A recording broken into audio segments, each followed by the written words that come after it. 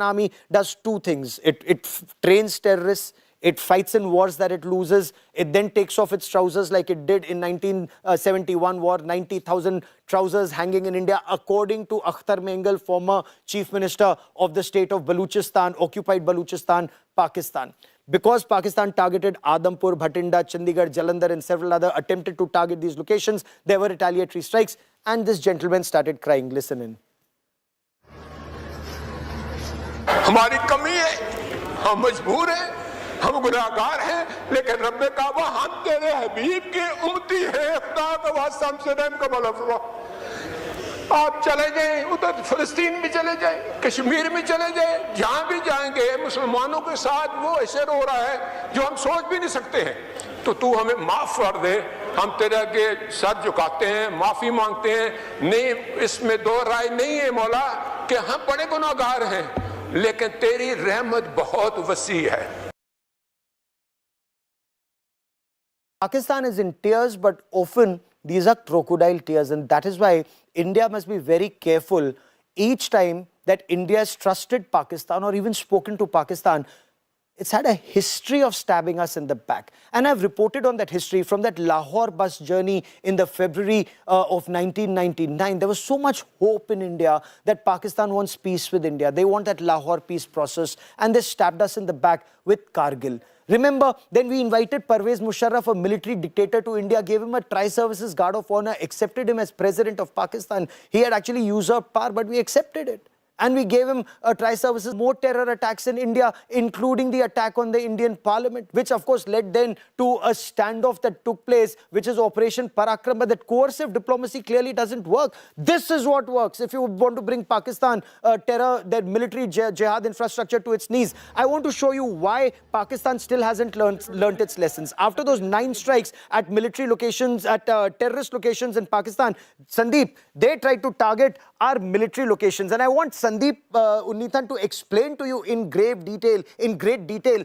why this was a grave attack on Indian military installations. Srinagar, for example. Well, Gaurav, if you look at the kind of attacks that Pakistan seems to have launched last night, it's a swath of Indian territory starting from Jammu and Kashmir, the Srinagar Air Force Base, right down to Gujarat, 1,600 kilometers away. They have targeted 15 military sites, and we think those military sites are air bases. The Pakistan military was signaling to us that it could strike at our air bases, but of course they were repelled. The S-400, our counter-US systems, went into action immediately, stopping that wave of drones and missiles that they launched at us. So huge success for India's air defense systems, right from Jammu and Kashmir to the Bhuj Air Force Base, Uttarlai, another frontline fighter base. All of these, if you look at Gaurav, they have deliberately targeted all Indian Air Force bases, all along the northern and western borders of India. So significant. Remember, it's the Indian Air Force that struck the terror bases in Pakistan, and that's the signal that Pakistan is giving to India. We'll strike at your Air Force and your air bases. But what they forget is we have families at our air bases. Yes. Dare not do that. You dare do that. And I want to bring in Shivani Sharma for more on this, and Lieutenant General KJS Dhillon also with me on this broadcast. Shivani, bring us details about Pakistan's attempts and India's strike back, because India's strike back is very, very important, Shivani.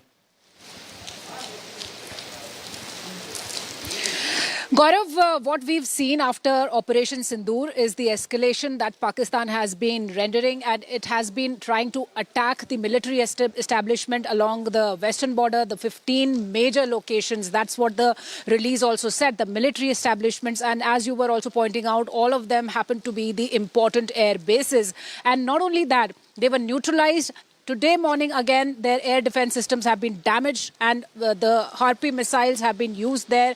And after that, there was a meeting there in Pakistan in which once again they are talking of responding to India's action. So Pakistan is not going to mend its ways, it seems, but India is ready. We've heard the Defence Minister, Gaurav, how Defense Minister has said that no limit when it comes to protect the sovereignty of the country. So we know that the Indian Defense Forces are all prepared. It was a part of Operation Sindoor. They expected that the retaliation will come from Pakistan, as Pakistan is known for its misadventures. So once again, here we are right now in the Uri sector, where we are witnessing there is huge deployment of the army. The alertness is high. There's collaborated attempt by all the security forces to thwart any kind of misadventure, not only on ground, but also in the skies. All air assets are activated. The Indian Defense Forces are telling and giving a strong message to Pakistan that we will not bear any kind of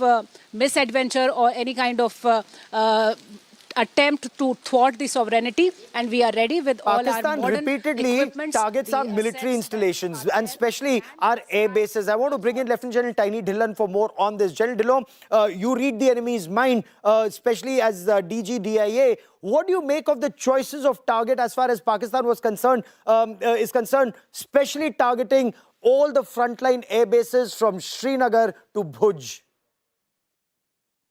Good evening, Gaurav, and good evening to all your viewers. Targeting of the frontline air bases and the frontline military headquarters is an age-old practice by all the militaries. Basically, they want to down your air force. And this used to be done when the air force or the aircrafts did not have a very large flying range.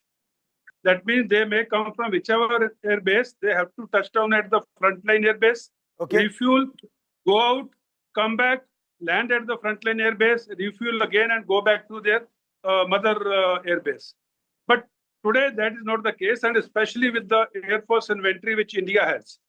I will not go into the specifics of the capabilities, but the Air Force inventory which India has, we need not touch down on the forward air bases, whether going inside Pakistan or coming back from Pakistan. And that's the point I was coming to. Why would Pakistan target our frontline air bases when they know we have tremendous depth and they know that we have our mid-air refuelers? So this is another message that they're sending, especially when they try and target it all the way from Srinagar down to Bhuj. And 15 of them, stay with me for a moment, General. I want our viewers to understand what is India's Sudarshan Chakra. And you must know about our Sudarshan Chakra, the S-400. So what did Pakistan do? It launched a wave of missile and drone attacks attempting to target multiple military installations. The incoming attack was effectively intercepted and thwarted by the S-400 Sudarshan Chakra, the air defense system. Now, this is the made in Russia S-400, the world's most advanced long-range surface-to-air missile defense shield.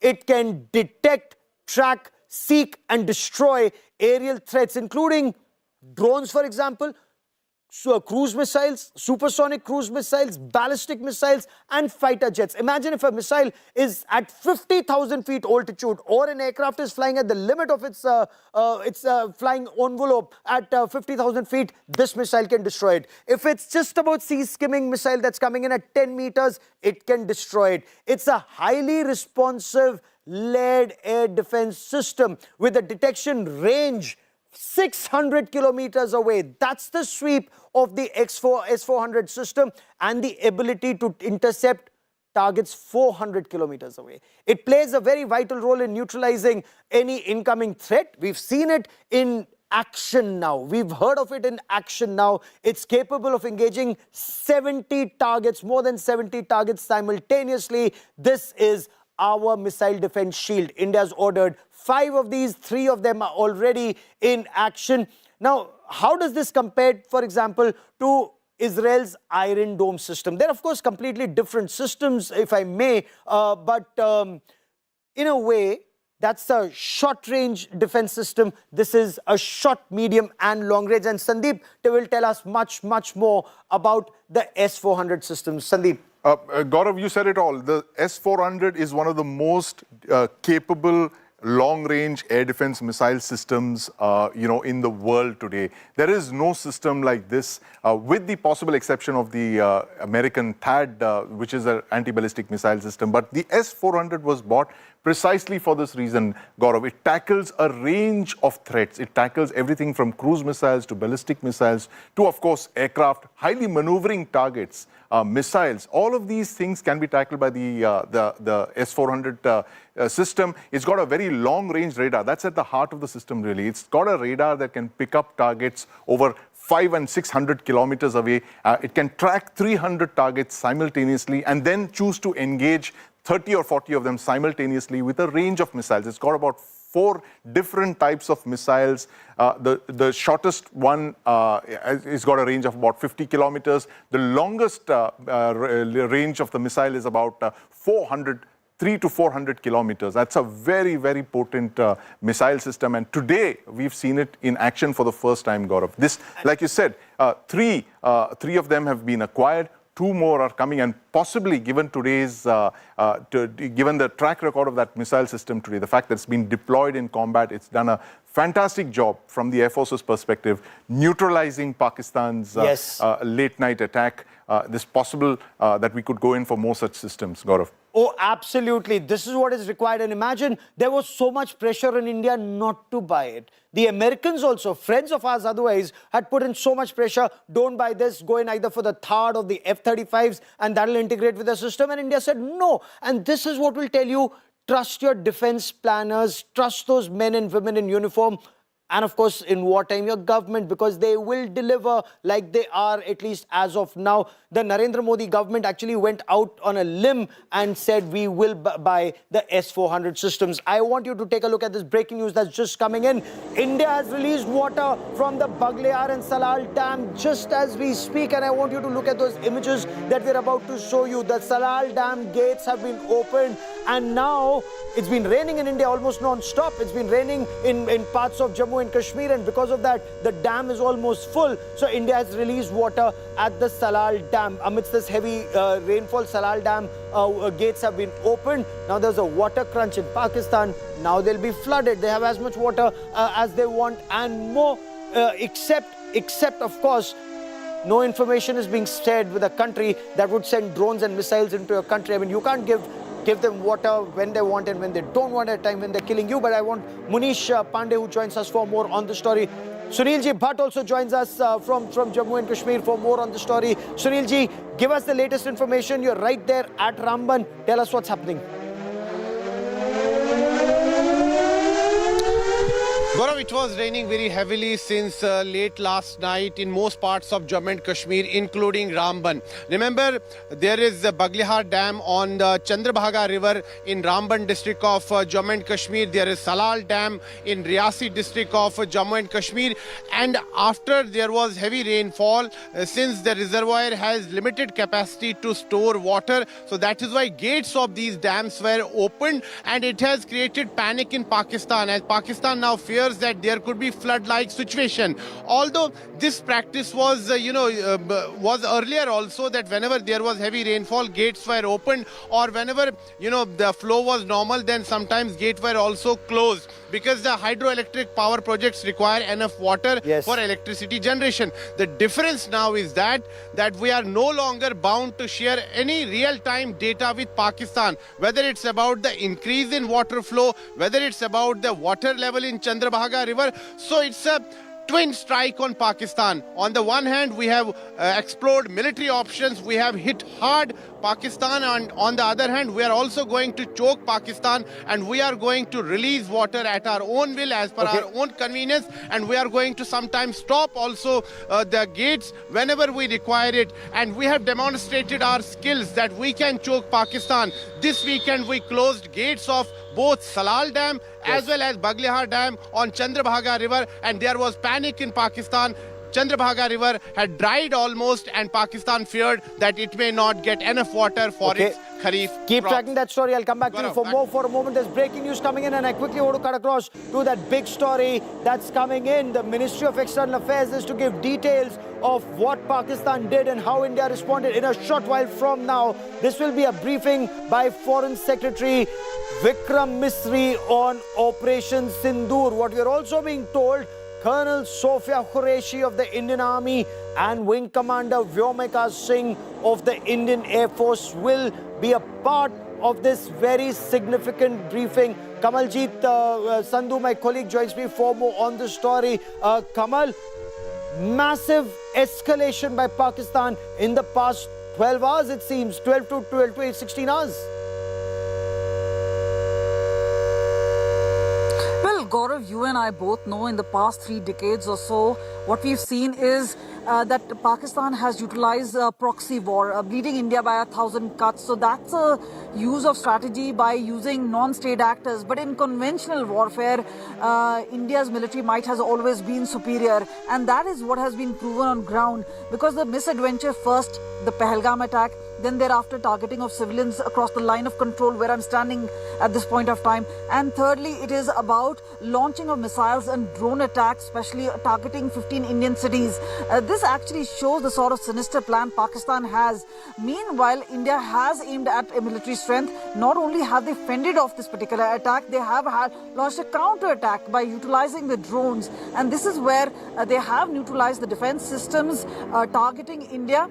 This is a clear message from India that this is non-escalatory, because this is a commensurate measure which has been taken by the Indian Defence Forces, especially in regards to the measures taken by Pakistan in terms of launching attacks, be it on an important defence installation or important cities, be it in Jammu and Kashmir, be it in Punjab. So we've seen earlier in the day, whether it's Amritsar or whether it's Batinda, several of these places where what we saw was some remnants of missile being found. And earlier there were explosions heard in the night in Amritsar as well, even in Gurdaspur. And that is why people were suspicious that something is really happening. But it was India's defense system totally at work. So it has worked in favor of India at this point of time. We will show our viewers images. You're absolutely right. You're absolutely right. We want our viewers to see images from across the border that we're showing them right now. The destruction that's been caused by India. And Shivani, the fact that Pakistan's air defense system has been taken down, your sources explaining the logic behind India's action, not escalatory, at the same time punitive and demonstrative. Certainly, Gaurav, by damaging the air defense systems of Pakistan, India has given a strict response by negating the ability of Pakistan of defending itself and giving it a message that if you try another time, India will strictly go inside and they will show what the capabilities are. So this is very symbolic, Gaurav, that air defense systems have been now damaged by India, and the pictures of which, the videos of the devastation has been circulating now after India's response that has been given after Pakistan tried to intrude into Indian borders with its drones and other targeting the infrastructure, the military infrastructure inside the western border, the 15 locations. But now India has neutralized that threat. India is ready for any kind of retaliatory response if it comes further. And the air defense systems of Pakistan have been totally crippled at 3 important places, be it Lahore, Sialkot and Karachi. So this is what India has done at the major locations of Pakistan where the army is based out there.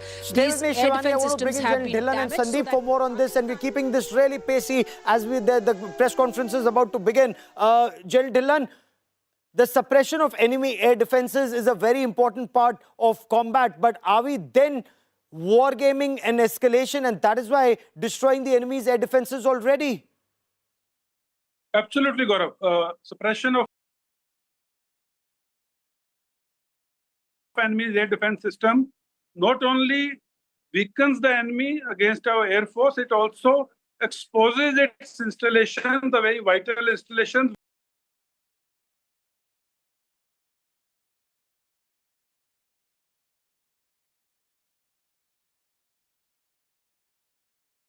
which we may like to hit in case there is an escalation and we go in for a full-fledged war. And having said this, I just want to make a point about releasing the water from our dams at around 5 o'clock India Standard Time. You know, the water takes time to reach a particular place. When the water is released at 5 in the evening from Indian dams, it will reach the areas where it has to cause devastation by about midnight.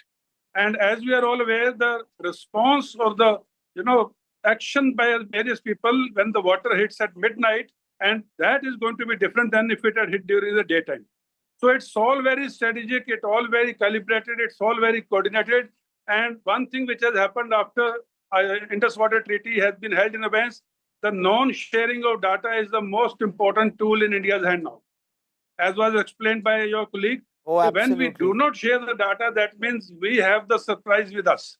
At the press Every of a bit. button, the water will get Okay, released. At that the press special of a briefing button, about to begin, General, and I want you to stay with us, listen to that briefing because I'll come back to you for an analysis of that. But Sandeep, every bit is being war game to the T in terms of the suppression of enemy air defenses at this stage. It's a signal to the enemy. You try something, there are consequences for you. Absolutely, Gaurav. You try something, there'll be consequences for you. And the most important takeaway from that big drone strike today launched by India is that we struck them in broad daylight.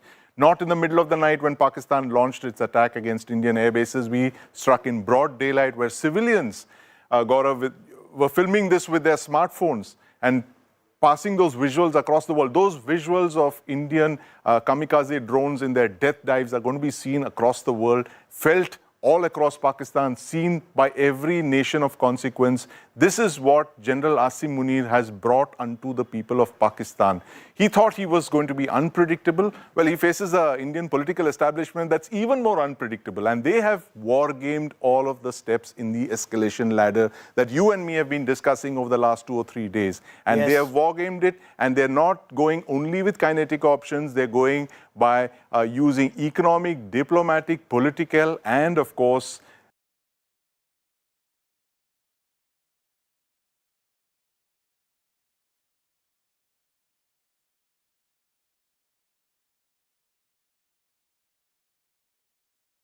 regulating the supply of the Indus waters. What a significant point. What an important point made by Sandeep Unnithan here. If Pakistan, we've grown up with that thinking, Arey, Pakistan ko kuch mat bolna. It's a very unpredictable country.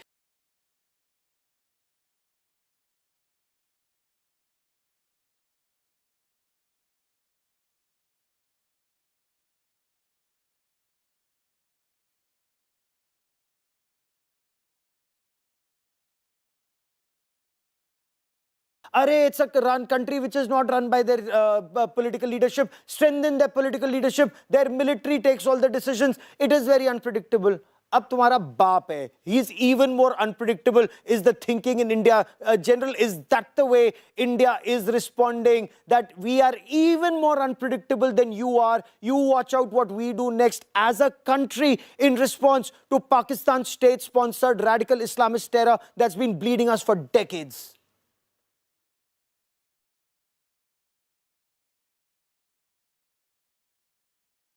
General Dhillon, can you hear me, sir? General, I think you're on mute. Yeah, Gaurav, I can hear you and I understood that point. And it's a very, very relevant point. See, surprise or being unpredictable is the main norms of a warfare. Like I was giving a point about Indus Water Treaty, the release of water, and this, this concept which you just explained, good man, bad man. In India, the whole world always believes if a good man goes, another good man will come in because we are a democratic country. Whereas in Pakistan, everyone believes, "Arey yaar, protect this bad man. The next man may be even worse than him." Yes. But they don't know bad man, bad man, bad man, bad man in Pakistan. So today Absolutely. also they're trying to protect the present regime just because they fear कि इनसे भी कोई बुरा आएगा. So that has been exposed. That has been Absolutely. exposed. One can be worse than this combo in Pakistan who targets innocent civilians on the name of religion in front of the children, wives and parents. And then they target innocent civilians across the line of control. Yes. Just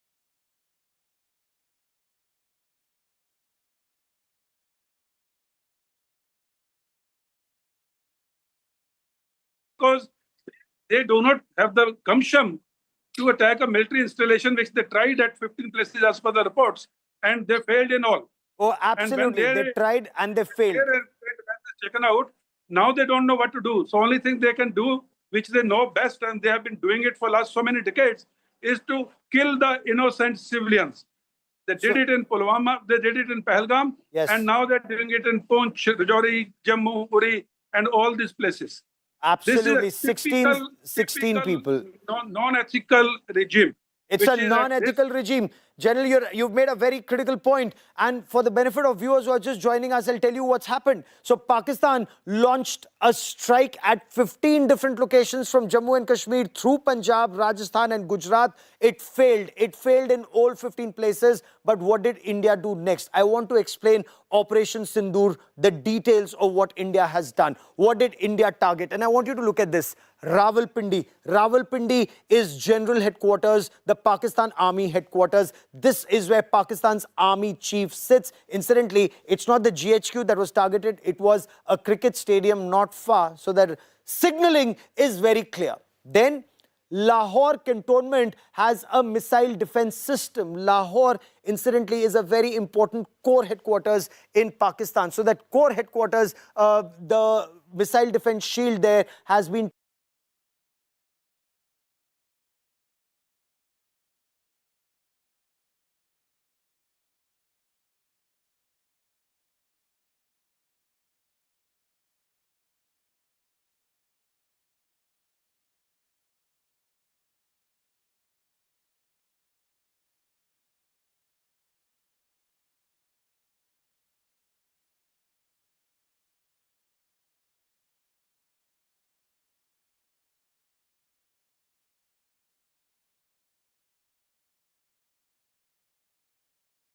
taken down. It's again a very important point that's been made. The third place that was targeted is Sialkot. Remember, Sialkot was also targeted when that missile strike had taken place. The Hizbul Mujahideen, very major camp there, that was targeted. But this time, that heavily militarized area in Sialkot, which often can be used, barely 6 kilometers from the international border, is where they were amassing, where they had the terror camps, but their army has been amassing a little before that. That too has been taken down. So these are some of the places. Of course, there are others which we'll wait for the government to put more information out in public domain. We will tell you about it once the government makes it official. But even in some other places from where Pakistan thought it could attempt to target India, CSEAD, SEAD is a very important concept, which is suppression of enemy air defenses. And that is what India has done in a very crucial point, because that arc that you see, Pindi, Sialkot and Lahore, that arc now makes Pakistan very vulnerable in a very sensitive part. Anyway, if you notice, it's such a tiny country. When you look at Pakistan, all the way from Pakistan-occupied Kashmir down to Pakistan's Punjab province, and then, of course, now you come down to Khyber Pakhtunkhwa on the other side, you come down to Balochistan, and then Sindh this side. It's a very narrow country. Muhammad Ali Jinnah said he'd got a moth-eaten country. That moth-eaten country is now even in more trouble. Shivani Sharma with me on this. And Shivani, the Indian Armed Forces have to remain on alert, because Pakistan will not just, stay back with this. You're in a very sensitive location right now, very close to the line of control. Pakistan may attempt something in Jammu and Kashmir, all across the international border. Gaurav, since last 2 nights, there's heavy artillery firing that's going on at the line of control, in which innocent civilians have lost their lives. 16 lives have been lost, and Pakistan continues to violate the ceasefire since last 14 days, since the Pahalgam attack. And after Operation Sindoor, it started heavy shelling on line of control. And now we are seeing that the armed forces are on a high alert, because we know what kind of misadventures Pakistan has been into. It has been endorsing the terrorists, and that's why it has been hurt very bad after the terrorist outfits have been neutralized by India in Operation Sindoor. We've seen the janazas and the Chief of Army Staff of Pakistan offering his prayers out there. So this is why Pakistan is disturbed, agitated, very uncomfortable, and it wants to retaliate. That's what it did last night. And India is ready to respond in any manner. And remember what Rajnath Singh, the defense minister, was speaking a while back. He was saying that this was a proportionate action from India, but we can go all out to defend our sovereignty, the air power, the Indian armed forces power, the military power and capabilities are much ahead of Pakistan. So India is on a high alert, and India has already warned that it doesn't want any escalation, but if Pakistan wants, we are ready. Okay. India's steps so far and Pakistan's escalation. General Dillon, you know, as Kashmir Corps Commander and after that as Director General of Defense Intelligence Agency, you read the Pakistani mind and especially their military mind. Would they further escalate, or would they think, especially after the air defenses have been compromised in very critical parts, would they be thinking what India's next response will be, or will they further, you know, that's almost like a game of brinkmanship. Will they, in this game of brinkmanship, take it one level higher, thinking they have a better card? Ultimately, they know they don't, but will that be their attempt? Gaurav, I'm not sure whether intentionally or unintentionally you use the word Pakistani mind and military mind. And you're so right in that. Pakistan military does not think with a military mind. They think with the Pakistani Punjabi Muslims mind. And they do not think of the consequences of a military escalation, military actions escalation for their country, for their economy, for their people and for their military. They think only this कि पंजाबी पाकिस्तान मुसलमान के मुरीद के और भावलपुर में हिंदुस्तान ने हमला किया तो मेरी चौधरपन को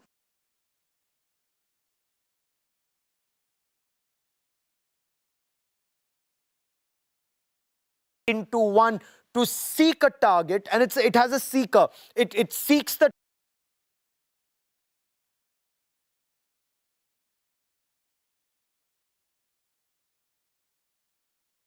target, it can spot the target, zero in on it, and then slam into it, destroying it completely. But that's just one kind of drones that India has used. There's another kind of drone that India has used, and you'll be very proud of it. It is a made-in-India drone.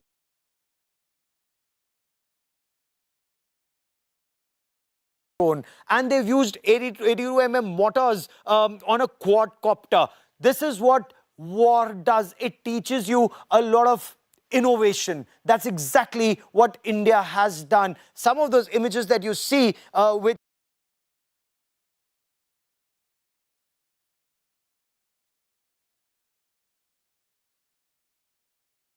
the Ministry of External Affairs showed you yesterday, those images actually show you a quadcopter. They don't show you the quadcopter, but they do show the mortar underneath, dropping with gravity, pinpoint accuracy, taking down the jungle training center of the Pakistan-occupied Kashmir of Jaish-e-Mohammed. So that's the kind of technology India has. The Harrops, which incidentally now are also being made in India. What does the Harrop do? It loiters in the skies, it searches for the enemy, then it tracks the enemy, it identifies the target that's been fed into its memory, and then with pinpoint accuracy goes slam dunk down into the target. There's a loud explosion and the target has gone. For example, this time it is the air defense system of the Pakistan Army that cost them 1,600 crore rupees. It's just gone. That's the nature of warfare. And that's the nature of warfare where India invested effectively in the S-400 system that can look at multiple targets simultaneously up to and take them down up to 400 kilometers away. We went for the Russian system. The Pakistanis went for... Okay, so I also want to quickly tell you, these are images that are coming in from the Ministry of External Affairs. That's Vikram Misri, who's already in there. The Foreign Secretary of India, that's Randhir Jaiswal, the spokesperson of the Ministry of External Affairs, Joint Secretary in the MES. So just in seconds from now, perhaps that press conference is about to begin at the Ministry of External Affairs office, and perhaps this is a briefing where you'll also have a lot of foreign journalists and Indian journalists and those officers of the Army and the Air Force. Wing Commander Vyomika Singh and Colonel Sofia Qureshi already in. Let's listen in.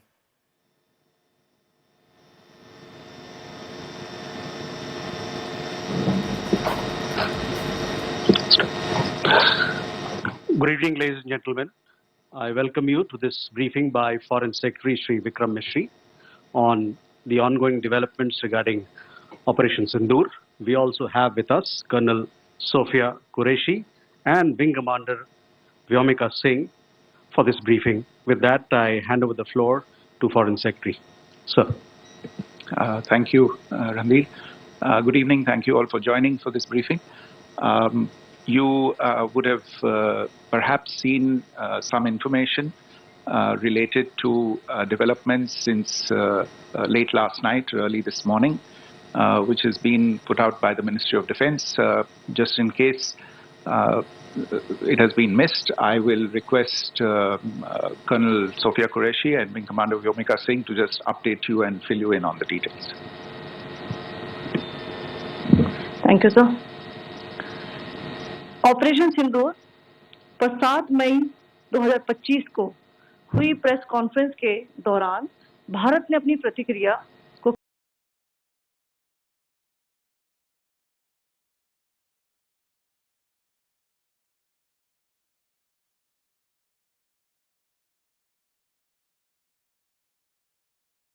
केंद्रित, संतुलित और गैर उत्तेजक बताया था। यह विशेष रूप से स्पष्ट किया गया था कि पाकिस्तानी सैन्य ठिकानों को निशाना नहीं बनाया गया। साथ ही दोहराया गया कि भारत में किसी भी सैन्य लक्ष्य पर हमले का उचित जवाब दिया जाएगा।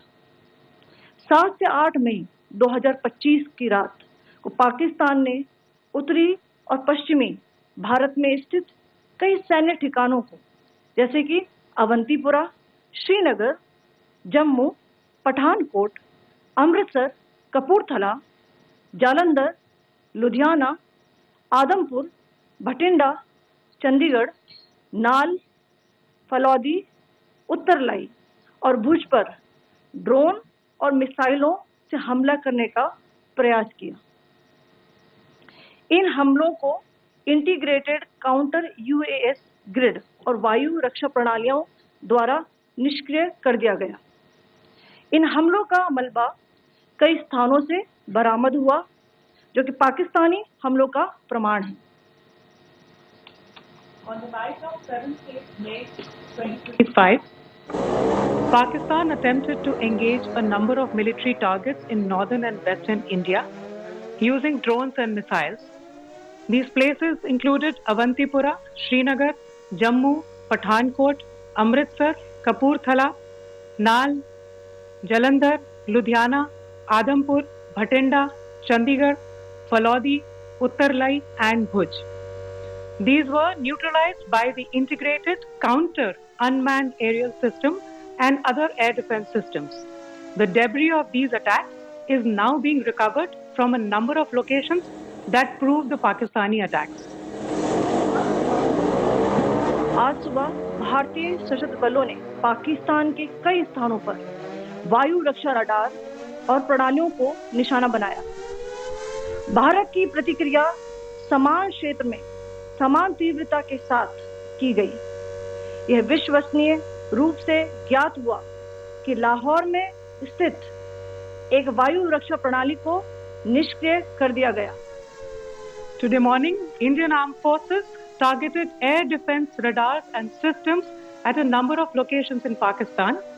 Indian response has been in the same domain with the same intensity as Pakistan.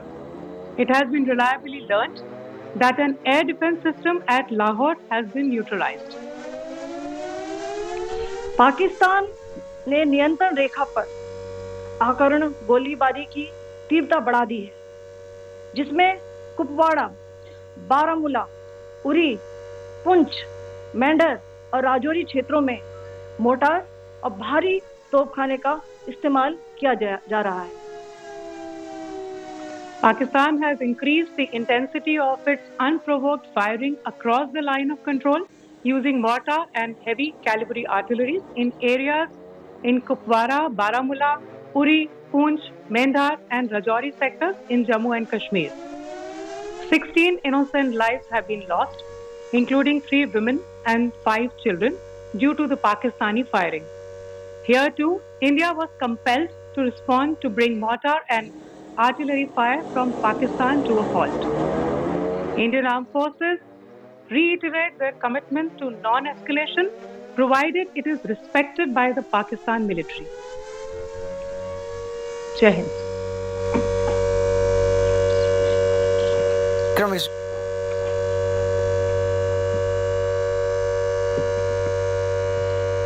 Thank you. Friends, this is, as I said, further to the briefing that was provided yesterday and some of the updates that have been just provided by Colonel Qureshi and Wing Commander Singh. I thought that we would just put some of the aspects related to the events that started on 22nd April with the barbaric terror attack in Pahalgam into further context, because there is a certain amount of commentary that has happened with regard to the events since then. And more than the commentary, there has been a lot of disinformation that has been directed at us from across the border. So a few things that I would like you to keep in mind. First of all, there is mention on all sides of escalation. I think the first point that you have to keep in mind is the attack of 22nd April in Pahalgam is the original escalation. ये जो सिलसिला है जो हम देख रहे हैं आज की घटनाओं को लेके, ये 22 अप्रैल के पहलगाम के हमले से शुरू हुआ है. एस्केलेशन वहां पे हुआ है और उस एस्केलेशन का जवाब भारतीय सेना ने, भारतीय फौज ने कल अपने एक्शन से दिया है. Secondly, I want to invite your attention to the involvement of the group calling itself the Resistance Front in these attacks. I pointed this out yesterday that this is a group that is a known front for the well-known Pakistan-based terrorist organization, Lashkar-e-Taiba. The group has been reported earlier. I mentioned to you about the Indian authorities providing information to the UN 1267 Sanctions Monitoring Committee. And in fact, we are going to be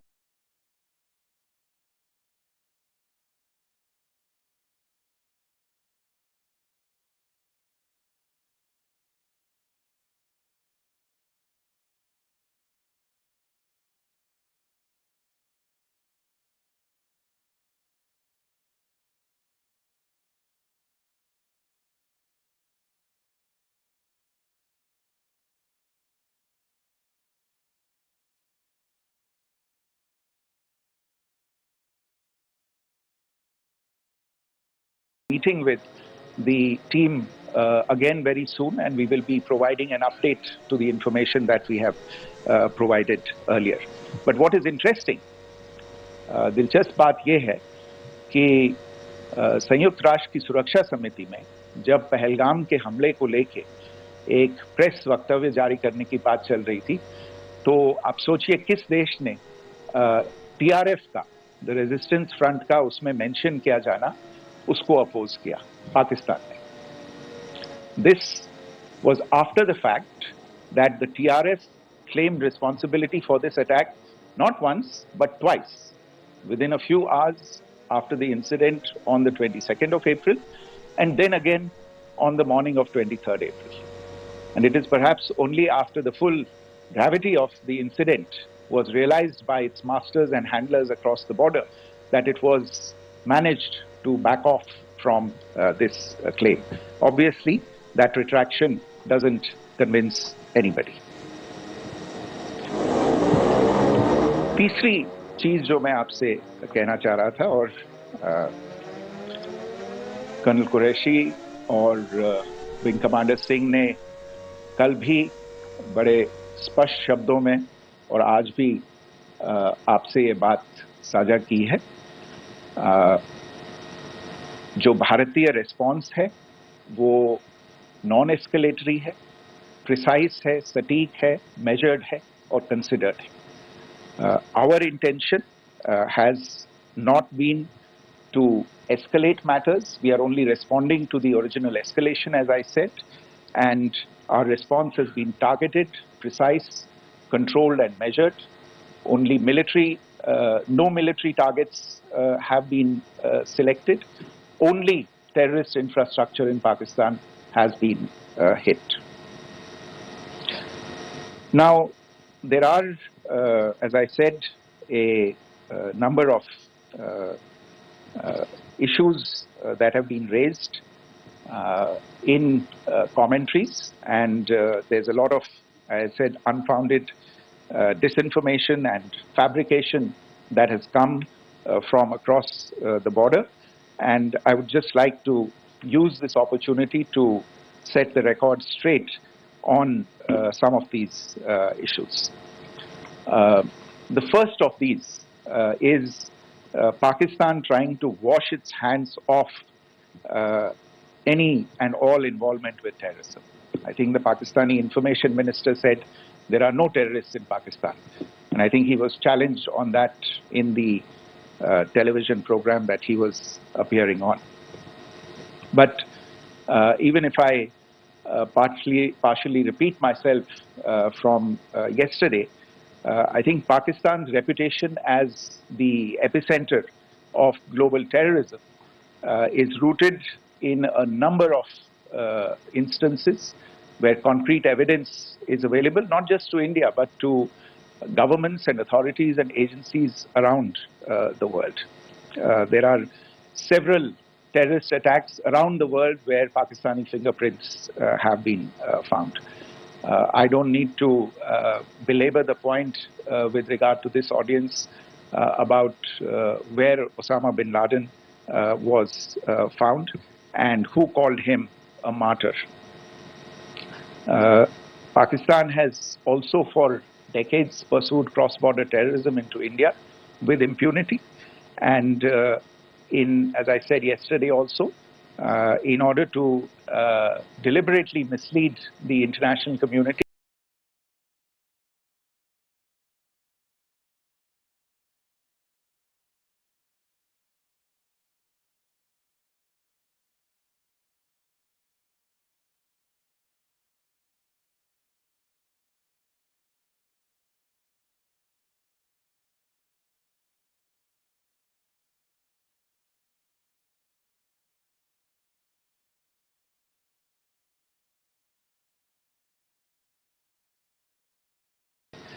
They claimed that the terrorist Sajid Mir was dead. They came under pressure, and Sajid Mir was then brought back to life, arrested, and is now apparently in Pakistani custody. Pakistan is also home to a very large number of UN proscribed as well as UN proscribed terrorists, as well as terrorists proscribed by a number of other governments in the world, including, of course, the Lashkar-e-Taiba and the Jaish-e-Mohammed, as well as their leaders, Masood Azhar and Hafiz Mohammed Saeed. आपने देखा होगा हाल ही में पिछले ही कुछ दिनों में पाकिस्तान के रक्षा मंत्री और उनके पूर्व विदेश मंत्री दोनों ने इस बात को माना है कि पाकिस्तान का ऐसे ग्रुप्स के साथ जो रिश्ता है वो क्या रहा है. Both the defense minister and the former foreign minister of Pakistan, I think they've done a more eloquent job of this than I could ever do in terms of describing their country's implication in international terrorism and their involvement in housing these kinds of groups. दूसरा जो विषय है वो है पाकिस्तान का जो एक दावा है कि एक इंटरनेशनल impartial investigation होना चाहिए, एक joint investigative committee होनी चाहिए. These calls for jointly investigating this heinous and barbaric attack in Pahalgam. Again, I think you know the history well. on this. You know the track record well, and it is not a bright track record insofar as Pakistan is concerned. In fact, in the pursuit of justice for the victims of multiple terrorist attacks, whether it be Mumbai in 2008, in Pathankot in 2016, or many others. But in particular for these two attacks, India had offered to cooperate.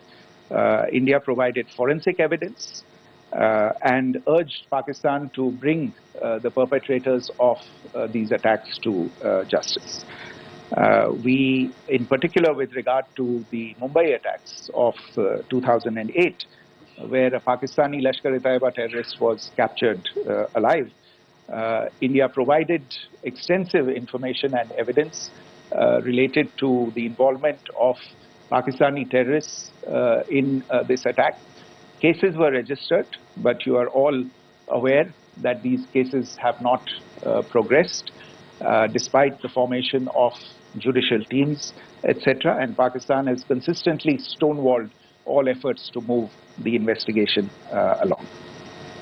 In fact, with regard to the Pathankot attack as well, a joint investigative team was formed. We gave access, unprecedented access, I should say, to Pakistani team to the site of the attack. Details of call records data and DNA, etc., were shared with Pakistan. We had shared with them details related that we had been able to access to the addresses of terrorists. We presented evidence against the office bearers of Jaish-e-Mohammed who had conspired in the attack, and the handlers of the terrorists who facilitated them and guided them in. But there has been no movement on this. So, in all of this, I think the experience has not been positive, and it certainly doesn't give us the confidence now to take at face value Pakistani assertions of wishing to participate in a joint investigation. These are just delaying tactics. These are just stonewalling tactics. And in fact, there is reason to believe that Pakistan uses the evidence that we provide only to cover its tracks and, in fact, defend the terrorists who we are looking for and obstruct the path of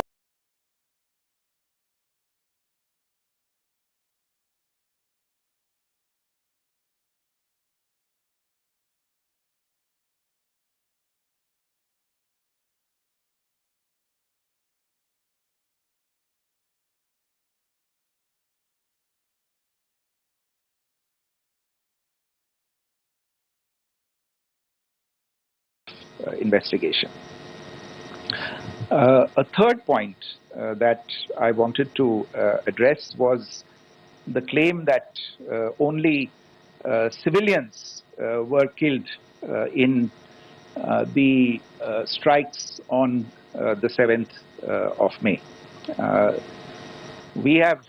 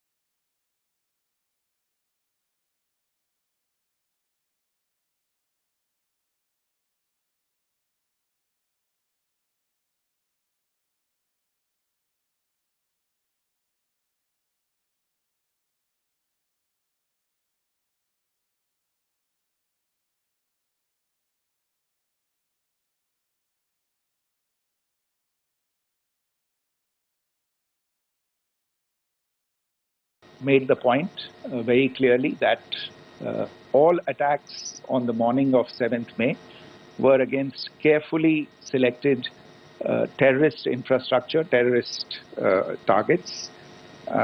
It is not clear to us. In fact, seeing some of the coverage of the after effects of these strikes, including the funerals for the terrorists that were held yesterday, I think a lot of you have seen the reports and the coverage on media. If only civilians, if any civilians were killed in these attacks, I wonder what message this picture actually sends to all of you. This is a question that is worth asking. It's also odd that the funerals of civilians are carried out with the coffins being draped in Pakistani flags and state honors being accorded. As far as we are concerned, the individuals eliminated at these facilities were terrorists. Giving terrorist state funerals may be a practice in Pakistan. Doesn't seem to make much sense to us. Pakistan has also claimed that India deliberately attacked religious sites. This is completely false again. I have made it clear that the targets were terrorist infrastructure, terrorist facilities, and locations connected clearly with incidents of cross-border terrorism into India. And it is in fact Pakistan that is misusing religious sites as a cover to in fact radicalize, direct and indoctrinate and train terrorists. In fact, contrary to what Pakistan is claiming, yesterday Pakistan launched a targeted attack on the Sikh community in the state of Jammu and Kashmir, hitting Gurdwara in Poonch and the homes of Sikh community members, which came under attack. And we know that at least 3 individuals were killed in that particular attack. Pakistan is also making attempts to, in fact, just to add to this point, the retaliatory action that Pakistan has taken, in fact, is impacting civilians. I showed you the picture of the Gurdwara and the Sikh community members who were killed in this. There are other civilians also who've been killed and injured in these attacks. In fact, since yesterday morning, a total of 16 civilians have been killed and 59 others have been injured in the attacks by Pakistan. Not only this, Pakistan is also making attempts as part of its disinformation campaign to paint our action with regard to cross-border terrorism through the communal angle. If that is the issue, then I think I can do no better than to cite or point you in the direction of the Pakistan Army Chief's speech of 16 April 2025. I think that is the last word in communal rhetoric. And in the Pahalgam attack itself, you are aware of the kind of religious profiling that was done there. And perhaps there is a linkage between these two events.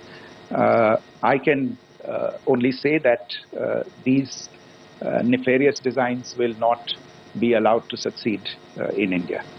And it is to be noted that people from all faiths, all religions, all regions in India have unequivocally, not just in India but around the world, have condemned these attacks. The Pakistani claims of now responding to India's strikes of the 7th of May. As I said right at the outset, it is India which is responding.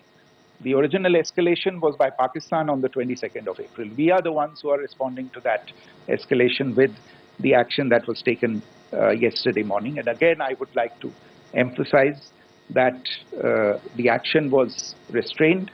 It was directed towards non-civilian, non-military targets and confined to terrorist camps. And again, as we have been saying since yesterday, any further action by Pakistan, some of which we are seeing today, is nothing but escalation by Pakistan now, once again, and will be responded to and is being responded to appropriately.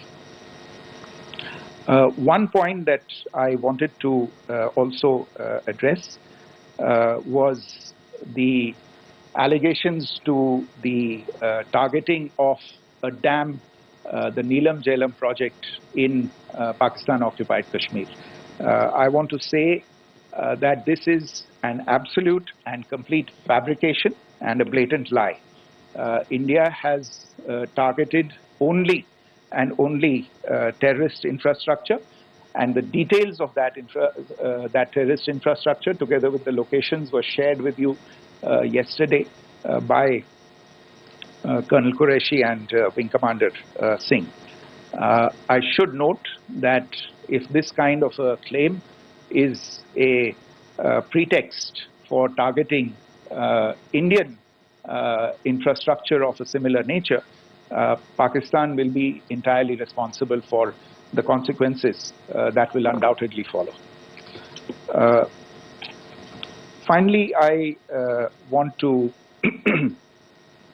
address some issues that have been raised related to the Indus Waters Treaty and the disinformation that has been raised in regard to that as well.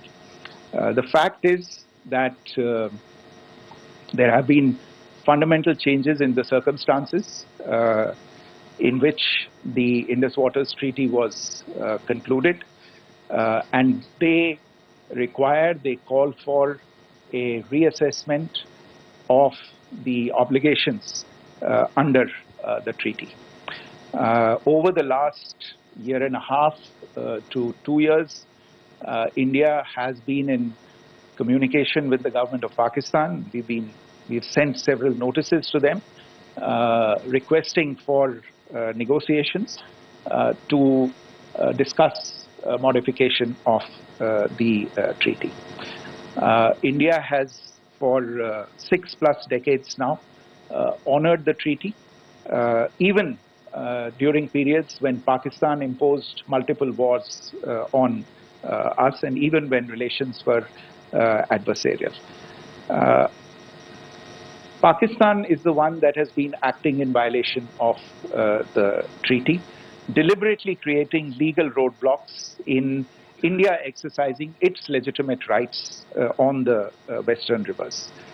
Any projects that India sought to build on the Eastern rivers, and even on the Western rivers, which we are allowed to by the treaty, were always challenged by Pakistan, thereby hampering our rights to utilize our legitimate waters under the treaty. In fact, if you see the preamble of the treaty itself states that the treaty was concluded in a spirit of goodwill and friendship. Mark those words, concluded in a spirit of goodwill and friendship. ये भारत का धैर्य और भारत की सहनशीलता है जो 65 साल से हम इतनी प्रोवोकेशन के बावजूद इस ट्रीटी को निभा रहे हैं. However, as has been made clear earlier as well, Pakistan has not responded to our requests to enter into negotiations for a reassessment of the obligations under the treaty. A number of conditions have changed. This is a treaty that was based on the engineering techniques of the 50s and the 60s. We are living through the first quarter of the 21st century, technological changes and technological advancements have to be taken into account. There are demographic changes, there are climate changes that have taken place, there is the imperative of clean energy, and of course the terrorism that Pakistan has wreaked in the state of Jammu and Kashmir itself has hampered India's ability to exercise its rights under the treaty. Pakistan's persistent refusal to respond to our requests to enter into government-to-government negotiations on the modification of the treaty is, in a sense, itself a violation of the treaty. And therefore, India has taken the step of putting the treaty in abeyance until Pakistan abjures irrevocably its support for cross-border terrorism. Maybe I'll stop there. I mentioned earlier yesterday as well that this is an evolving situation. I would therefore ask all of you to be considerate and restrained.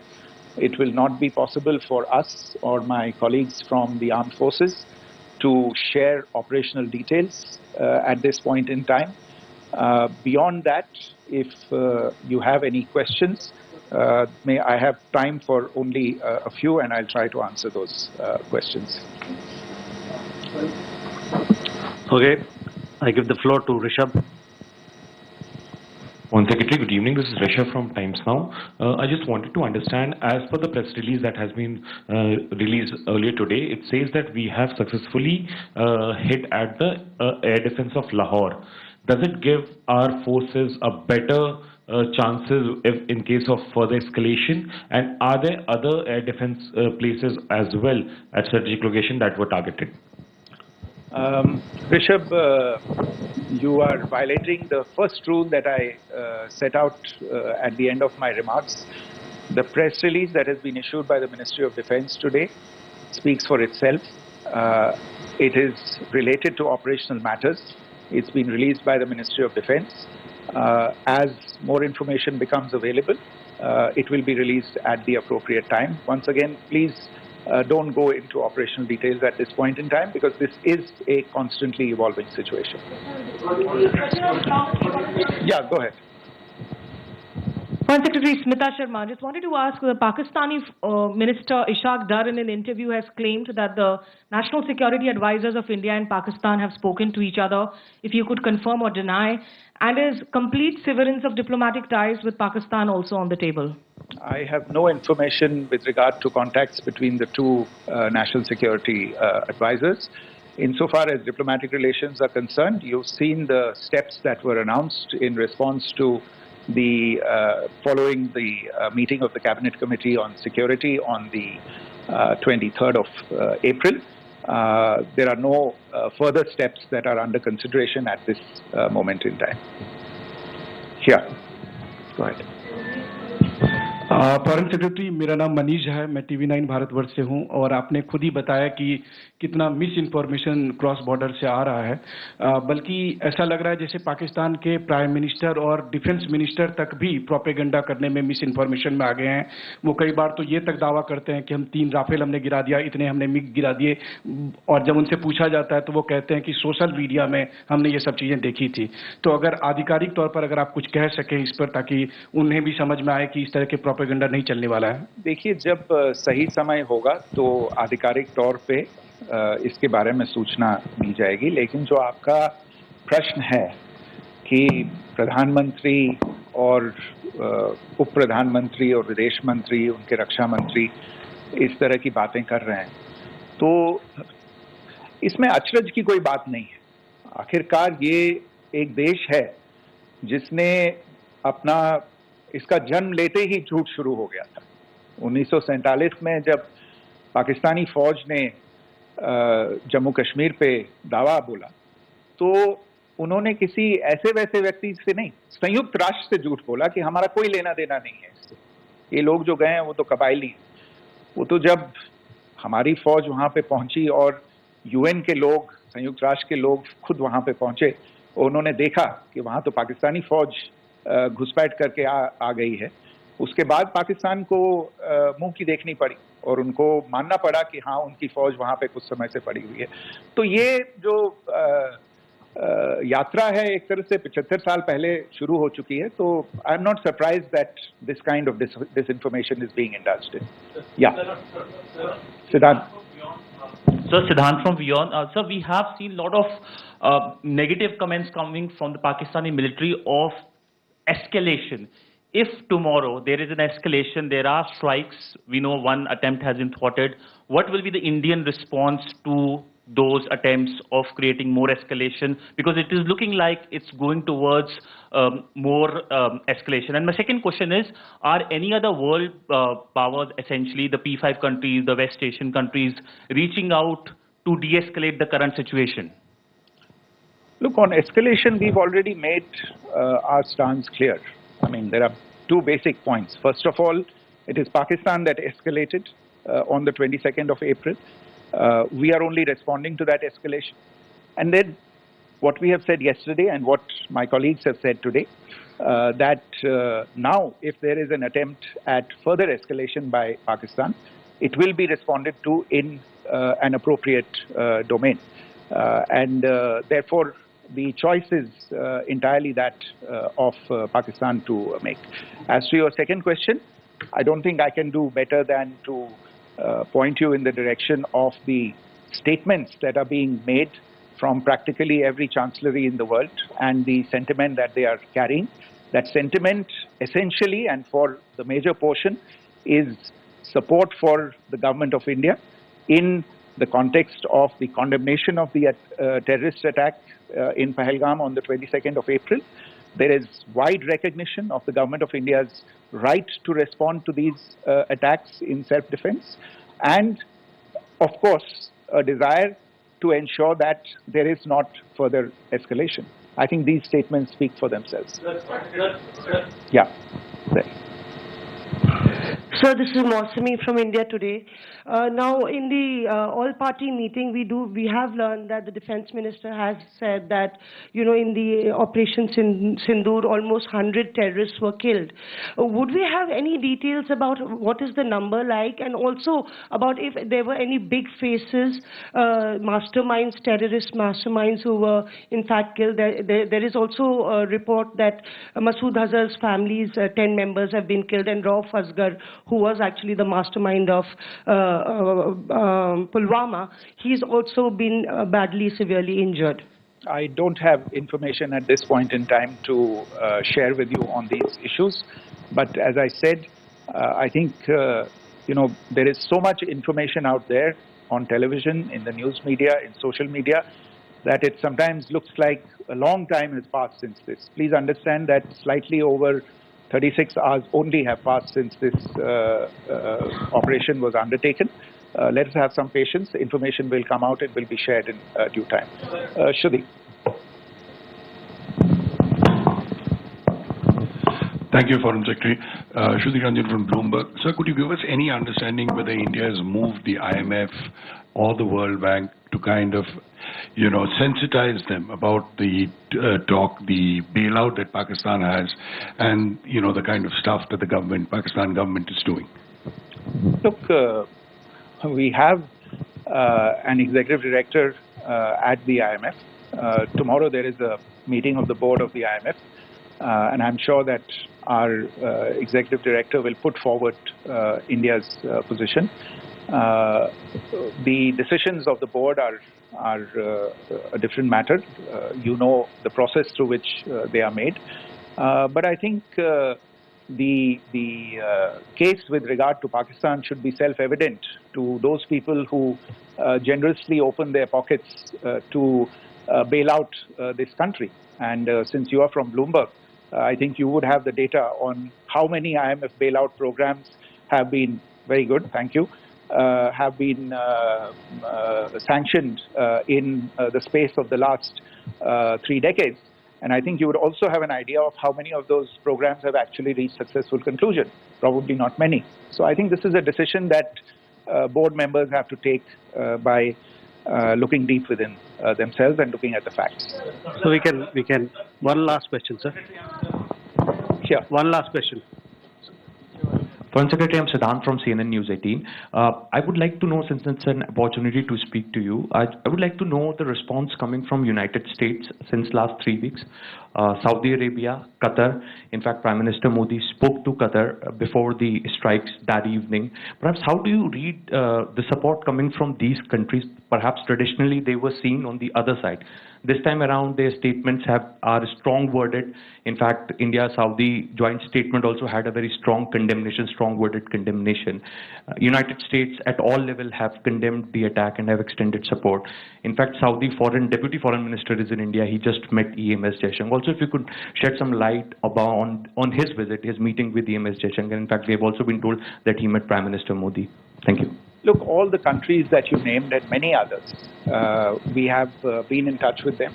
The Prime Minister has spoken to a large number of world leaders. A large number of world leaders have called him, as have called the External Affairs Minister. As we speak, there are conversations going on today as well with world leaders. And your assessment or conclusion of the general tenor of these messages is very much on point.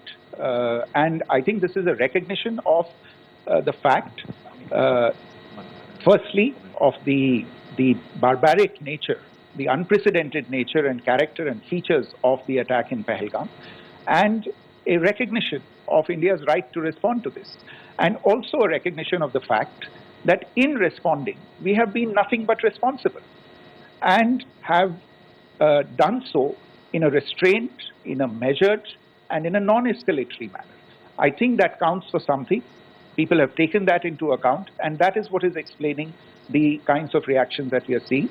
And we appreciate the sentiments and the statements that have been made by the vast majority of world leaders.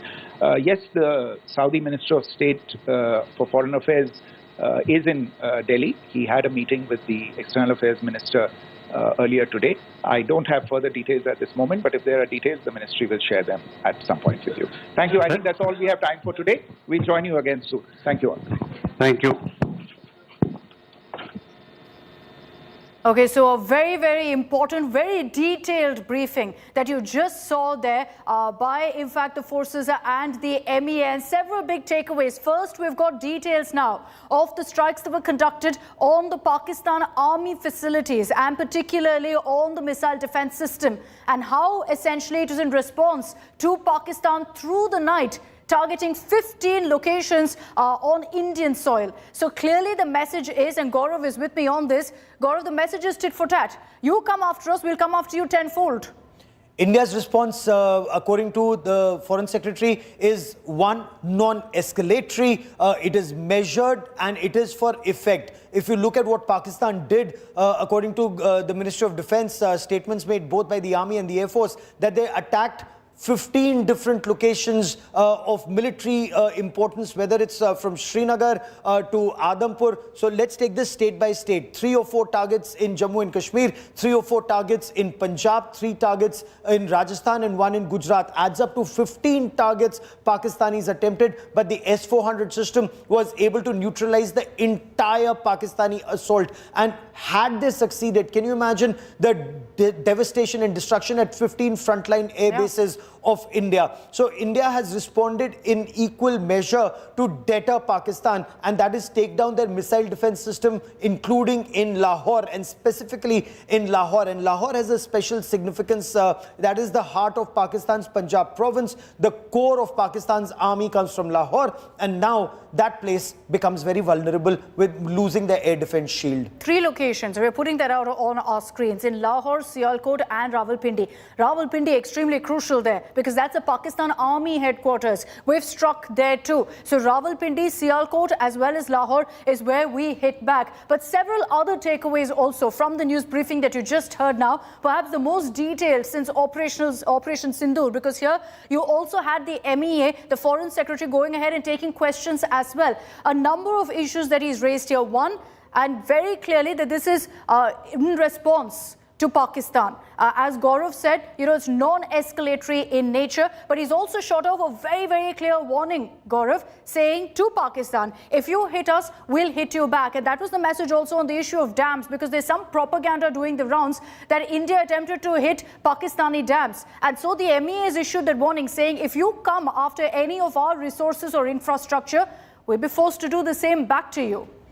What Pakistan is doing, it's escalatory. Pakistan's measure saying that Neelam Jhelum Dam is targeted. Neelam Jhelum Dam is a very critical asset of Pakistan, and India is making it very clear we have no intention to target the Neelam Jhelum Dam. But should Pakistan do a false flag and target Neelam Jhelum and then target any of the dams in India, there will be massive consequences for Pakistan. Let's get you breaking news that's coming in right now. The army chief is meeting with Prime Minister Modi at the Prime Minister's residence. There have been back-to-back meetings that have taken place. Today, you've had a meeting essentially with NSA Ajit Doval this morning with the Prime Minister. The Prime Minister then met with the Home Secretary and now a meeting with the Army Chief. Safe to assume, Gaurav, that this is essentially a briefing perhaps post what's happened along the border.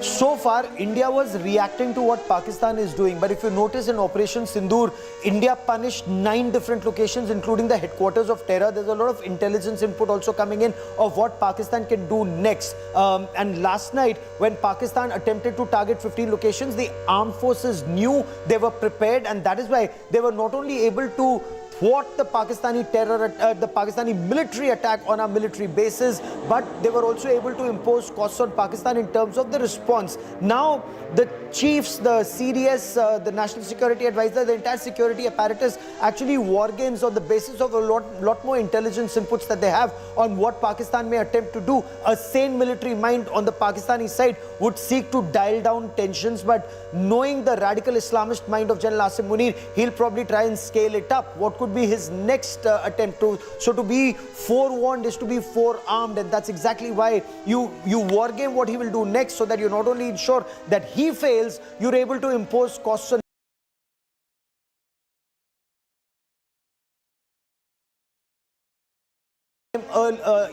once again, so that it dissuades him from trying to escalate even further. The message very clear from the Prime Minister, from the government to our forces. Complete free hand to hit back, retaliate, respond to Pakistan in any manner.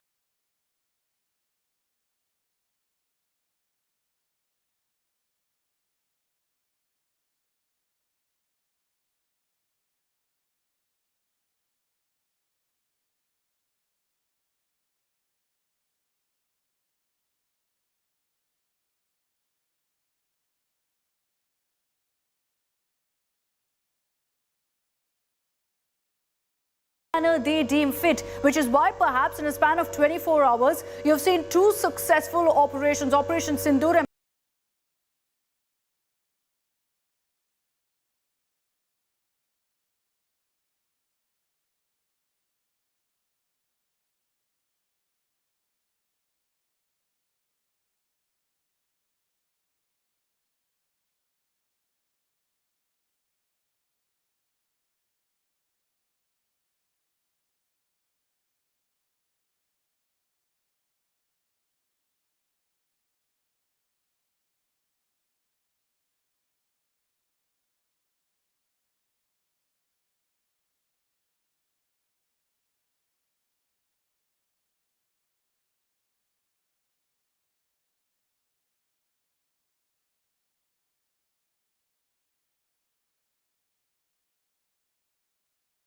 many are deeming what we've seen through the course of last night as Operation Sindoor 2.0 as well. Because not just having hit the terror hubs, but the moment Pakistan attempted to retaliate at 15 locations across the country. And Gaurav, you were telling us how this spans across 3,000 kilometers across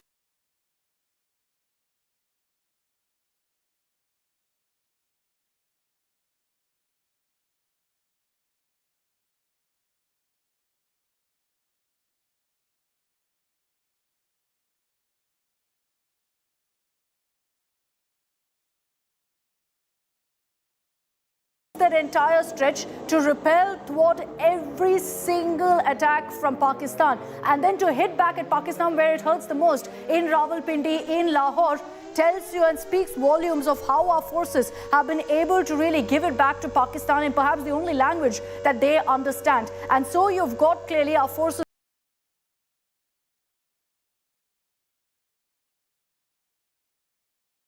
getting that free hand to respond to Pakistan. And obviously at this point, it will be based on that, Gaurav, on how things move, on how things develop. Forces getting that free hand is a big, big advantage, that you don't go back and forth, you immediately act. You know, you're spot on that. Remember, Pakistan not only killed 25 innocents in Pahalgam, it's killed 16 more, including 5 women and 3 children, and that's really hurting India. Pakistan is killing our civilians and using heavy caliber weapons with 155mm howitzers, heavy mortars, and that's massive escalation by Pakistan. They don't care about Kashmir, Jammu and Kashmir and the people of Jammu and Kashmir, the fact that they're killing civilians in Jammu and Kashmir. If I may quickly, in Rawalpindi, which has the general headquarters, as you rightly pointed out, India targeted a stadium very close to general headquarters, because that's the message India is giving. If we can target the stadium, we can target GHQ. Do not escalate. That the battery, the missile defense shield of Pakistan, the air defense system that was taken down, that's again a very important signal being sent out. If we can take this down, we can take much more down, and the 4 core of Pakistan or the Lahore core of Pakistan becomes very vulnerable. But India is not escalating, can escalate, but is not escalating. So that's the message India is giving. Tone down tensions and take action against terror, or we will be forced to.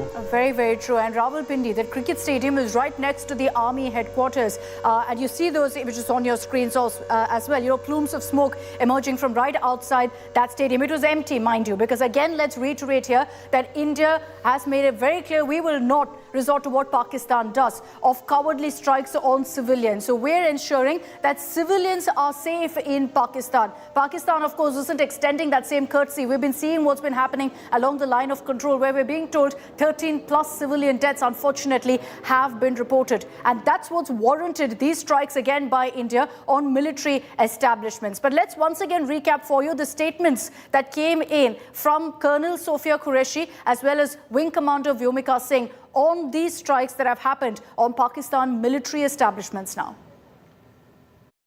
Today morning, Indian Armed Forces targeted air defense radars and systems at a number of locations in Pakistan. Indian response has been in the same domain with the same intensity as Pakistan. It has been reliably learnt that an air defense system at Lahore has been neutralized.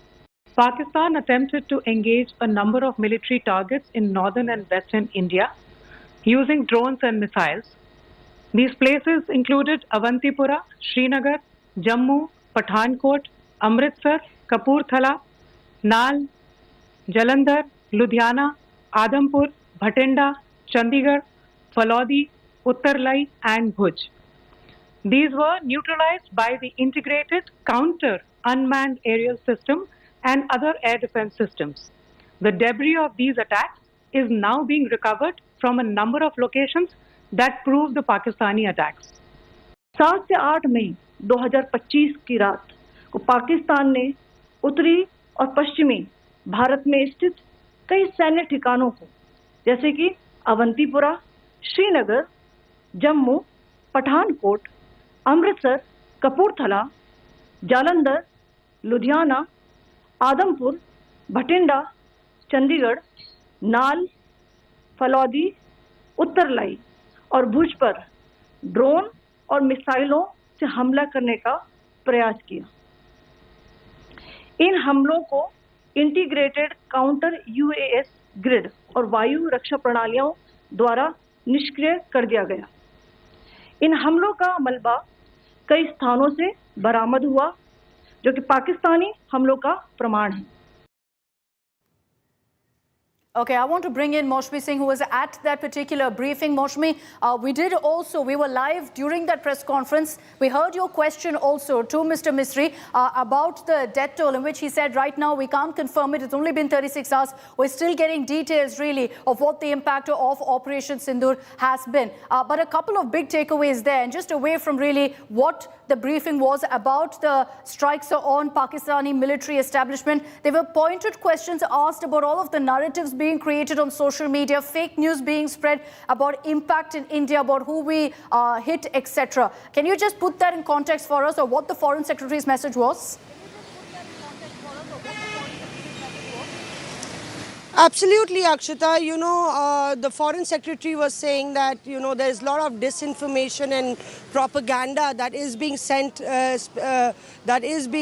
spread by Pakistan, and we want to reiterate the same thing, that we are just responding to the Pahalgam terror attack. Now, Pakistan wants to justify the action of targeting civilians. Almost 16 civilians dead, more than 30 have been injured, almost 50 have been injured, and Pakistan wants to justify it by saying that we are targeting civilians. All that we know is, and he showed that photograph of how, you know, that a state funeral was being awarded to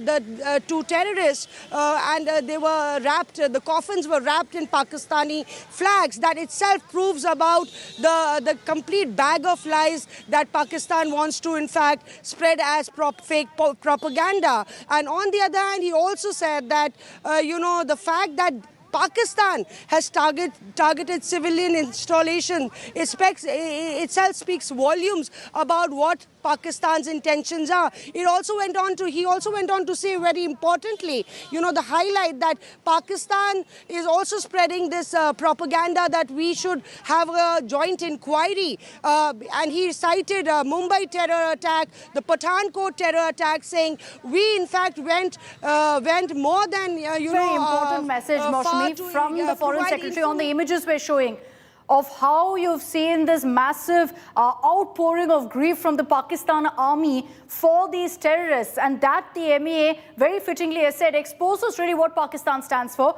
and how they consider these terrorists to be heroes. That's the kind of hero's farewell they received in these funerals as well, Gaurav. Well, imagine a wreath being laid on behalf of the Pakistan Army Chief, Corps Commander of Bahawalpur being present at the funeral of a terrorist, wreath being laid on behalf of the Lahore Corps Commander for terrorists of Lashkar-e-Taiba at Bureed. It just goes on to show that terrorists and Pakistan Army, they're just the same. They're brothers, just wearing two different uniforms at times, and often Pakistan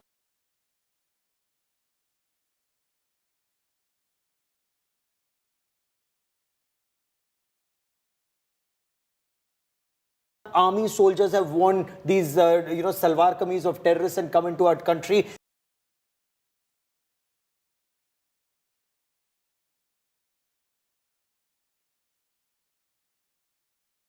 That's also been done in the past, sadly. But, you know, Akshita, the massive escalation by Pakistan, sending in their missiles and drones to target 15 different locations in India, that's huge escalation by Pakistan in the past 16 to 18 hours. Oh, very true. You know, while you and I slept peacefully, soundly through the night, our forces were repelling every single one of these strikes. And I want to decode for you the 15 locations that Pakistan attempted to strike. Why did they choose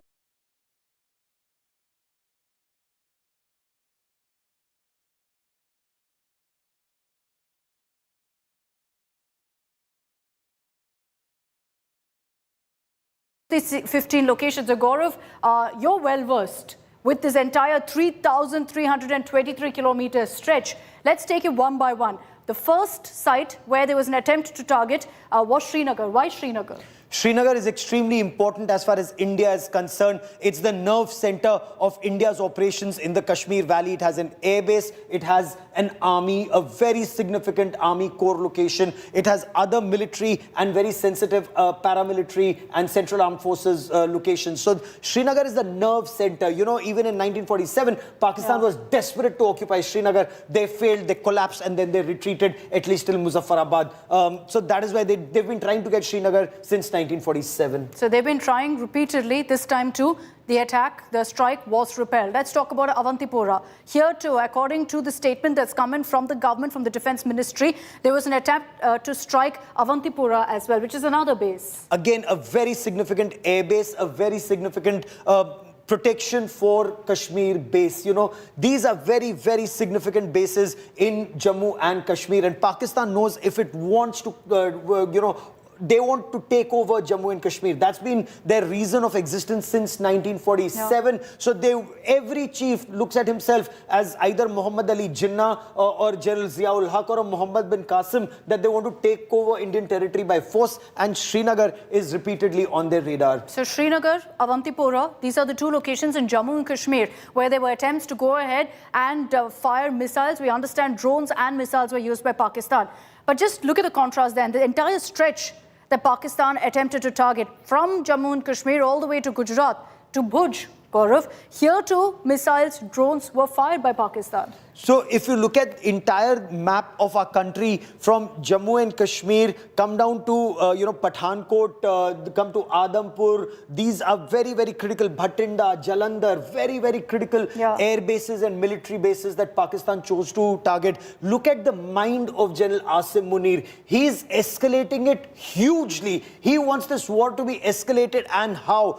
India struck 9 terrorist bases and 2 headquarters of Lashkar-e-Taiba and Jaish-e-Mohammed. In fact, for Jaish-e-Mohammed, a little distance away from their headquarters, that Masjid Subhanallah is their main rest and recuperation and recreation masjid and residential complex that India struck on the outskirts of Bahawalpur. So India striking terror. India doesn't have any terrorist camps, so Pakistan can't strike terrorists here. So they tried striking the armed forces of India, and that's massive escalation. That too from Jammu and Kashmir all the way down to Gujarat. Correct. So through J&K, through Punjab, through Rajasthan, through Gujarat. Massive escalation by General Asim Munir. This man is very dangerous for Pakistan. And you know, while we did precision strikes on terror launch pads, what Gaurav said about them attempting to target our armed forces, them targeting civilians too. We've been seeing that along the border as well. So Bhuj, you've seen it. In Rajasthan too, you see several locations. There's a frontline fighter airbase at Uttarlai. In Uttarlai, where that's where again we've seen an attempt to fire missiles and drones in several locations in Rajasthan. Let's quickly play that out. You have Uttarlai. You have Falodi. You have Nal. Nal again is a very significant air base. And you know, why do you have these bases right at the front line? Because this is virtually like a staging camp for operations that need to be undertaken off when your aircraft are, after striking, they're returning, they can come here to these bases, frontline bases, that your defensive and offensive capabilities. Of course, this is from in earlier times. Now you have aircraft and your mid-air refuelers. They can take off from anywhere in the country and go anywhere across the country. But Pakistan targeting the entire front line of Indian Air Force bases from Jammu and Kashmir to Gujarat is a very important message. Pakistan also in a way attempted to take out some of our missile defense systems and shields through this drone attack, because some of these air bases, apart from having a fighter jets, also have your missiles for your air defense. So Pakistan is escalating. India doesn't want to escalate. But what is India doing? The moment Pakistan does this, India hits at their air defense system. So that next time when we go in, if there is a requirement, and God forbid, but if there is a requirement, their enemy air defenses are already suppressed. It's a concept of warfare called SIAD, suppression of enemy air defenses. This is what India did at Lahore, and as you pointed out, in Rawalpindi, in Sialkot, and a couple of other places that the government is not talking about. Okay, what's very clear, and the messaging here is very important. In Chandigarh is the Western Command headquarters. Batinda, Punjab has the IAF base. Adampur, which Gaurav was referring to, is a frontline fighter IAF base. The list goes on. There are 15 places, several of those in Punjab, by the way, that you see, including Pathankot, which already, of course, was targeted by Jaish-e-Mohammed as well. Absolutely right. And in Jammu, the IAF base, ME base, all of these were targeted. Let me just highlight here that the moment Pakistan scales up, they're escalating, assuming perhaps that there won't be any retaliation from India because we've done Operation Sindoor, we've targeted these terror camps. But that's not the message here. The message is, if you target us, and if your mission is unsuccessful, doesn't mean we won't hit back, Gaurav. Absolutely. And hit back is not to escalate, but to send across a message to Pakistan. India could have escalated. If Pakistan tried to hit us at 15 different locations, India can hit at 15, maybe even more locations. And you've seen from that Balakot operations, India can hit anywhere in Pakistan. Balakot is the other end of Pakistan, from after which Afghanistan starts in Northwest Frontier Province or Khyber Pakhtunkhwa. So India hit Balakot, you can hit Balakot again, but India does not want to escalate. That is why it's only at Lahore, which is barely 25 kilometers from Amritsar, that their air defense system was destroyed. of course, quite close to the core headquarters. So the signaling is very clear. India is still signaling Pakistan is trying to destroy some of our bases. You know, our, as the government put it, non-escalatory response is what we're looking at. But let's say if there's an attempt again by Pakistan, hopefully they've learned their lesson, because of those 15 sites that they tried to target, not one did they manage to hit. All of it thwarted. And just imagine the level of alertness of our forces, that on high alert, and this is what we mean by high alert, because when Pakistan said they were on high alert, we pulled off Operation Sindoor. Yes. When we said we're on high alert, they attempted to hit 15 locations across a 3,000-kilometer stretch. We stopped all of it. Our forces repelled and thwarted every single one of them, and then gave them the exact same treatment. And unfortunately for Pakistan, we've always been successful in the operations we pull off. And that's also because of the free hand that the government has given to our forces. Prime Minister Modi has been at the nerve center of planning, monitoring Operation Sindoor. And he chaired crucial meetings today as well, perhaps tracking all the latest that's been happening, and round 2 of Operation Sindoor. Our next report tells you more.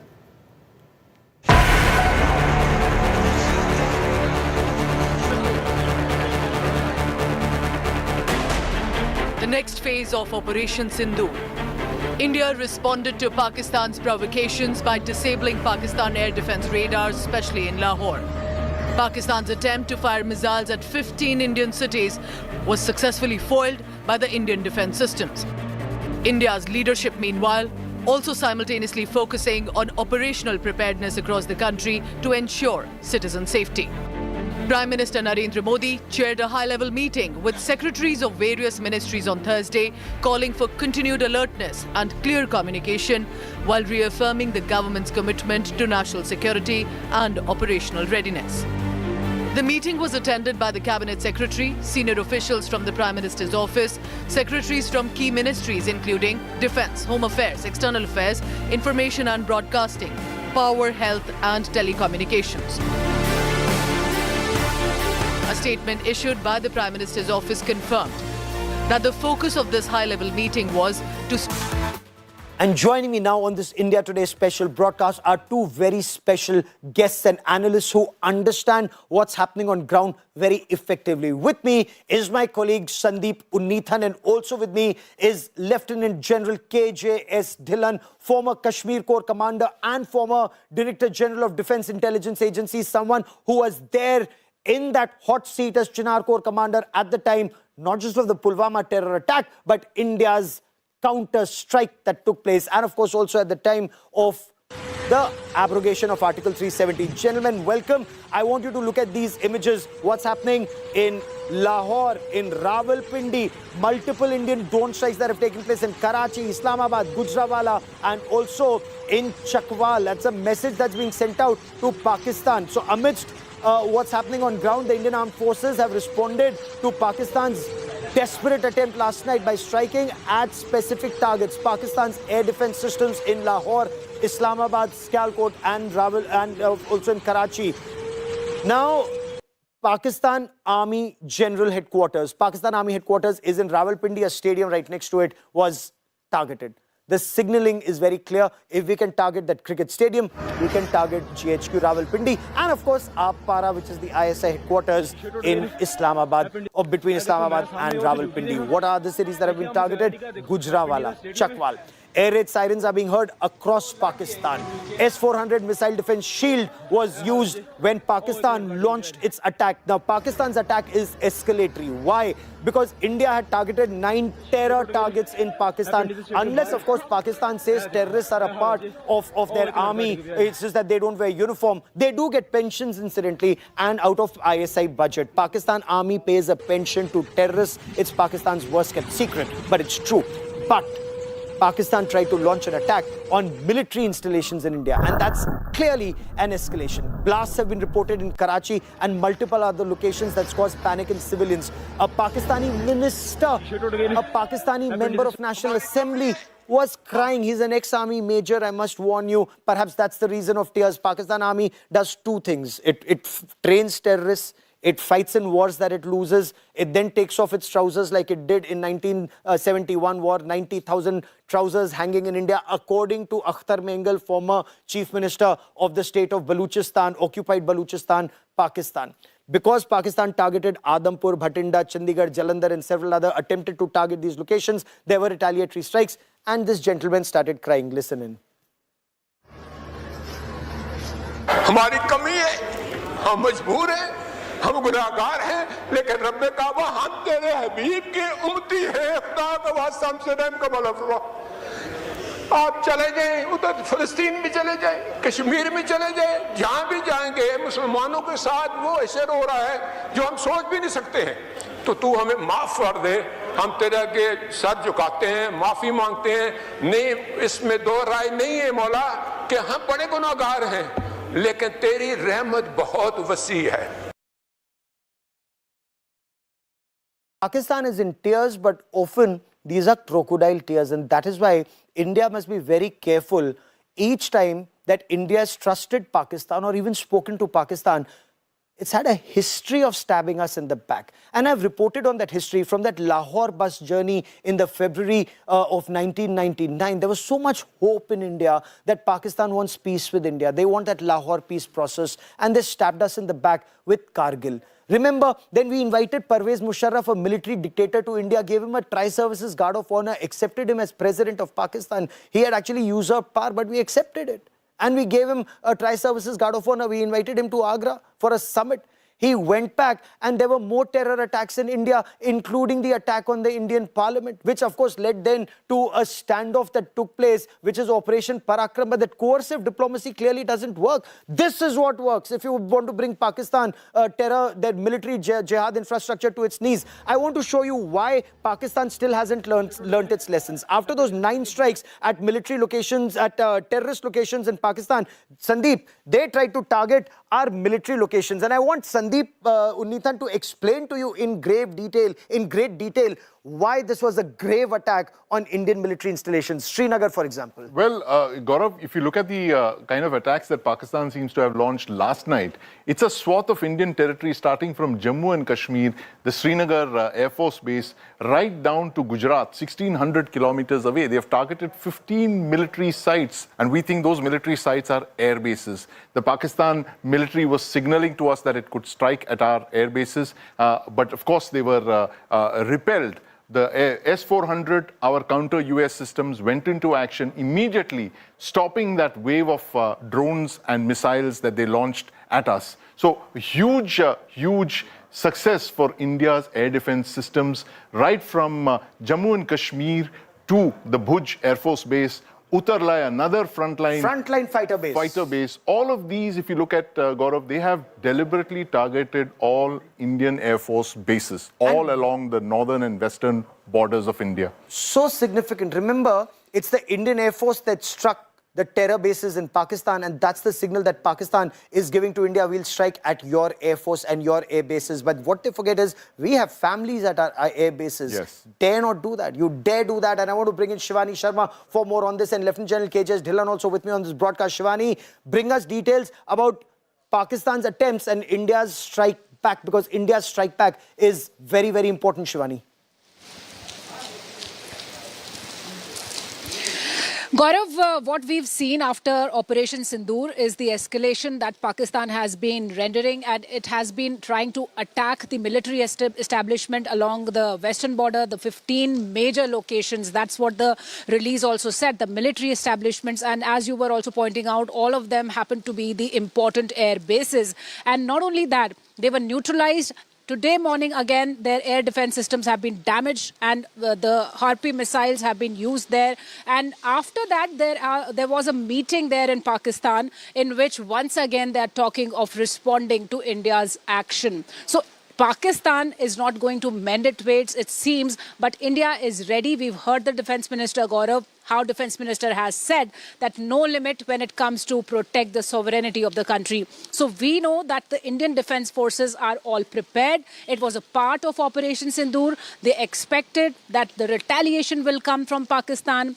as Pakistan is known for its misadventures. So once again, here we are right now in the Uri sector, where we are witnessing there is huge deployment of the army. The alertness is high. There's collaborated attempt by all the security forces to thwart any kind of misadventure, not only on ground, but also in the skies. All air assets are activated. The Indian Defence Forces are telling and giving a strong message to Pakistan that we will not bear any kind of misadventure or any kind of attempt to thwart the sovereignty, and we are ready with all our modern repeatedly equipments, targets our military installations and especially our air bases. I want to bring in Lieutenant General Tiny Dhillon for more on this. General Dhillon, you read the enemy's mind, especially as DG DIA. What do you make of the choices of target as far as Pakistan was concerned, especially targeting all the frontline air bases from Srinagar to Bhuj? Good evening, Gaurav, and good evening to all your viewers. Targeting of the frontline air bases and the frontline military headquarters is an age-old practice by all the militaries. Basically, they want to down your air force. And this used to be done when the air force or the aircrafts did not have a very large flying range. That means they may come from whichever air base, they have to touch down at the frontline air base, refuel, go out, come back, land at the frontline air base, refuel again and go back to their mother air base. But today that is not the case, and especially with the Air Force inventory which India has. I will not go into the specifics of the capabilities, but the Air Force inventory which India has, we need not touch down on the forward air bases, whether going inside Pakistan or coming back from Pakistan. And that's the point I was coming to. Why would Pakistan target our frontline air bases when they know we have tremendous depth and they know that we have our mid-air refuelers? So this is another message that they're sending, especially when they try and target it all the way from Srinagar down to Bhuj, and 15 of them. Stay with me for a moment, General. I want our viewers to understand what is India's Sudarshan Chakra, and you must know about our Sudarshan Chakra, the S-400. So what did Pakistan do? It launched a wave of missile and drone attacks attempting to target multiple military installations. The incoming attack was effectively intercepted and thwarted by the S-400 Sudarshan Chakra, the air defense system. Now, this is the made in Russia S-400, the world's most advanced long-range surface-to-air missile defense shield.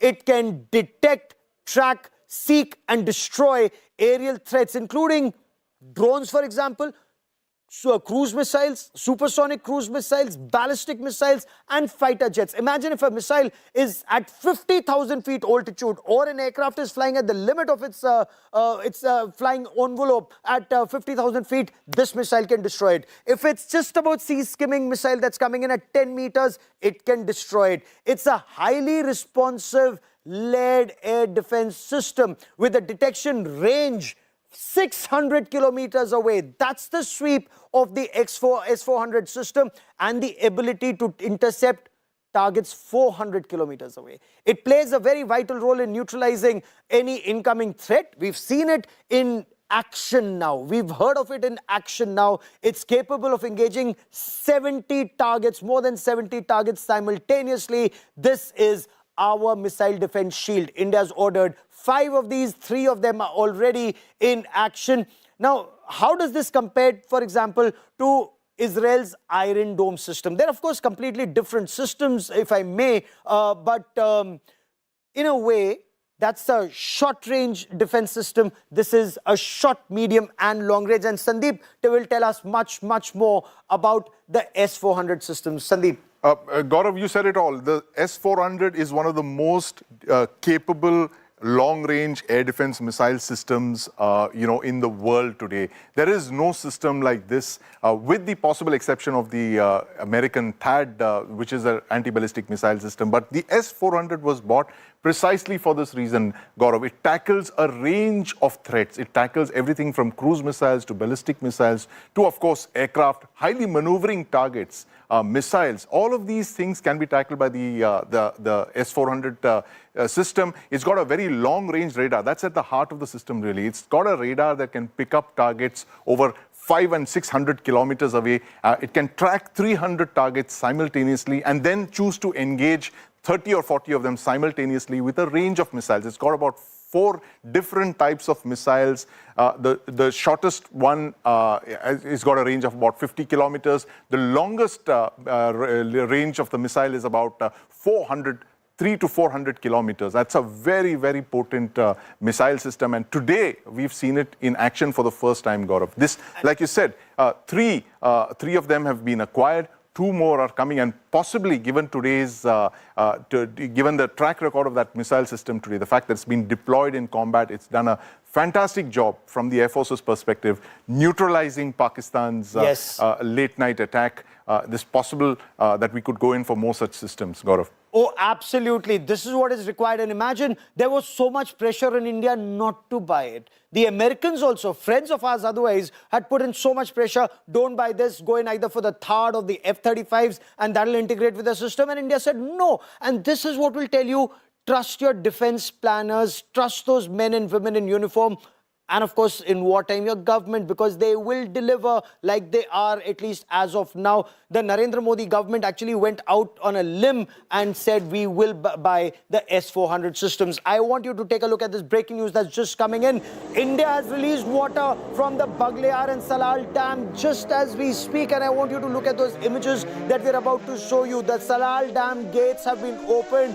And now it's been raining in India almost non-stop. It's been raining in parts of Jammu and Kashmir, and because of that, the dam is almost full. So India has released water at the Salal Dam. Amidst this heavy rainfall, Salal Dam gates have been opened. Now there's a water crunch in Pakistan. Now they'll be flooded. They have as much water as they want and more, except of course, no information is being shared with a country that would send drones and missiles into your country. I mean, you can't give them water when they want and when they don't want at a time when they're killing you. But I want Munish Pandey, who joins us for more on the story. Sunilji Bhatt also joins us from Jammu and Kashmir for more on the story. Sunilji, give us the latest information. You're right there at Ramban. Tell us what's happening. Gaurav, it was raining very heavily since late last night in most parts of Jammu and Kashmir, including Ramban. Remember, there is the Baghliar Dam on the Chandrabhaga River in Ramban district of Jammu and Kashmir. There is Salal Dam in Riyasi district of Jammu and Kashmir. And after there was heavy rainfall, since the reservoir has limited capacity to store water, so that is why gates of these dams were opened, and it has created panic in Pakistan, as Pakistan now fears that there could be flood-like situation. Although this practice was, was earlier also, that whenever there was heavy rainfall, gates were opened, or whenever, the flow was normal, then sometimes gates were also closed, because the hydroelectric power projects require enough water for electricity generation. The difference now is that we are no longer bound to share any real-time data with Pakistan, whether it's about the increase in water flow, whether it's about the water level in Chandrabhaga River. So it's a twin strike on Pakistan. On the one hand, we have explored military options, we have hit hard Pakistan, and on the other hand, we are also going to choke Pakistan, and we are going to release water at our own will, as per our own convenience, and we are going to sometimes stop also the gates whenever we require it. And we have demonstrated our skills that we can choke Pakistan. This weekend, we closed gates of both Salal Dam as well as Baghliar Dam on Chandrabhaga River, and there was panic in Pakistan. Chandrabhaga River had dried almost, and Pakistan feared that it may not get enough water for its Kharif Keep crops. tracking that story. I'll come back to you for more. For a moment, there's breaking news coming in, and I quickly want to cut across to that big story that's coming in. The Ministry of External Affairs is to give details of what Pakistan did and how India responded in a short while from now. This will be a briefing by Foreign Secretary Vikram Misri on Operation Sindoor. What we're also being told, Colonel Sophia Qureshi of the Indian Army and Wing Commander Vyomika Singh of the Indian Air Force will be a part of this very significant briefing. Kamaljeet Sandhu, my colleague, joins me for more on the story. Kamal, massive escalation by Pakistan in the past 12 hours, it seems, 12 to 16 hours.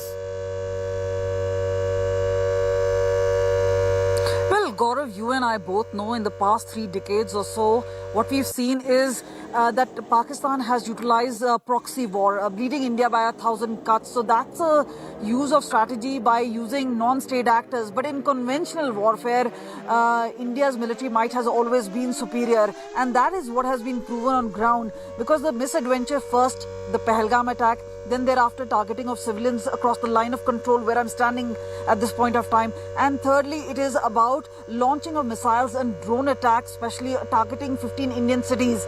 This actually shows the sort of sinister plan Pakistan has. Meanwhile, India has aimed at a military strength. Not only have they fended off this particular attack, they have launched a counter-attack by utilizing the drones. And this is where they have neutralized the defense systems targeting India. This is a clear message from India that this is non-escalatory because this is a commensurate measure which has been taken by the Indian Defence Forces, especially in regards to the measures taken by Pakistan in terms of launching attacks, be it on an important defence installation or important cities, be it in Jammu and Kashmir, be it in Punjab. So we've seen earlier in the day, whether it's Amritsar or whether it's Batinda, several of these places where what we saw was some remnants of missile being found. And earlier there were explosions heard in the night in Amritsar as well, even in Gurdaspur. And that is why people were suspicious that something is really happening. But it was India's defense system totally at work. So it has worked in favor of India at this point of time. We will show our viewers images. You're absolutely right. You're absolutely right. We want our viewers to see images from across the border that we're showing them right now. The destruction that's been caused by India and Shivani. The fact that Pakistan's air defense system has been taken down. Your sources explaining the logic behind India's action, not escalatory, at the same time punitive and demonstrative.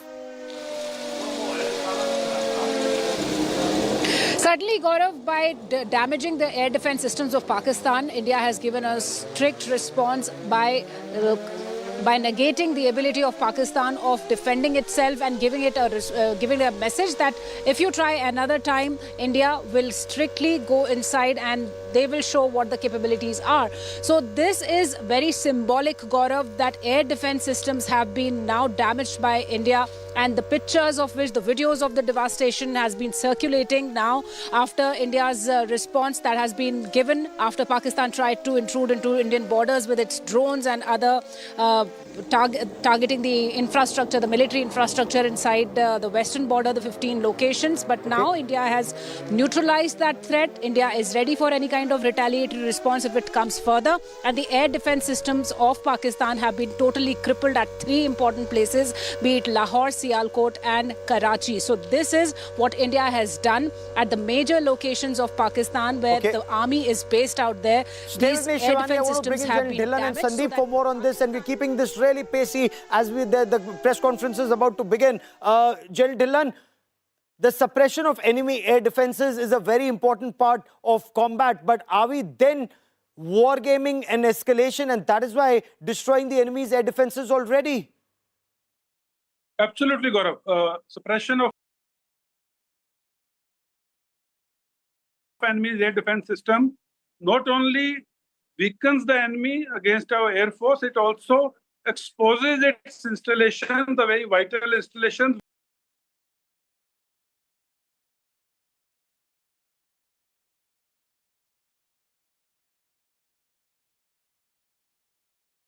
which we may like to hit in case there is an escalation and we go in for a full-fledged war. And having said this, I just want to make a point about releasing the water from our dams at around 5 o'clock India Standard Time. You know, the water takes time to reach a particular place. When the water is released at 5 in the evening from Indian dams, it will reach the areas where it has to cause devastation by about midnight. And as we are all aware, the response or the action by various people when the water hits at midnight, and that is going to be different than if it had hit during the daytime. So it's all very strategic, it's all very calibrated, it's all very coordinated. And one thing which has happened after Indus Water Treaty has been held in abeyance, the non-sharing of data is the most important tool in India's hand now. As was explained by your colleague, when we do not share the data, that means we have the surprise with us. At the press of a button, the water will get released. That special briefing about to begin, General, and I want you to stay with us, listen to that briefing, because I'll come back to you for an analysis of that. But Sandeep, every bit is being war game to the T in terms of the suppression of enemy air defenses at this stage. It's a signal to the enemy. You try something, there are consequences for you. Absolutely, Gaurav. You try something, there'll be consequences for you. And the most important takeaway from that big drone strike today launched by India is that we struck them in broad daylight. Not in the middle of the night when Pakistan launched its attack against Indian air bases. We struck in broad daylight where civilians, Gaurav, were filming this with their smartphones and passing those visuals across the world. Those visuals of Indian kamikaze drones in their death dives are going to be seen across the world, felt all across Pakistan, seen by every nation of consequence. This is what General Asim Munir has brought unto the people of Pakistan. He thought he was going to be unpredictable. Well, he faces an Indian political establishment that's even more unpredictable. And they have war-gamed all of the steps in the escalation ladder that you and me have been discussing over the last 2 or 3 days. And they have war-gamed it, and they're not going only with kinetic options. They're going by using economic, diplomatic, political, and of course,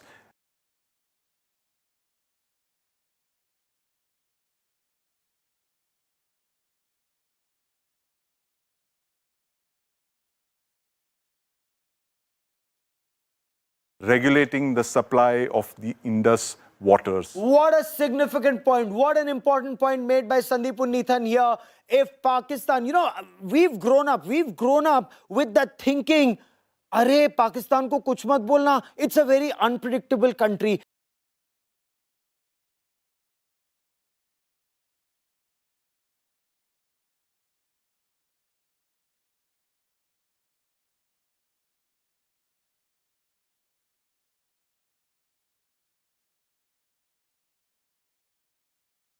Arey, it's a country which is not run by their political leadership. Strengthen their political leadership. Their military takes all the decisions. It is very unpredictable. Ab tumhara baap hai. He's even more unpredictable is the thinking in India. General, is that the way India is responding? That we are even more unpredictable than you are. You watch out what we do next as a country in response to Pakistan's state-sponsored radical Islamist terror that's been bleeding us for decades.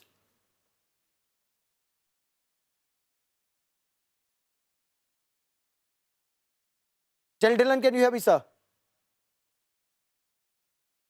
General, I think you're on mute. Yeah, Gaurav, I can hear you and I understood that point. And it's a very, very relevant point. See, surprise or being unpredictable is the main norms of a warfare. Like I was giving a point about Indus Water Treaty, the release of water, and this, this concept which you just explained, good man, bad man. In India, the whole world always believes if a good man goes, another good man will come in because we are a democratic country. Whereas in Pakistan, everyone believes, "Arey yaar, protect this bad man. You know, the next man may be even worse than him." Yes. But they don't know bad man, bad man, bad man, bad man in Pakistan. Absolutely. So today also they are trying to protect the present regime just because they fear कि इनसे भी कोई बुरा आएगा. So that has been exposed. That has been exposed. What can be worse than this combo in Pakistan, who targets innocent civilians on the name of religion in front of the children, wives and parents, and then they target innocent civilians across the line of control. Yes. Just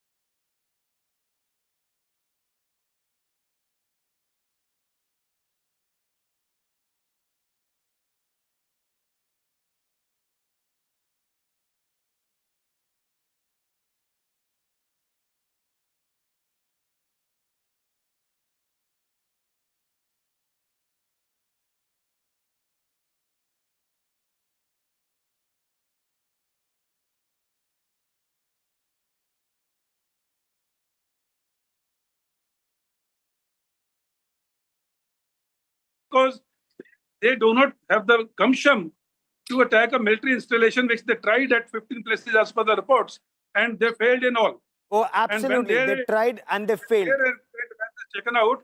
Now they don't know what to do. So only thing they can do, which they know best, and they have been doing it for last so many decades, is to kill the innocent civilians. They did it in Pulwama, they did it in Pahalgam, and now they're doing it in Poonch, Rajouri, Jammu, Uri, and all these places. Absolutely, This is a 16 people. Non-ethical regime. It's a non-ethical regime.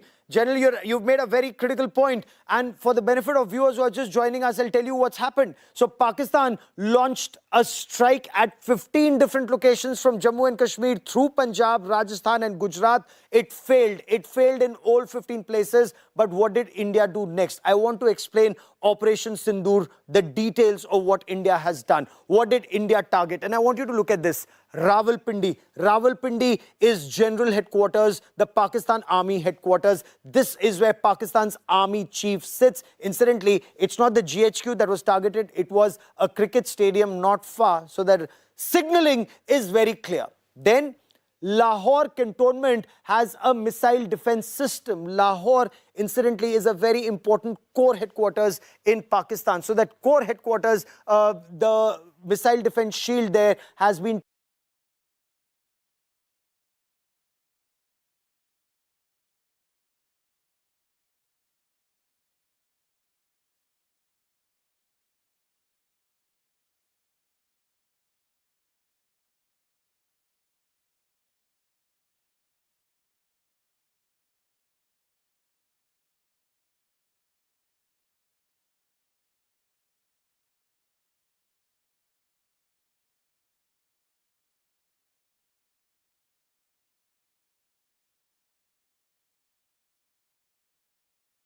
taken down.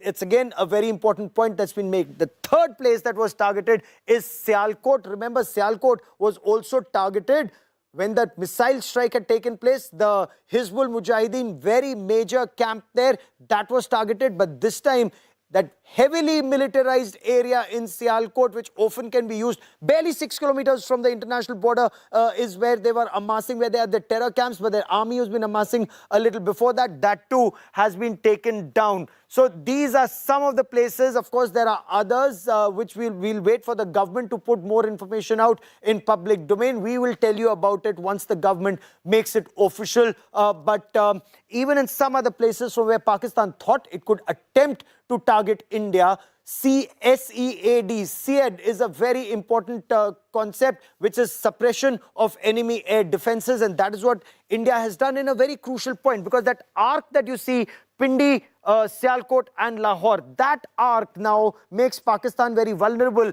in a very sensitive part. Anyway, if you notice, it's such a tiny country. When you look at Pakistan, all the way from Pakistan-occupied Kashmir down to Pakistan's Punjab province, and then, of course, now you come down to Khyber Pakhtunkhwa on the other side, you come down to Balochistan, and then Sindh this side. It's a very narrow country. Muhammad Ali Jinnah said he'd got a moth-eaten country. That moth-eaten country is now even in more trouble. Shivani Sharma with me on this. And Shivani, the Indian Armed Forces have to remain on alert, because Pakistan will not just, stay back with this. You're in a very sensitive location right now, very close to the line of control. Pakistan may attempt something in Jammu and Kashmir, all across the international border.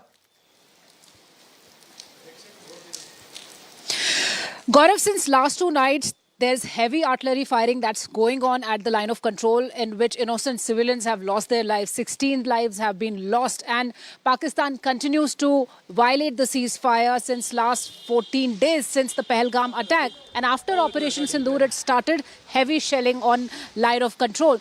And now we are seeing that the armed forces are on a high alert, because we know what kind of misadventures Pakistan has been into. It has been endorsing the terrorists, and that's why it has been hurt very bad after the terrorist outfits have been neutralized by India in Operation Sindoor. We've seen the janazas and the Chief of Army Staff of Pakistan offering his prayers out there. So this is why Pakistan is disturbed, agitated, very uncomfortable, and it wants to retaliate. That's what it did last night. And India is ready to respond in any manner. And remember what Rajnath Singh, the defense minister, was speaking a while back. He was saying that this was a proportionate action from India, but we can go all out to defend our sovereignty, the air power, the Indian armed forces power, the military power and capabilities are much ahead of Pakistan. So India is on a high alert, and India has already warned that it doesn't want any escalation, but if Pakistan wants, we are ready.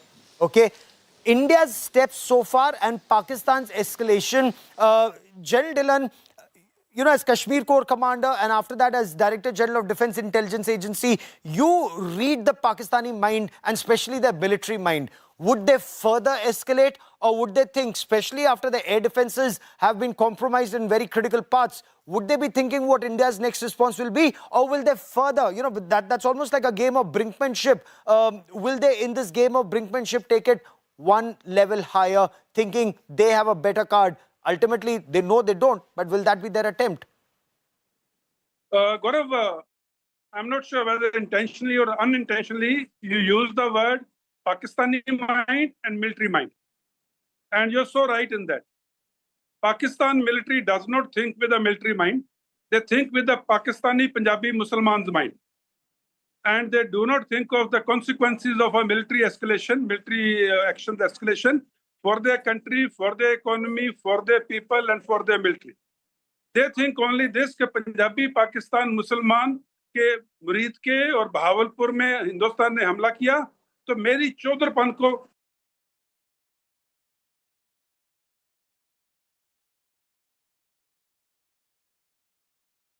into one to seek a target, and it has a seeker. It seeks the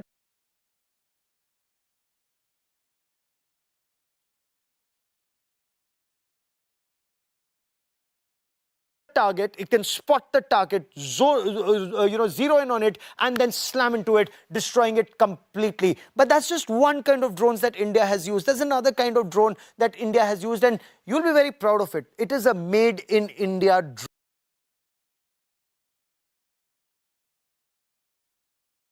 drone, and they've used 82mm mortars on a quadcopter.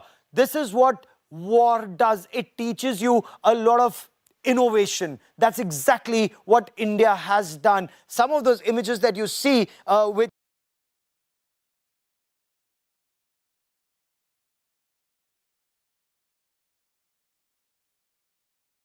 the Ministry of External Affairs showed you yesterday, those images actually show you a quadcopter. They don't show you the quadcopter, but they do show the mortar underneath, dropping with gravity, pinpoint accuracy, taking down the jungle training center of the Pakistan-occupied Kashmir of Jaish-e-Mohammed. So that's the kind of technology India has. The Harrops, which incidentally now are also being made in India. What does the Harrop do?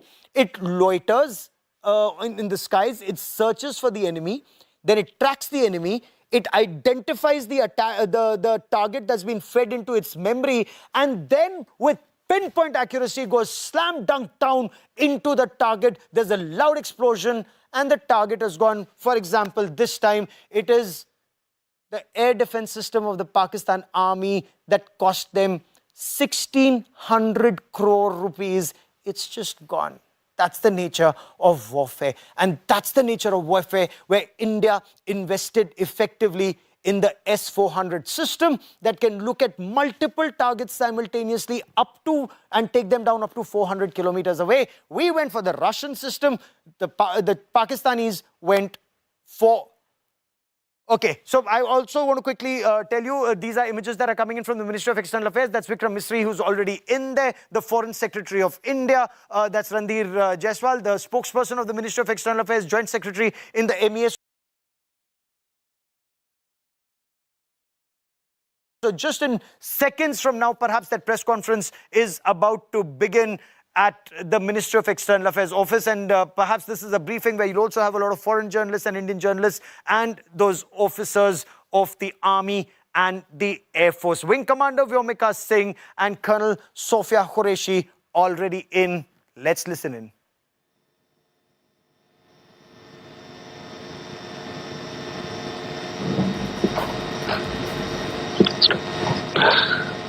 Good evening, ladies and gentlemen. I welcome you to this briefing by Foreign Secretary Shri Vikram Misri on the ongoing developments regarding Operation Sindoor. We also have with us Colonel Sophia Qureshi and Wing Commander Vyomika Singh for this briefing. With that, I hand over the floor to Foreign Secretary. Sir. Thank you, Ranveer. Good evening. Thank you all for joining for this briefing. You would have perhaps seen some information related to developments since late last night, early this morning, which has been put out by the Ministry of Defense. Just in case it has been missed, I will request Colonel Sophia Qureshi and Wing Commander Vyomika Singh to just update you and fill you in on the details. Thank you sir. Operation Sindoor पर 7 मई 2025 को हुई press conference के दौरान भारत ने अपनी प्रतिक्रिया को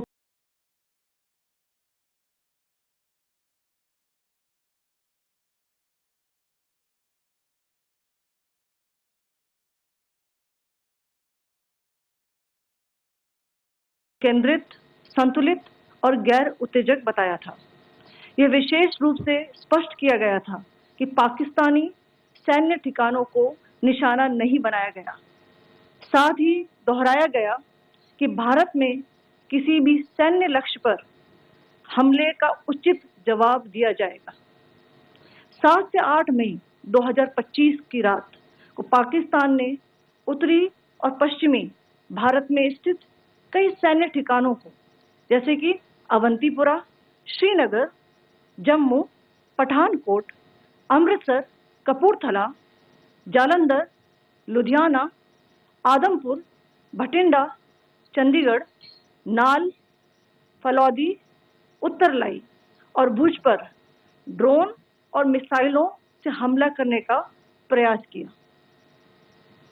इन हमलों को इंटीग्रेटेड काउंटर यूएएस ग्रिड और वायु रक्षा प्रणालियों द्वारा निष्क्रिय कर दिया गया।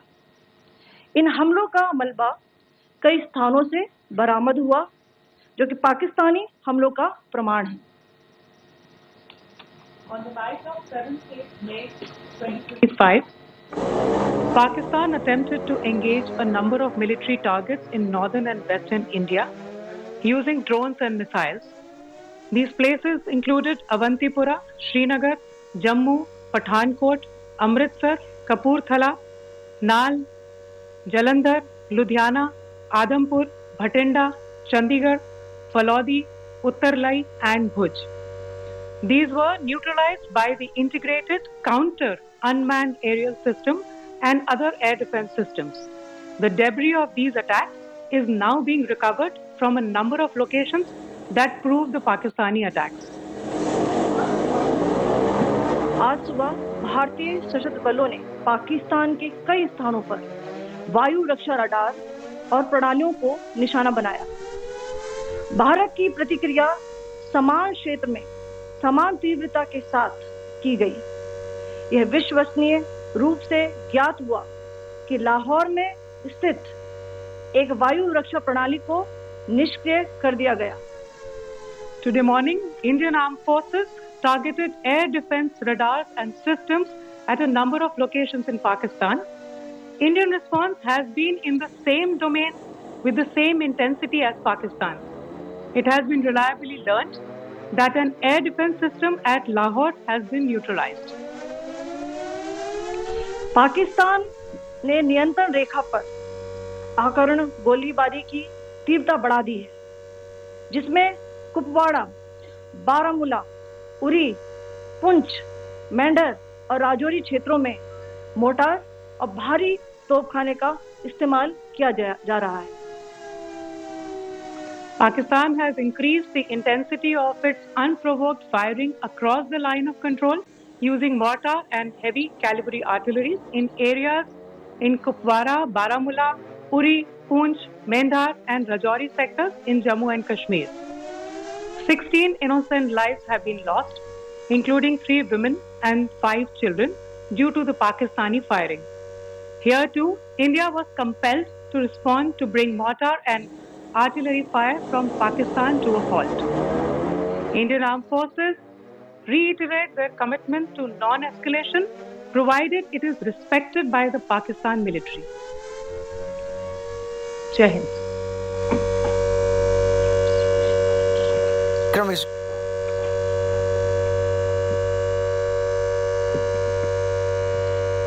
Thank you. Friends, this is, as I said, further to the briefing that was provided yesterday and some of the updates that have been just provided by Colonel Qureshi and Wing Commander Singh.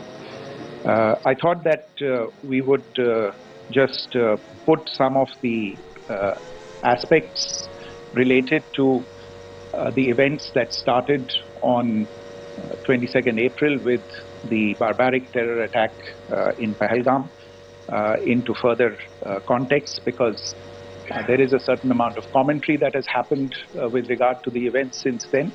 And more than the commentary, there has been a lot of disinformation that has been directed at us from across the border. So a few things that I would like you to keep in mind. First of all, there is mention on all sides of escalation. I think the first point that you have to keep in mind is the attack of 22nd April in Pahalgam is the original escalation. ये जो सिलसिला है जो हम देख रहे हैं आज की घटनाओं को लेके, ये 22 अप्रैल के पहलगाम के हमले से शुरू हुआ है. एस्केलेशन वहां पे हुआ है और उस एस्केलेशन का जवाब भारतीय सेना ने, भारतीय फौज ने कल अपने एक्शन से दिया है. Secondly, I want to invite your attention to the involvement of the group calling itself the Resistance Front in these attacks. I pointed this out yesterday that this is a group that is a known front for the well-known Pakistan-based terrorist organization, Lashkar-e-Taiba. The group has been reported earlier. I mentioned to you about the Indian authorities providing information to the UN 1267 Sanctions Monitoring Committee. And in fact, we are going to be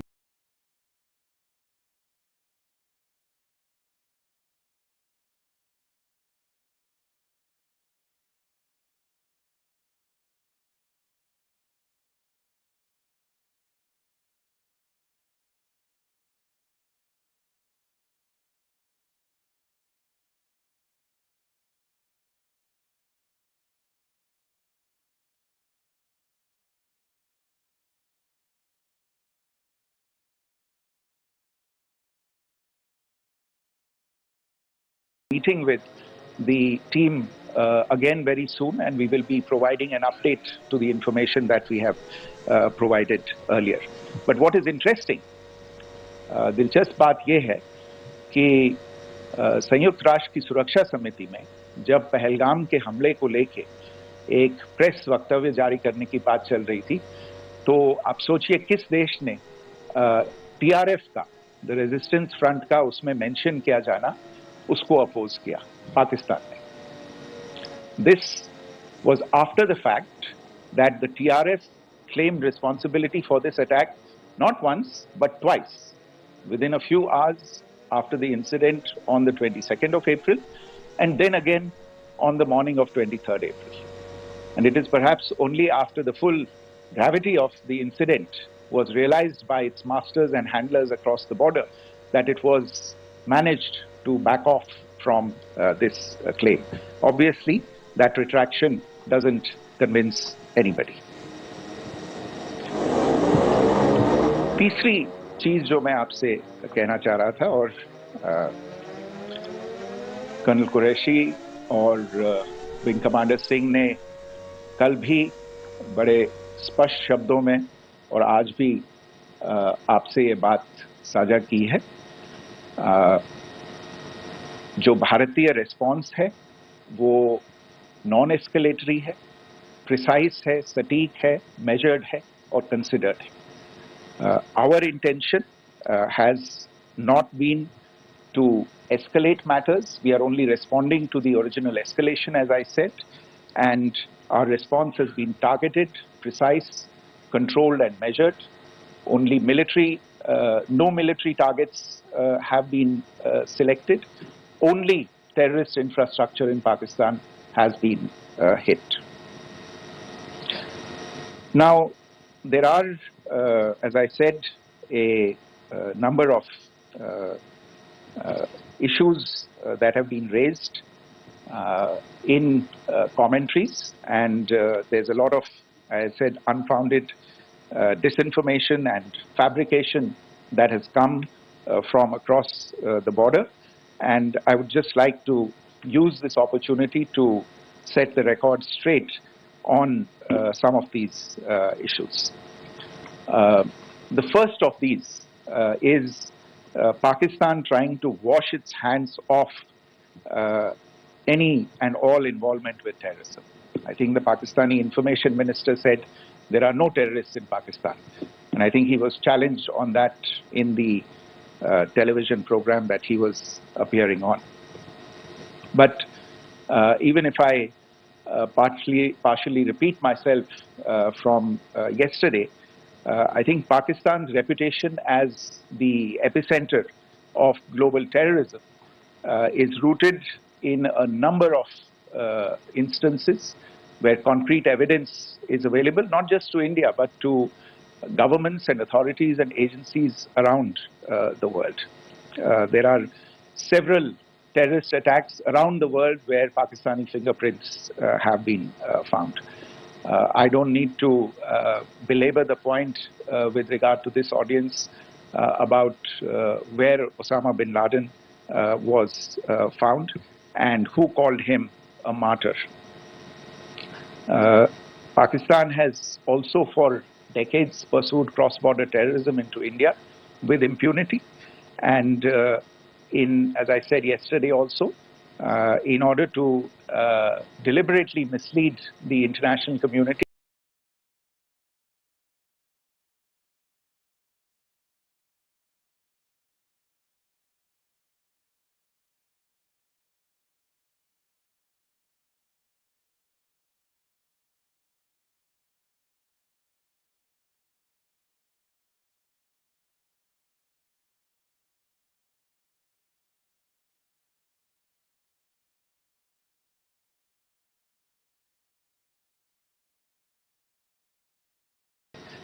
They claimed that the terrorist Sajid Mir was dead. They came under pressure, and Sajid Mir was then brought back to life, arrested, and is now apparently in Pakistani custody. Pakistan is also home to a very large number of UN proscribed as well as UN proscribed terrorists, as well as terrorists proscribed by a number of other governments in the world, including, of course, the Lashkar-e-Taiba and the Jaish-e-Mohammed, as well as their leaders, Masood Azhar and Hafiz Mohammed Saeed. आपने देखा होगा हाल ही में पिछले कुछ दिनों में पाकिस्तान के रक्षा मंत्री और उनके पूर्व विदेश मंत्री दोनों ने इस बात को माना है कि पाकिस्तान का ऐसे ग्रुप्स के साथ जो रिश्ता है वो क्या रहा है. Both the defense minister and the former foreign minister of Pakistan, I think they've done a more eloquent job of this than I could ever do in terms of describing their country's implication in international terrorism and their involvement in housing these kinds of groups. दूसरा जो विषय है वो है पाकिस्तान का जो एक दावा है कि एक इंटरनेशनल impartial investigation होना चाहिए, एक joint investigative committee होनी चाहिए. These calls for jointly investigating this heinous and barbaric attack in Pahalgam. Again, I think you know the history well. on this. You know the track record well, and it is not a bright track record insofar as Pakistan is concerned. In fact, in the pursuit of justice for the victims of multiple terrorist attacks, whether it be Mumbai in 2008, in Pathankot in 2016, or many others. But in particular for these two attacks, India had offered to cooperate. India provided forensic evidence and urged Pakistan to bring the perpetrators of these attacks to justice.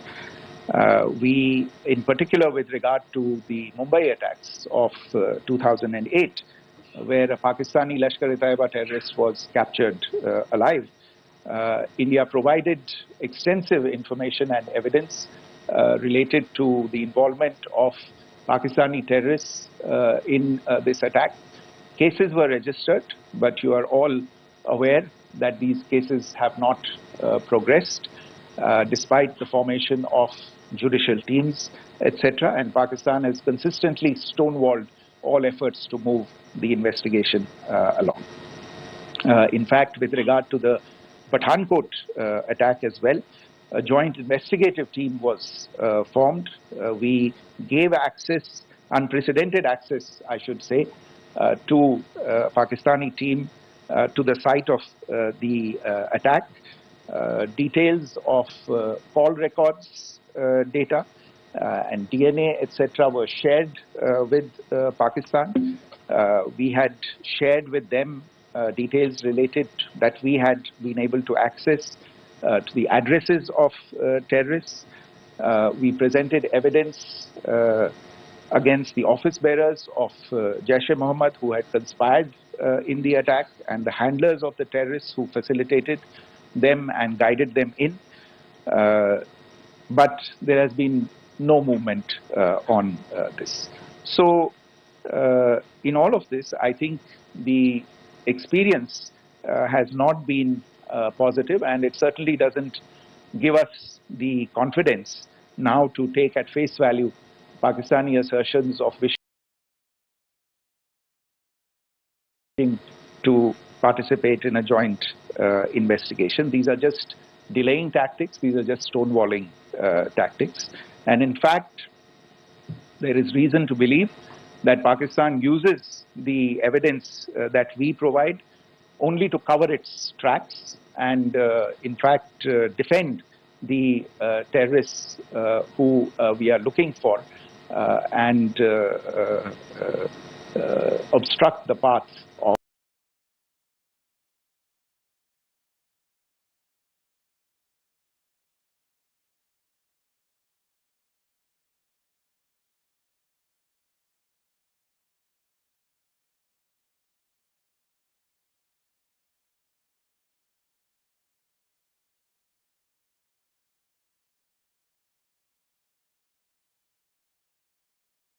investigation.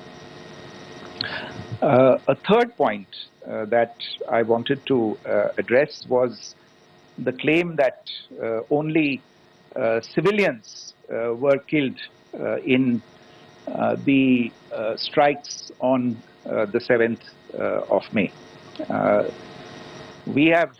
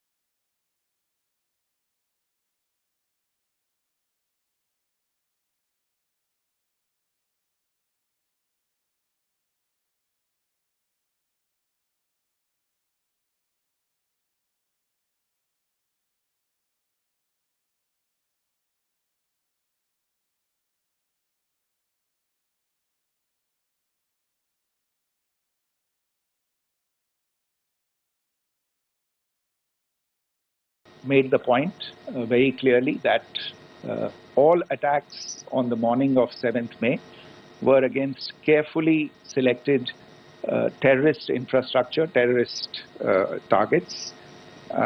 It is not clear to us, in fact, seeing some of the coverage of the after effects of these strikes, including the funerals for the terrorists that were held yesterday. I think a lot of you have seen the reports and the coverage on media.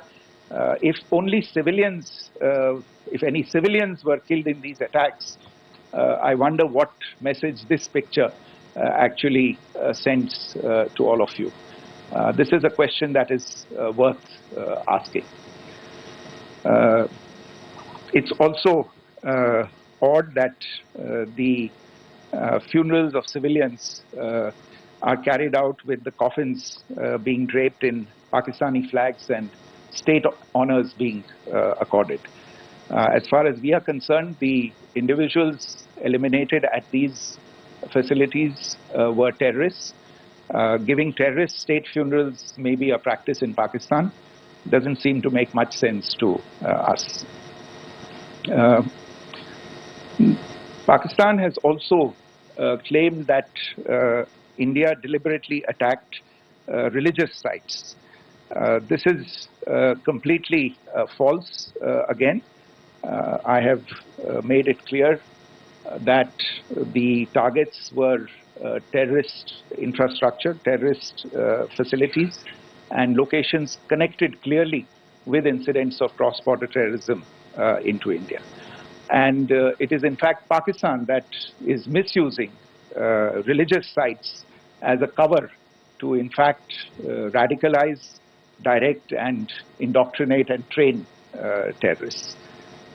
In fact, contrary to what Pakistan is claiming, yesterday Pakistan launched a targeted attack on the Sikh community in the state of Jammu and Kashmir, hitting Gurdwara in Poonch and the homes of Sikh community members, which came under attack. And we know that at least 3 individuals were killed in that particular attack. Pakistan is also making attempts to, in fact, just to add to this point, the retaliatory action that Pakistan has taken, in fact, is impacting civilians. I showed you the picture of the Gurdwara and the Sikh community members who were killed in this. There are other civilians also who've been killed and injured in these attacks. In fact, since yesterday morning, a total of 16 civilians have been killed and 59 others have been injured in the attacks by Pakistan. Not only this, Pakistan is also making attempts as part of its disinformation campaign to paint our action with regard to cross-border terrorism through the communal angle. If that is the issue, then I think I can do no better than to cite or point you in the direction of the Pakistan Army Chief's speech of 16 April 2025. I think that is the last word in communal rhetoric. And in the Pahalgam attack itself, you are aware of the kind of religious profiling that was done there. And perhaps there is a linkage between these two events. I can only say that these nefarious designs will not be allowed to succeed in India. And it is to be noted that people from all faiths, all religions, all regions in India have unequivocally, not just in India but around the world, have condemned these attacks. The Pakistani claims of now responding to India's strikes of the 7th of May. As I said right at the outset, it is India which is responding. The original escalation was by Pakistan on the 22nd of April. We are the ones who are responding to that escalation with the action that was taken yesterday morning. And again, I would like to emphasize that the action was restrained. It was directed towards non-civilian, non-military targets and confined to terrorist camps. And again, as we have been saying since yesterday, any further action by Pakistan, some of which we are seeing today, is nothing but escalation by Pakistan now, once again, and will be responded to and is being responded to appropriately. One point that I wanted to also address was the allegations to the targeting of a dam, the Neelam Jhelum project in Pakistan-occupied Kashmir. I want to say that this is an absolute and complete fabrication and a blatant lie. India has targeted only and only terrorist infrastructure, and the details of that terrorist infrastructure, together with the locations, were shared with you yesterday by Colonel Qureshi and Wing Commander Singh. I should note that if this kind of a claim is a pretext for targeting Indian infrastructure of a similar nature, Pakistan will be entirely responsible for the consequences that will undoubtedly follow. Finally, I want to address some issues that have been raised related to the Indus Waters Treaty and the disinformation that has been raised in regard to that as well. The fact is that there have been fundamental changes in the circumstances in which the Indus Waters Treaty was concluded, and they call for a reassessment of the obligations under the treaty. Over the last year and a half to 2 years, India has been in communication with the government of Pakistan. We've sent several notices to them requesting for negotiations to discuss modification of the treaty. India has for 6+ decades now honored the treaty, even during periods when Pakistan imposed multiple wars on us, and even when relations were adversarial. Pakistan is the one that has been acting in violation of the treaty, deliberately creating legal roadblocks in India exercising its legitimate rights on the western rivers. Any projects that India sought to build on the eastern rivers and even on the western rivers, which we are allowed to by the treaty, were always challenged by Pakistan, thereby hampering our rights to utilize our legitimate waters under the treaty.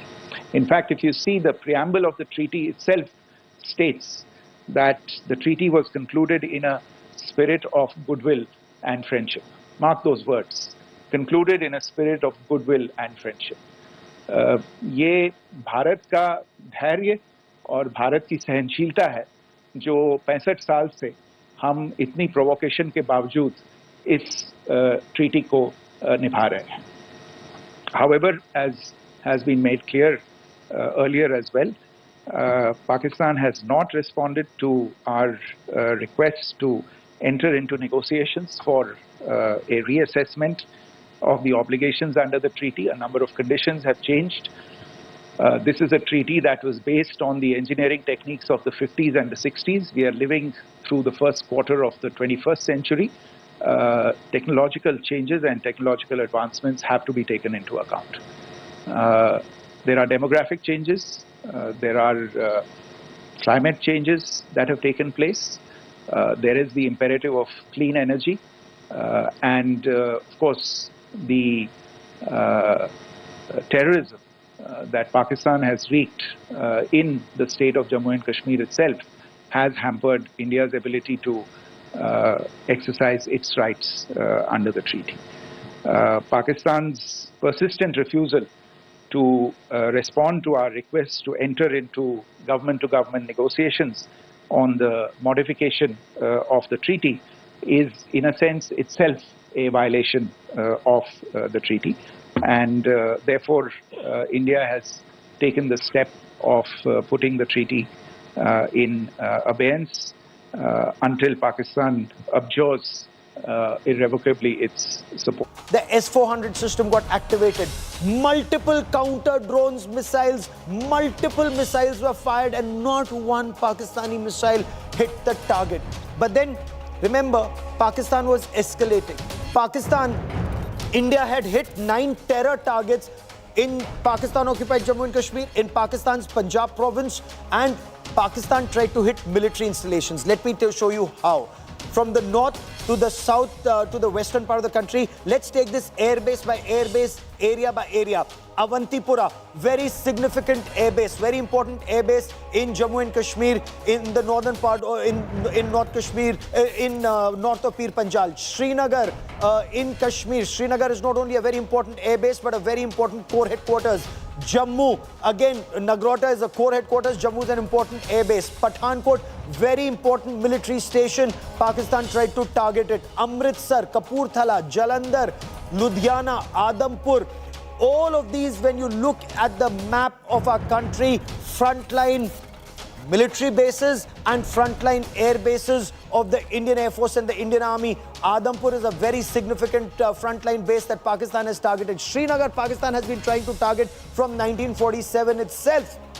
Bhatinda, Chandigarh, Chandi Mandir, as you well know, is the Western Command headquarters. Let me now bring you from Jammu Kashmir through Punjab, now to Rajasthan. Nal Air Base is a very critical air base, a frontline fighter air base. Falodi and Uttarlai, very significant for the defense of Rajasthan, also for an assault. And Pakistan tried to destroy these frontline air bases of the Indian Air Force, and Bhuj in Gujarat. So you're looking at that entire map of the country, and I'm trying to explain that Pakistan launched near simultaneous missile and drone strikes at 15 different locations, but not one Pakistani missile succeeded. Why? Because they were neutralized by India's integrated counter-UAS grid and air defense system, the S-400 and the unmanned aerial vehicle counter, the system that was used to counter it. Of course, India, when you look at India's air defense system, let me explain it to you. It's the S-400s, very critical part, but it's not just the S-400s. You have your fighter jets, you have your AWACS, the eyes in the sky. The Navy always comes in with its P-8I, long-range maritime reconnaissance aircraft, was used extensively in Galwan operations also, while it's maritime reconnaissance, but it's only a country like India that can also, that has also successfully used it in the Himalayas, and in this instance, not just specific to the past 24 hours, but also to scan the adversary on this side. But the government decided that Pakistan had to be given a message, and a clear message which would not be escalatory, at the same time which should, or at least an attempt was made to deter Pakistan. What did India do? Watch these images on your television screen. This is an India Today exclusive. You're looking at these exclusive images from Lahore, Rawalpindi, Gotki, Sadar, Malir, Chakwal, Gujranwala, Walton Cantonment, Burki Road and Lahore. You'd recall in 1965, Indian Army had reached Burki Road. They had practically reached Lahore. These are very significant areas where India's Harap drones. I'll explain these drones in greater detail because they're very, very critical. So India then sent across a message to Pakistan. Pakistan attacked at night or tried to attack at night last night. India in broad daylight. Look at the response. In broad daylight, India responded. The message was, do not dare to target Indian military installations. There will be consequences, and these are consequences, and Pakistan is feeling the pain. Pakistan is feeling the heat. Lahore, very important commercial center where people live, and of course a core headquarters of the Pakistan Army. Rawalpindi, it is the general headquarters, Pakistan Army headquarters, and a cricket stadium very close to the army headquarters is where the Harap did its job. The signaling was clear. If we can target a cricket stadium, general headquarters is just next door. Ghodki, Sadar, Malar of course is that area where the drone targeted the cricket stadium in Rawalpindi. Chakwal, Gujranwala, very important military stations and military deployment here is big. Walton Cantonment and Berkey Road is a very clear message that is being sent out to Pakistan Army that there are consequences for their actions. But there was another message. The Harap drones or the kamikaze drones made in Israel, now being made in India, there's a message that these drones sent out. Not only was a counter-strike done, a counter-strike that took out Pakistan's missile defense shield in Lahore. So Lahore is tonight very vulnerable. Not just Lahore, there are other cities in Pakistan that are very, very vulnerable, and you take a look at these images. Rawalpindi, the general headquarters, Pakistan Army headquarters is in Rawalpindi. So in Pakistan's context, Rawalpindi is more important than Islamabad. Rawalpindi, a cricket stadium right next to the Pakistan Army headquarters, was targeted. Sialkot, near the border, is very, very significant. There's Pakistan Army, they're amassing close to Sialkot. That's where they can try and strike Jammu. They've done so in the past, but this time the army is prepared. A very major Hizbul Mujahideen terrorist training camp was targeted in Sialkot just 24 hours earlier, and now their air defense system in Sialkot has also been taken down, as is the one at Lahore Cantonment. There can't be a clearer message to Pakistan. If we can take out an HQ-16, the Chinese S-300 equivalent in Pakistan, if that can be taken down, then there can be more pain inflicted if Pakistan Army does not wake up. India today has accessed exclusive images from Pakistan that show you the extent of the damage in the drone strike. And I want to take it picture by picture. So take a look at what the Harap won, the strike won. This is the Harap drone of the Indian Armed Forces. It has amazing capabilities, and I want to explain that this is a combination of an unmanned aerial vehicle and it is a missile. It's both rolled into one. Strike one is at Pakistan's air defense system. That's the S-400, the equivalent of Pakistan's S-300 system that has been taken down. The Red Banner 16, Chinese Hongqi. The version of this that Pakistan Army has acquired, this is practically the backbone of Pakistan Army's air defense system. It's been taken down. The Gulshan-e-Hadid in Karachi is what sources are telling India today. There was a drone strike even there. Harap drone strike 3 was at the Rawalpindi Stadium. I want to show you these images. Drone strike 4 was at Ghodki in Sindh. The significance, the 26/11 Mumbai terror attacks, terrorists had trained in Ghodki, Sindh, very close to Thatta, Sindh. In that region, they were operating. Harap drone strike 5 was in Rawalpindi, in the southern area of Rawalpindi. Again, a very clear message being sent out, not just to the general headquarters, but to those who are a part of Pakistan's military jihad infrastructure. Harab drone strike number 6 was in Karachi in the Maler area. Again, Pakistan's air defense systems now stand heavily compromised. Drone strike 7 was in Chakwal in Pakistan's Punjab, and that's a significant message that is being sent out to Pakistan. You mess around with India again, there will be consequences for you. Harab drone strike 8 was at Gujranwala, again in Pakistan's Punjab province. Harab drone strike 9 was at the Walton cantonment or the Lahore cantonment area. There's a corps that's deployed here, but very close to there, where Pakistan had its air defense systems that have been taken down. Harab drone strike 10 was on Barki Road in Lahore. Indian Army's cavalry, the tanks had reached Barki Road, the infantry had reached Barki Road and taken control of it in 1965. Remember 1965 when Pakistan did Operation Grand Slam and then Gibraltar before that? Well, Barki Road is now in the line of India's drone strikes, should there be a requirement. So what are these amazing drones called the Harab?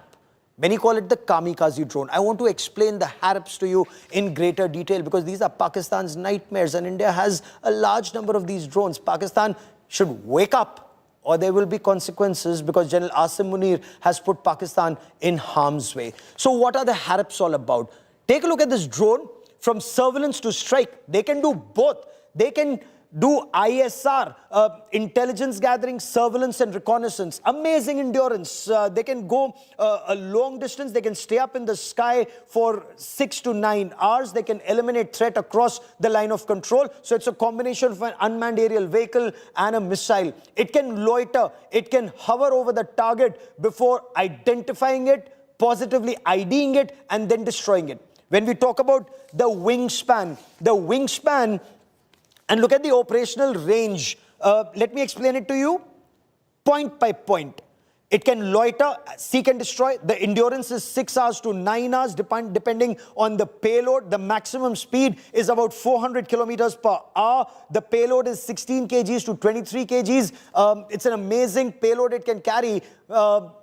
What is extremely important is the guidance. Now, guidance is also IR seeker and electro-optical land and naval application. So what can it do? It can attack on land. It can attack a ship. The communication range is about 200 kilometers, but the operational range, because you can fire and forget, it has an internal memory. It identifies a target that's fed in its memory. It spots the target and it destroys the target, and it can do that up to 1,000 kilometers away. The altitude, and this is very significant, you must know the altitude at which it can operate, the height at which it can operate. It's about 4,600 meters. Converted into feet, it's almost 15,100 feet that it can operate on. So it can go high in the air, swoop down on the enemy the moment it spots it, and it can destroy it. It's like a kamikaze drone. Remember the Japanese Tora, Pearl Harbor, when they flew one way? Now you don't risk your pilots. You send this drone, it destroys the target. I want to quickly bring in India Today, Sandeep Punnithan, joining me on this special broadcast. Sandeep, the Harabs in the past 24 hours have been Pakistan's worst nightmare. I can't tell what's a worse nightmare for the Pakistan military, Gaurav, being hit by a loitering munition like the Harab or being hit by an Israeli-made, loitering munition. It's actually the worst nightmare come true, being hit by Israeli systems and hit in the manner that you showed across Pakistan, 10 sites all across Pakistan, and hit in broad daylight. In broad daylight, when it's most difficult to launch such drone attacks, to launch such strikes, that's when India chose to send its message of escalation to the Pakistan military. And these are attacks that have been conducted for the first time, again, on Pakistan military, the first time after 1971. We have never struck at the Pakistan military, Gaurav.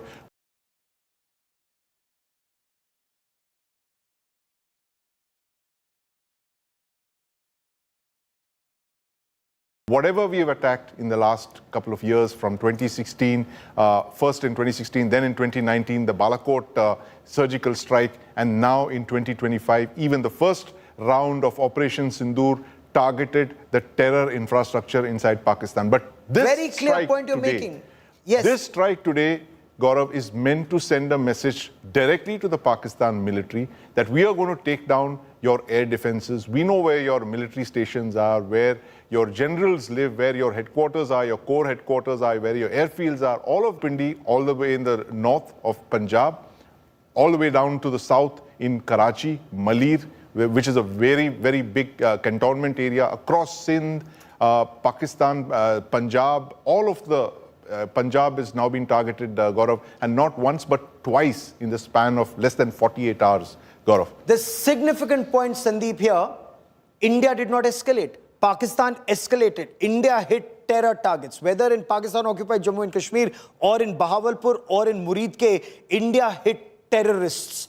If Pakistan army has nothing to do with terrorists, they should actually thank India for targeting terrorists when they claim to be victims of terror. But Pakistan, it launched an across-the-sweep attack from Jammu and Kashmir to Punjab, to Rajasthan, to Gujarat, 15 targets, all 15 military. The escalation was by Pakistan army, isn't it? Absolutely, Gaurav. In fact, all our statements, right from the one that was given yesterday by Foreign Secretary Vikram Misri, had an element of de-escalation inbuilt in that. And it reserved India's right to retaliate in self-defense against terrorist infrastructure inside Pakistan.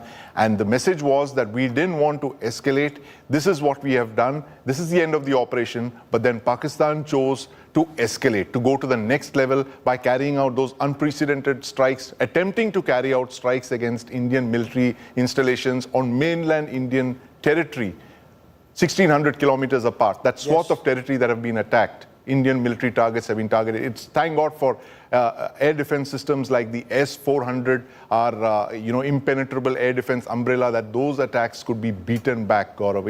It's a test of our, it's a proof of our systems, Gaurav, the air defense systems and the decisions that were made to acquire these systems. And these have come to fruition today. That decision that you made in 2017 and 2018 has now borne fruit almost a decade later, Gaurav.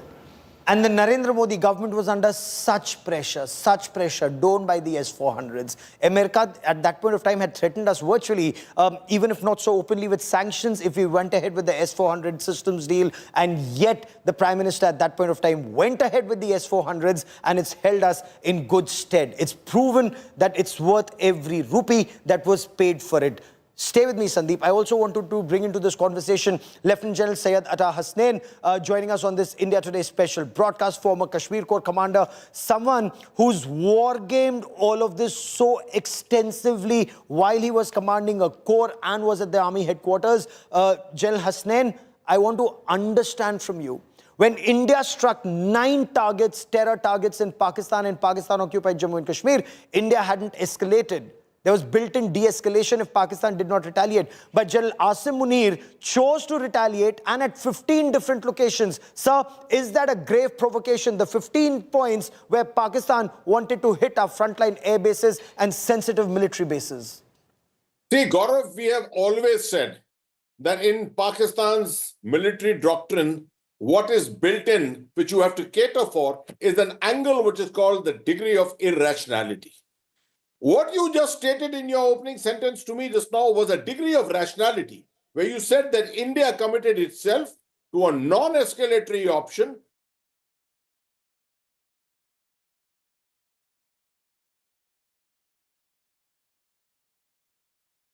by striking none more civilian targets, only terrorist infrastructure inside Pakistan, and therefore did not expect an escalation. I, for one, being a slight realist, would have said, yes, a Balakot kind of a response, a launch of a couple of kgs of TNT could be launched somewhere near a formation headquarters, and escalation, or rather a response, would have been registered on the matrix as far as Pakistan is concerned.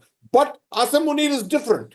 Asim Munir is irrational in the same league as Pervez Musharraf was, if you remember what happened in Kargil. So Asim Munir decided to take it to the next level. And he decided to target how many? 15 Indian cities or maybe more. And I'm not sure how much ammunition was actually finally launched. Whether it was a serious enough provocation where more than a couple of bombs and missiles were actually launched or how many in quantum. But the fact that he decided to target so many across the whole swath of India, from Bhuj right up to Srinagar and Avantipur, shows that there was an evil design behind it. And obviously, India had to respond and take it to the next level, that is, bring in Operation Sindoor 2.0, and it's been done very effectively. And I just heard your comments on the issue of the S-400. Absolutely spot on. Katsa, if you remember Katsa, they were trying to apply Katsa to us at that time. 39,000 crores is what we spent on this system, and people were gunning for everyone in the government to say this is absolute blue murder trying to buy this system. That 39,000 crore investment has paid you back today on the 8th of May 2020. Absolutely. Sandeep, it will continue to pay us back, because looking at the Pakistani mind, and we've been doing a lot of reading and interacting with experts, analysts and generals, and the impression is that even after this is like a huge slap across Asim Munir's face. General Asim Munir would have lost face. It's like emperor with no clothes now that he doesn't have his missile battery protecting Lahore and Rawalpindi and certain other locations that we still cannot talk about because we're still waiting for the government to talk about it officially. But the fact that their Chinese honky air defense system, I think the LY-80 is the export version that has been sold to Pakistan, the backbone of Pakistan's air defense, Sandeep, has been taken down in Lahore, in Sialkot and in Pindi. Absolutely, Gaurav. Huge messaging over there. Suppression of enemy air defenses is the first phase, as we all know, of any air-to-ground strike mission. And if we are going to go after the military, Gaurav, the first thing that you do is to knock out their radars, knock out their air defense batteries. This is what we seem to have done today by knocking out the Chinese missiles in Pakistan's inventory. And Pakistan has been building up its air defense network over the last decade. It was very deficient in AD cover. They realized that a decade ago they started importing HQ-9 and HQ-16 missiles, which are Chinese equivalents of the Russian Buk and the Russian S-300 missiles. They've built it up. They've formed an impregnable, so-called impregnable, what they thought was an impregnable air defense wall. And today that wall has been punctured. That shield has been broken. There is a hole in that air defense cover of Pakistan, and they would be very worried. They would want to fill that up and create gaps elsewhere. So that is what India has actually done, Gaurav. They've targeted Pakistan's AD network. They've broken through that shield and possibly warning of retaliation using more Air Force air-to-ground strike missions, Gaurav. Stay with me. That's a very pertinent point you're making, and I want our viewers to understand this. The threat is not over. The threat is actually only increasing, because Pakistan, after it's been, look, strike one was by Pakistan. Pakistan targeted Hindu tourists in Pahalgam through its terrorists. And there is no difference, as General Hasnain will tell you better, between Pakistan army and terrorists in Pakistan. The only difference is one wears khaki, the other wears salwar kameez. There's no other difference. The mindset is just the same. They pray at the same madrasa. They eat the same food.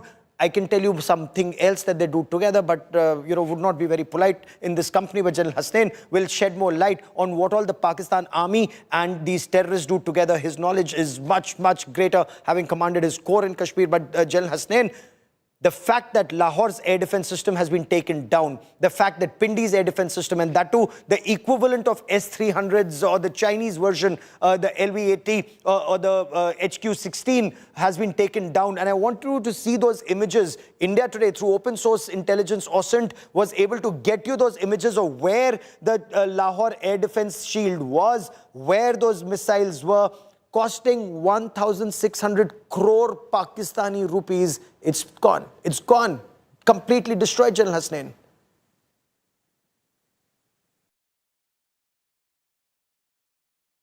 General Hasnain, is this a huge setback? I just saw it. Absolutely. Let me start by saying, when the decision to strike was taken by India, we chose the center of gravity of Pakistan, the granary of Pakistan, which is also affected by the Indus Water Treaty and its suspension. It's a double strike on Pakistan, the IWT suspension and the decision to go for the center of gravity with our strikes on their particular targets. In this, a very important aspect is Lahore city. And Gaurav, you may have been too young at that time, but 1965, the nation was celebrating when at Dograi, when Three Jat was right on the doorstep of Dograi, looking at the Bata factory on the other side, and was asked to pull back because we did not want to get into Lahore and into that city at that time. It reminds me of that time. We should be reminding Pakistan of the same. There's a hole in its wall. There's a hole in its defensive system. That Lahore is still vulnerable.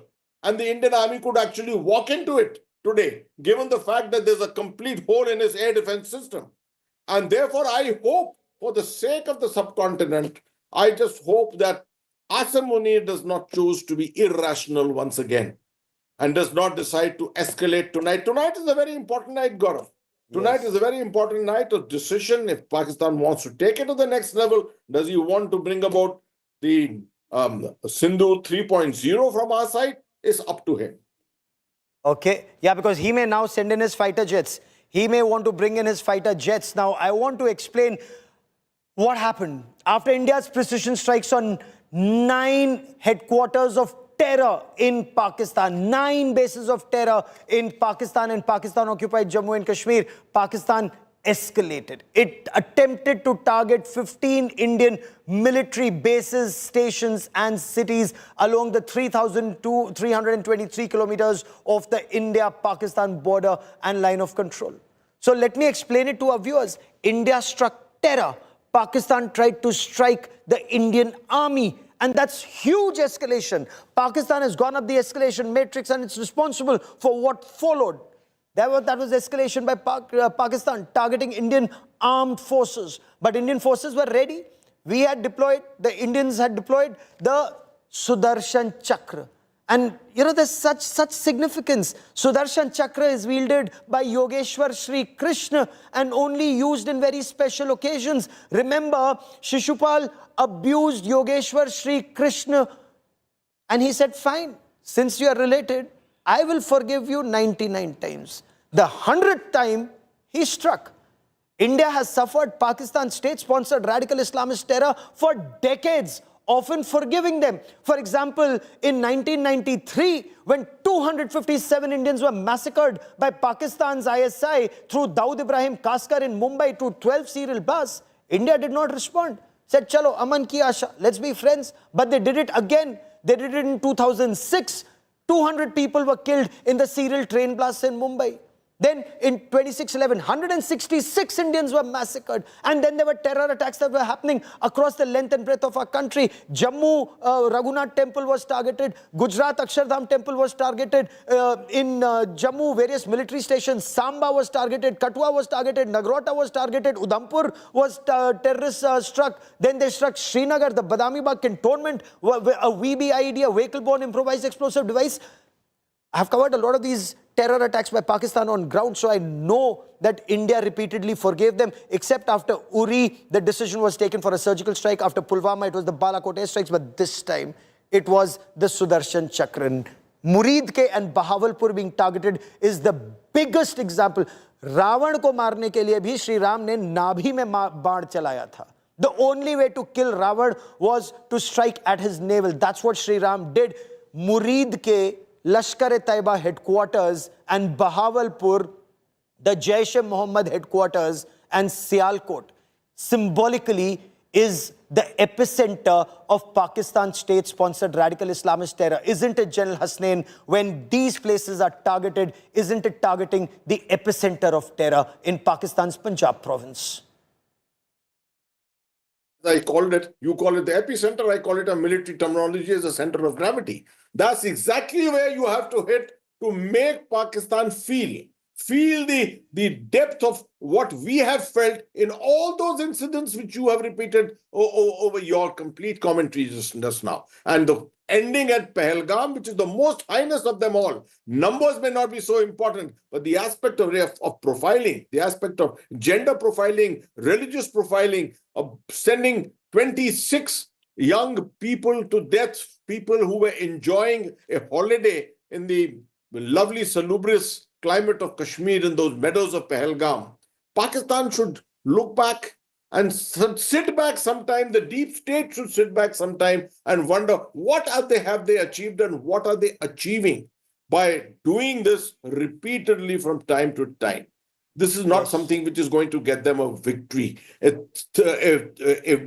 battle of or a war of 1,000 cuts can continue, and both sides can continue to launch it. We can also continue to launch it, and our superiority will always be proven.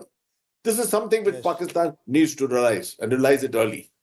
General, stay with me. For the benefit of viewers, I want to explain the S-400 system before I bring in Sandeep Punithan into this conversation, and take a look at India's Sudarshan Chakra. Take a look at the S-400 system. This is the world's best air defense shield.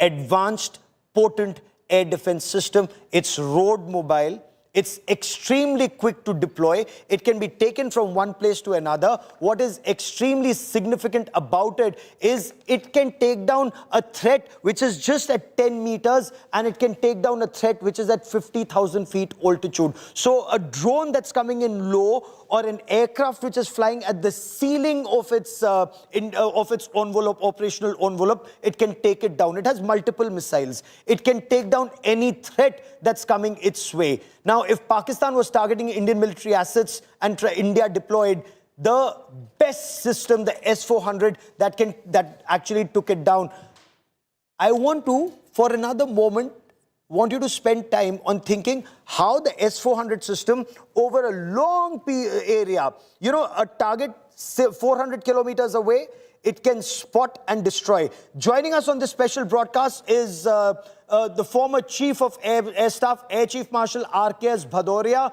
I want to bring in Air Chief Marshal Bhadoria into this conversation, so that who better than Air Chief Marshal Bhadoria to explain the significance of the Pakistani attempt to strike 15 different locations, and India's successful attempt, not just to stop that through the S-400s, but also the strike back at Pakistani locations. Air Chief Marshal Bhadoria, as always, welcome.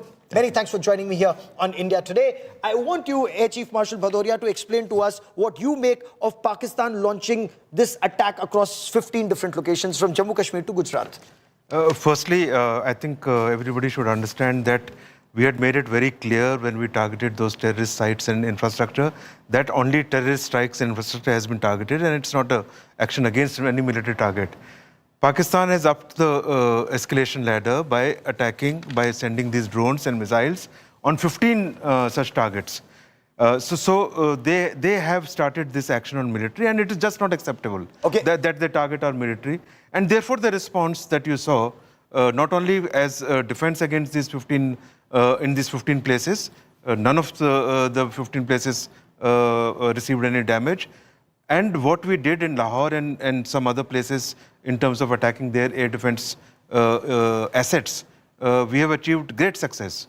What does this mean? If I would never want you to be the Pakistan Air Chief or the Red Forces Commander, but I want you to explain to me, sir, how would Pakistan be responding or looking at their HQ-16 systems being destroyed in Lahore, in Sialkot, in Pindi, and I believe also around Karachi? Yes, there are reports like that. It's a wake-up call for them that should they want to escalate, this is just a trailer, and we'll move on from here. But it is a window into what capability we possess today, and also of what we are going to do. So if you're going to go up the escalation ladder, we are fully ready, and we would respond in kind, we would respond proportionately, with restraint, but still it will be a robust response. And that's exactly what has been demonstrated. This would be hurting him, this would be bleeding him. Of course, it would. And it is relevant. What has been done today by attacking these air defense targets, it is relevant for future in case the escalation ladder goes up and we are going towards a conventional conflict, because these are the assets which provide them air defense information and air defense protection. It is one, a step from our side as a preparation of shaping the battlefield should they want to continue in that direction. Two, it is response to their action. Okay, sir, if I may quickly, before I bring in the the India's entire air defense system, and it's not just the S-400 that we have a lot more, the Spiders, the Barak 8s, and that's where indigenous content comes in quite a bit, and all the other stuff that we have for short range, medium range and long range air defense vis-a-vis the Pakistanis. In your military assessment, how effective is their air defense shield? I know they failed during Balakot, and I know they failed when our missile struck, and I know they failed once again today. Their air defense network has continued to grow and they have made attempts to modernize it. They have also inducted some systems from China of late. What you talked about, the HQ-16s, HQ-9s they have. HQ-9s they have. They have some radars there. Before that, most of the equipment was Western. So they have, I would say, a reasonable system of air defense, and reasonable capability induction especially from the Chinese side of late. Okay, that is one.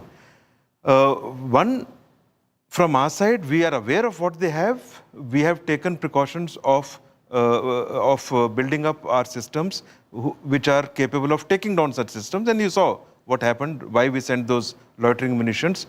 And we have many such more options to take out such systems. So that is the capability. If you're asking for overall capability, we have capability which is superior to them. Far superior to them, yes. Our air defense system. Yeah. Sandeep, and with me, of course, as you know, is Sandeep Punnithan. As Air Chief, he had also interacted with you when you were Air Chief very extensively. General Atta Hasnain is also with us, if you permit. Sandeep, explain the Pakistani air defense system that was found wanting, despite having the HQ-9s and the HQ-16s and the NASAMs that they speak of. Why is it that Pakistan today would be a very worried country?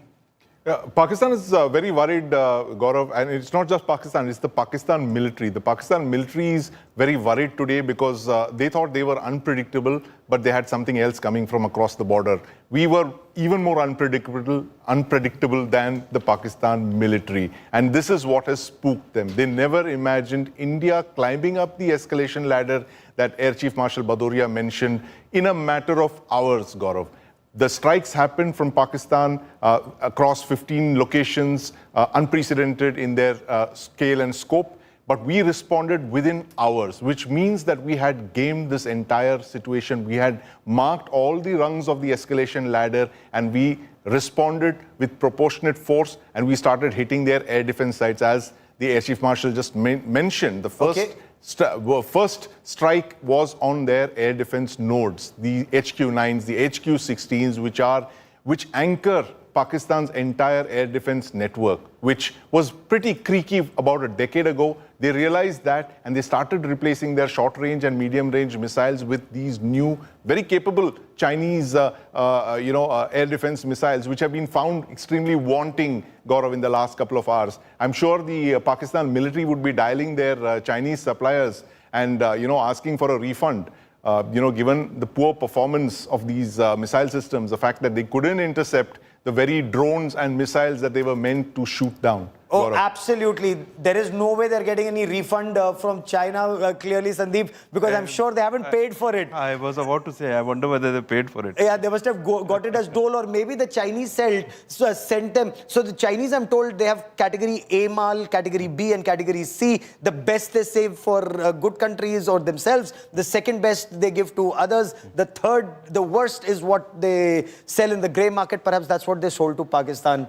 Yeah, but I would still say that we presume that they have the best of the Chinese versions. Yes. And do our calculation as per that. That's what we do.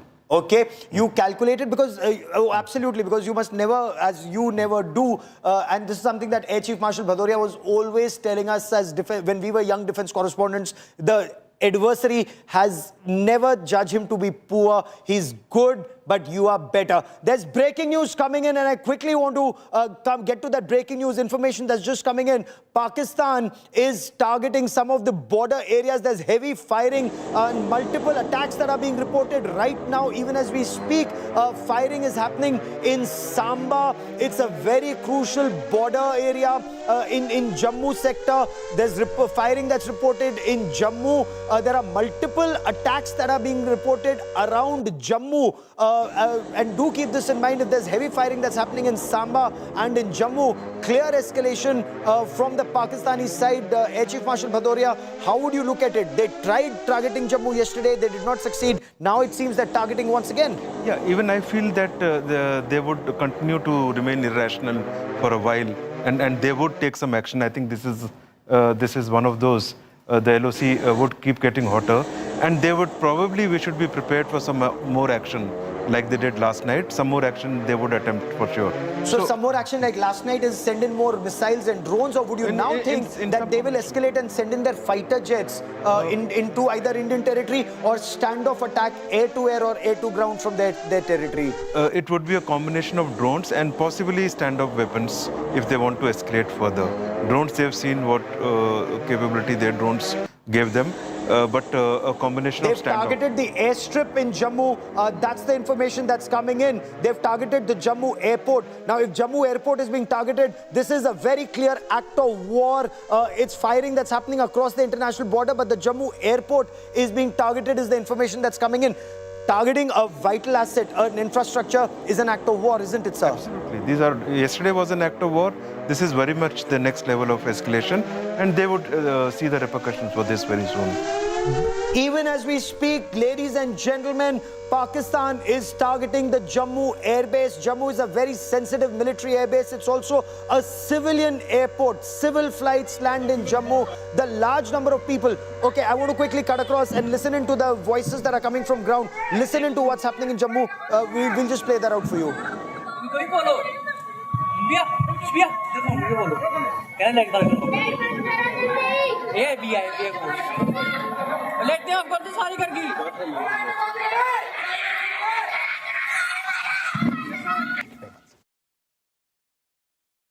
Escalation by Pakistan along the international border. I quickly want to bring in Sandeep Unnithan into this conversation. Sandeep, this is a very clear provocation by Pakistan. The fact that they're targeting the Jammu airbase and Jammu, which is also a civilian airport.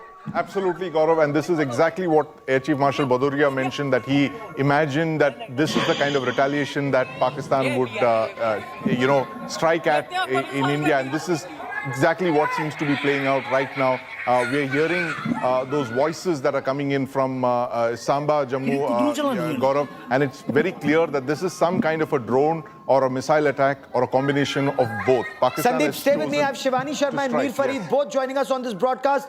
Quickly, Mir, explain what's happening. Okay, Shivani also joins me. Shivani, please explain. Shivani, tell us what's happening. Shivani, explain to us what is happening right now.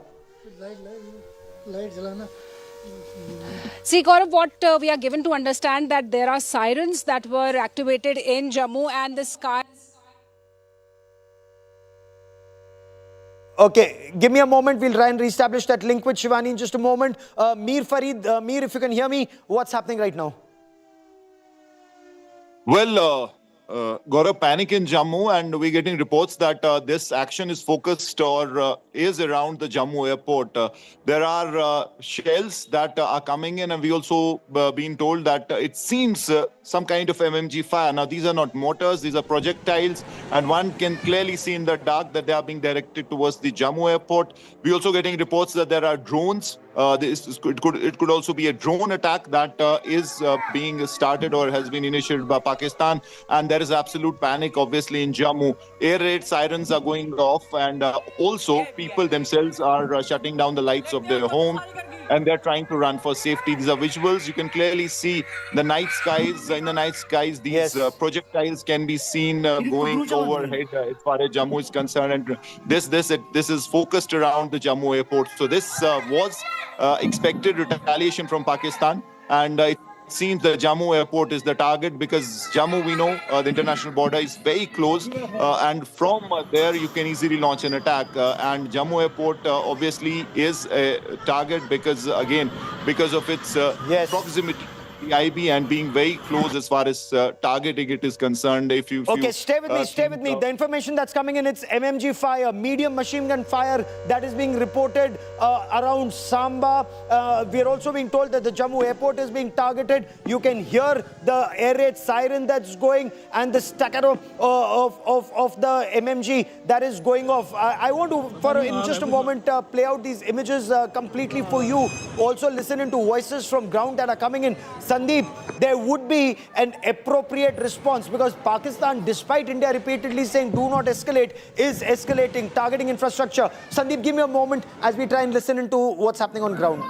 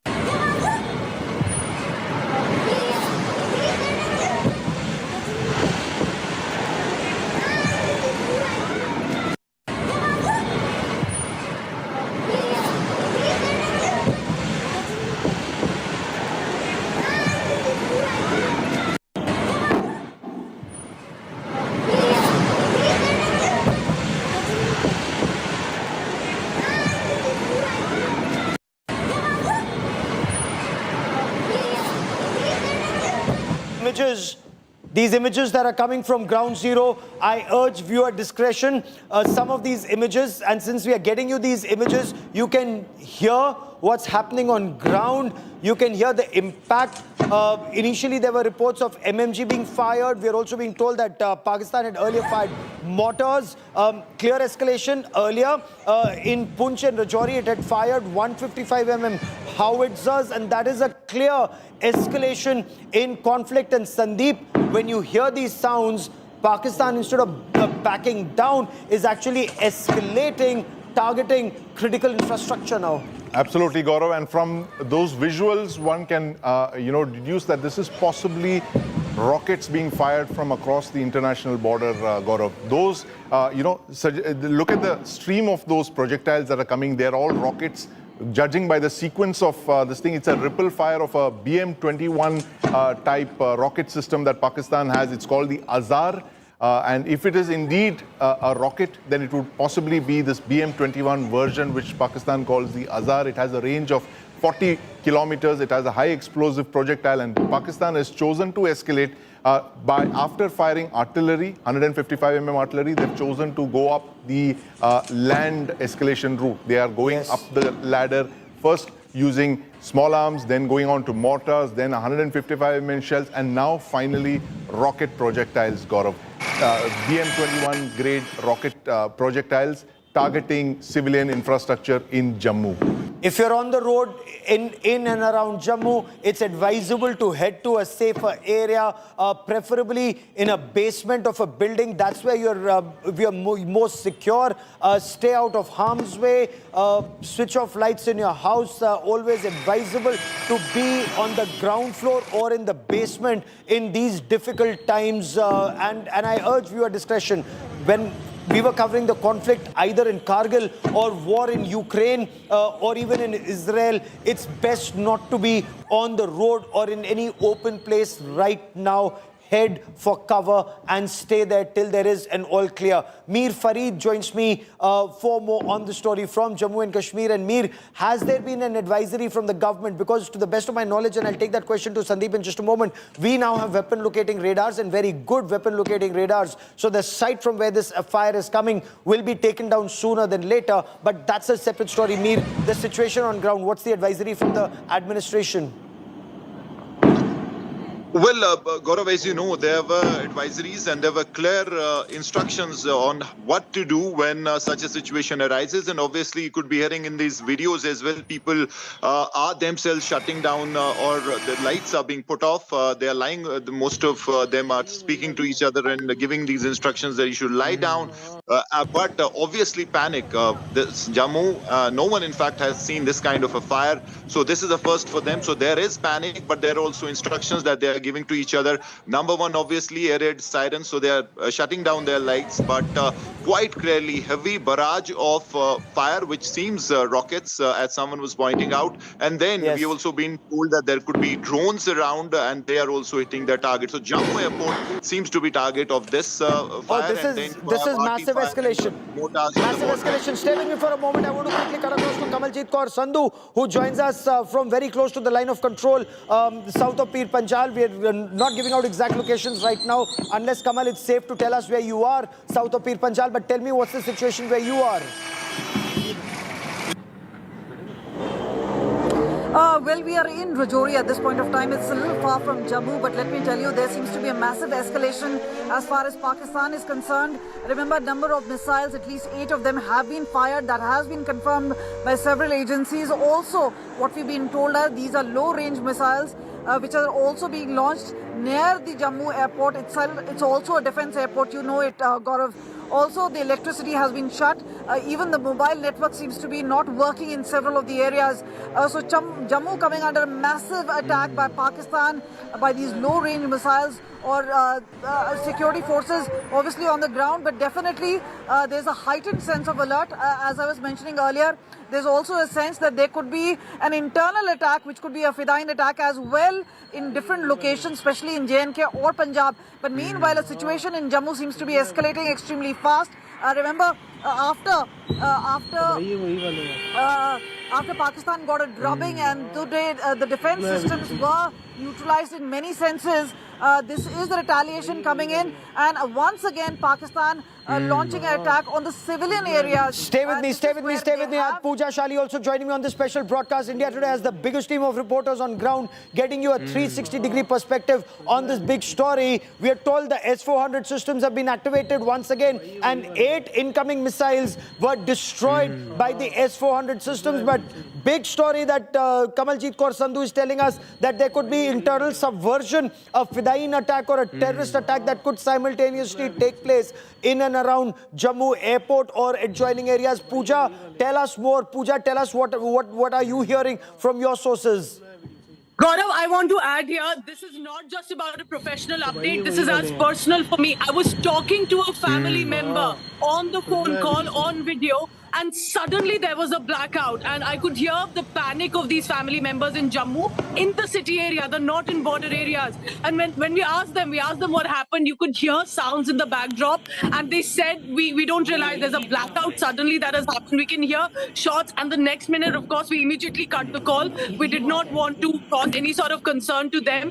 And then I've been consistently being sent projectile videos. This is Jammu city. I want the viewer to know this. These are not border areas. Of course, I'll not reveal the location, but in the heart of Jammu city, where my family and my relatives are known to reside, that is where projectiles are being seen.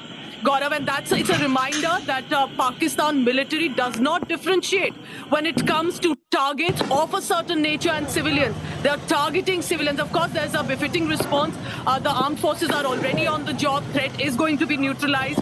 But they are targeting our civilians, and that's what Pakistan military is doing in the heart of the city. Gaurav, more and more updates as is being confirmed, I'll continue to put out. Oh, absolutely, Sandeep. Look at the bigger picture.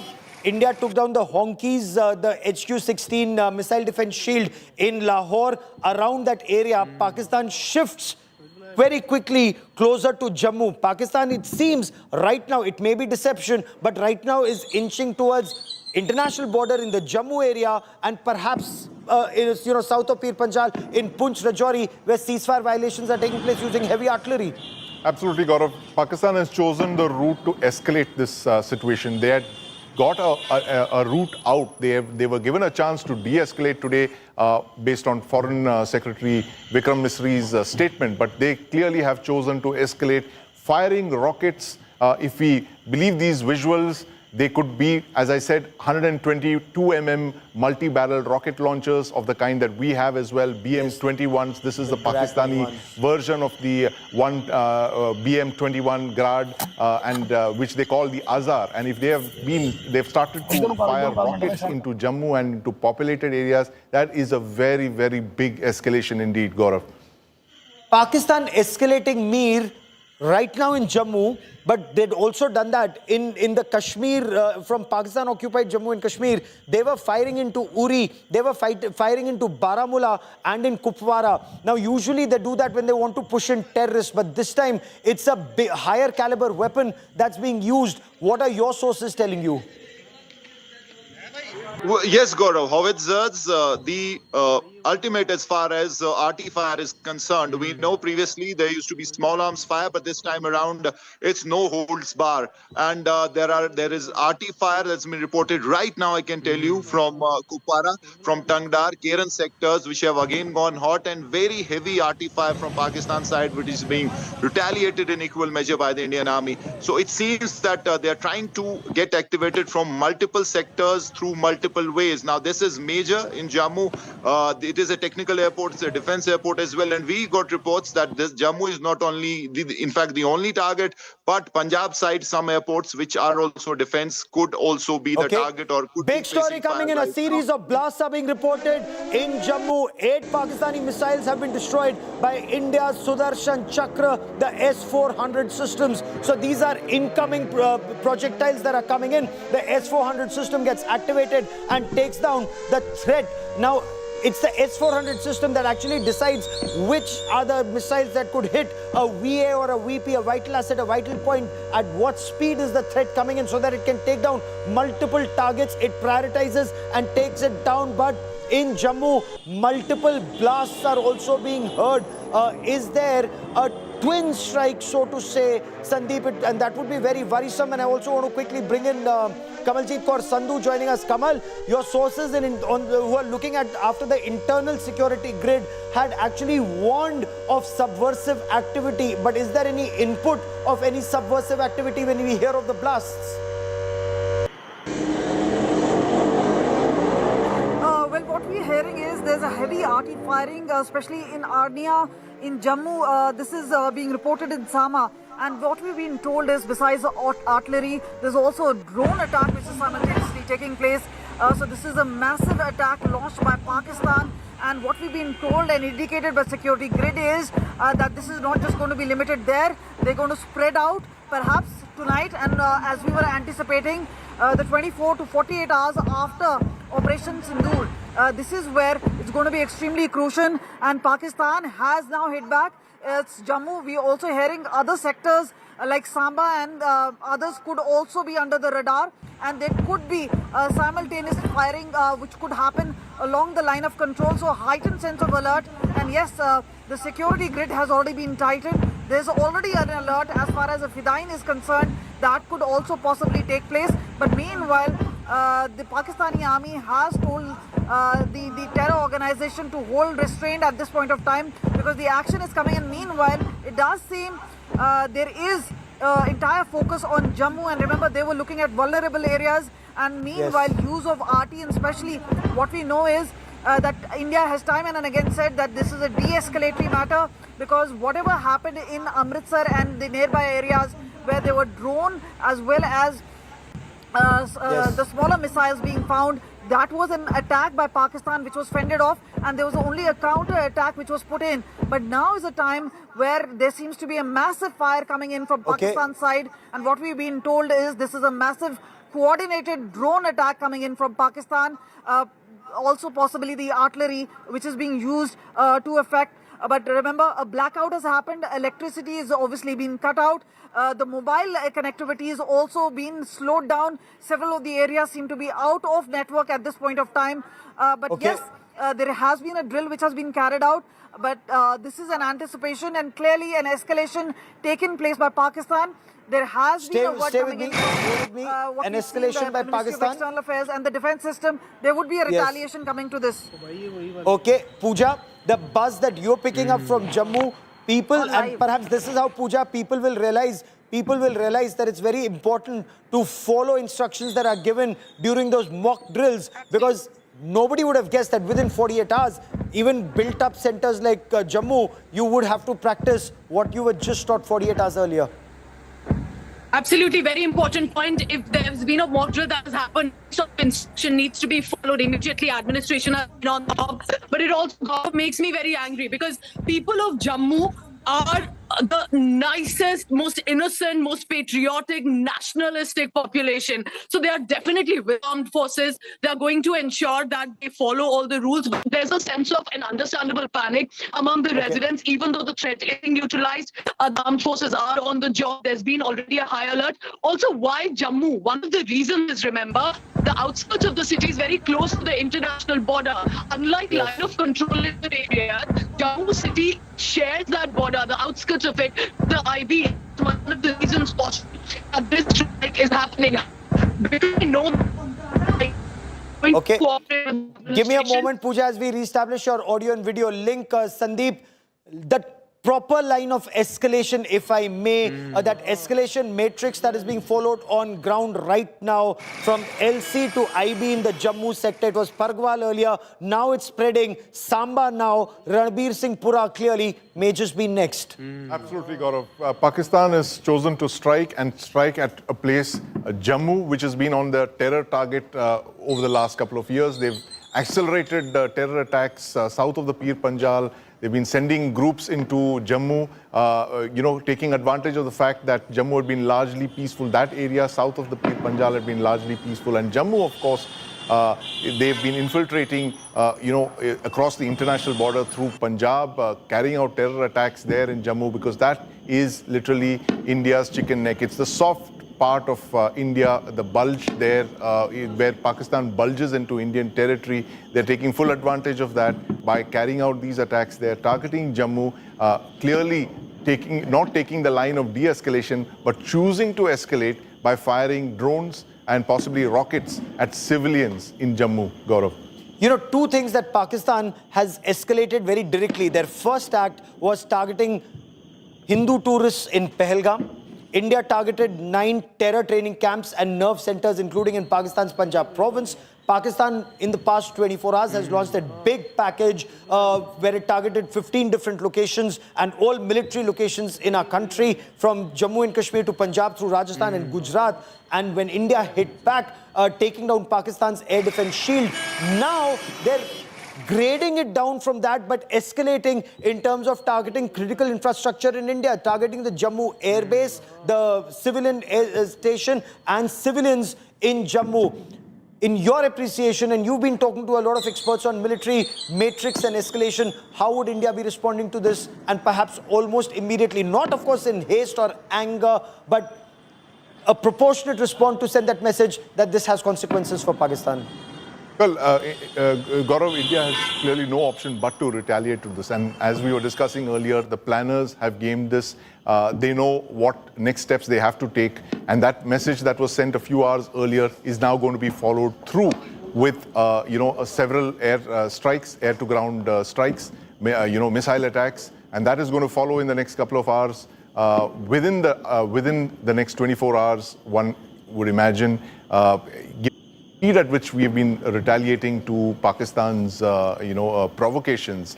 And Gaurav, the important thing to note here is that this is the window of, between strikes is reducing. It's collapsing even as we speak. It's coming down from days to a matter of hours, Gaurav. Instead of days, it's in a matter of hours that a response would be there perhaps, but we are getting you these images as we cut across to our reporters on ground, and our reporters are in harm's way. Look at the intensity, look at the intensity of the fire that is taking place right now. Kamaljit, in Jammu, you can see flashes one after the other that's coming in, and some of those incoming systems are being destroyed. This is how Hamas would fire rockets into Israel, and the systems in Israel would take it down. This is grave provocation. 2 Pakistani drones have been shot down near the Jammu University. We are being told that Pakistani missiles have also been destroyed using the S-400 systems. That's right. The big story that's breaking at the moment, as Gaurav has been reporting it for the last several minutes, is that the Jammu civil airport under attack. 8 missiles intercepted by India's S-400 missiles. Multiple blasts reported in Jammu. Drone attacks on Udhampur, Akhnur, Pathankot that have been repelled. 2 Pak drones have been shot down near Jammu University. That's the big story that's coming in at the moment. From every angle we are exploring it. Our reporters are on the ground tracking all those images coming in. Gaurav is still with us. Also joining me is Raj Chengappa, India Today's editorial director, and Sandeep Unithan is still with us. Over the next couple of hours, we will bring you every detail of what is happening on the ground. Kamaljeet Sandhu and Mir Farid virtually, in a way, Gaurav, in the line of fire in a sense. What are you seeing around you, Mir Farid, at the moment, where you are? Well, Rajdeep, it's breaking news per minute we're getting right now. I can now tell you that some drones have been spotted in Gulmarg as well, and air defense system has been activated there. In Jammu, as you rightly said, near Jammu University, 2 drones have been shot down. The state-of-the-art air defense system, including S-400s, have been activated in Jammu. These batteries have been activated, and they're trying to destroy these projectiles in the air. They have succeeded while doing so in some cases, while in others, the sheer intensity of fire, the rockets that have rained in near and around the Jammu airport, then in Samba, LOC areas, IB, you have a very strong RT fire backed by medium machine guns that are pounding as far as Pakistan is concerned, and are being retaliated in equal measure by the Indian Army and the BSF. I can also tell you that as far as LOC in Kashmir is concerned, Tangdar, Keren sectors are again seeing very heavy artillery fire from the Pakistani side. This has happened just 15-20 minutes back. Indian Army is retaliating, and there are reports coming in from various other sectors where which have gone hot. So it is not just escalation as far as Jammu airport, which is a massive one, but it is there are various sectors that have been activated in different ways by Pakistan. So this is retaliation as was expected, and Jammu being very close to the IB and being an easy target, especially the Jammu Technical Airport, which is also a defense airport, has been targeted through drones as well. Now, obviously, there are many drones that have been that have been sighted. Their air defense batteries are trying their best to shoot them down before they cause any damage. But Jammu also, there is a blackout. Power supply has been cut. There are also reports that mobile connectivity mobiles are not working in various areas. Landlines are also down. So lot happening in Jammu right now, but people, as they have been advised, they're lying low and they're trying to save themselves because this is a barrage of fire. Let me stop you for a moment. I want to go to the other correspondents as well. Kamaljeet Sandhu is going to be joining us, Pooja Shali. But first you, Gaurav, because you know this situation better than most.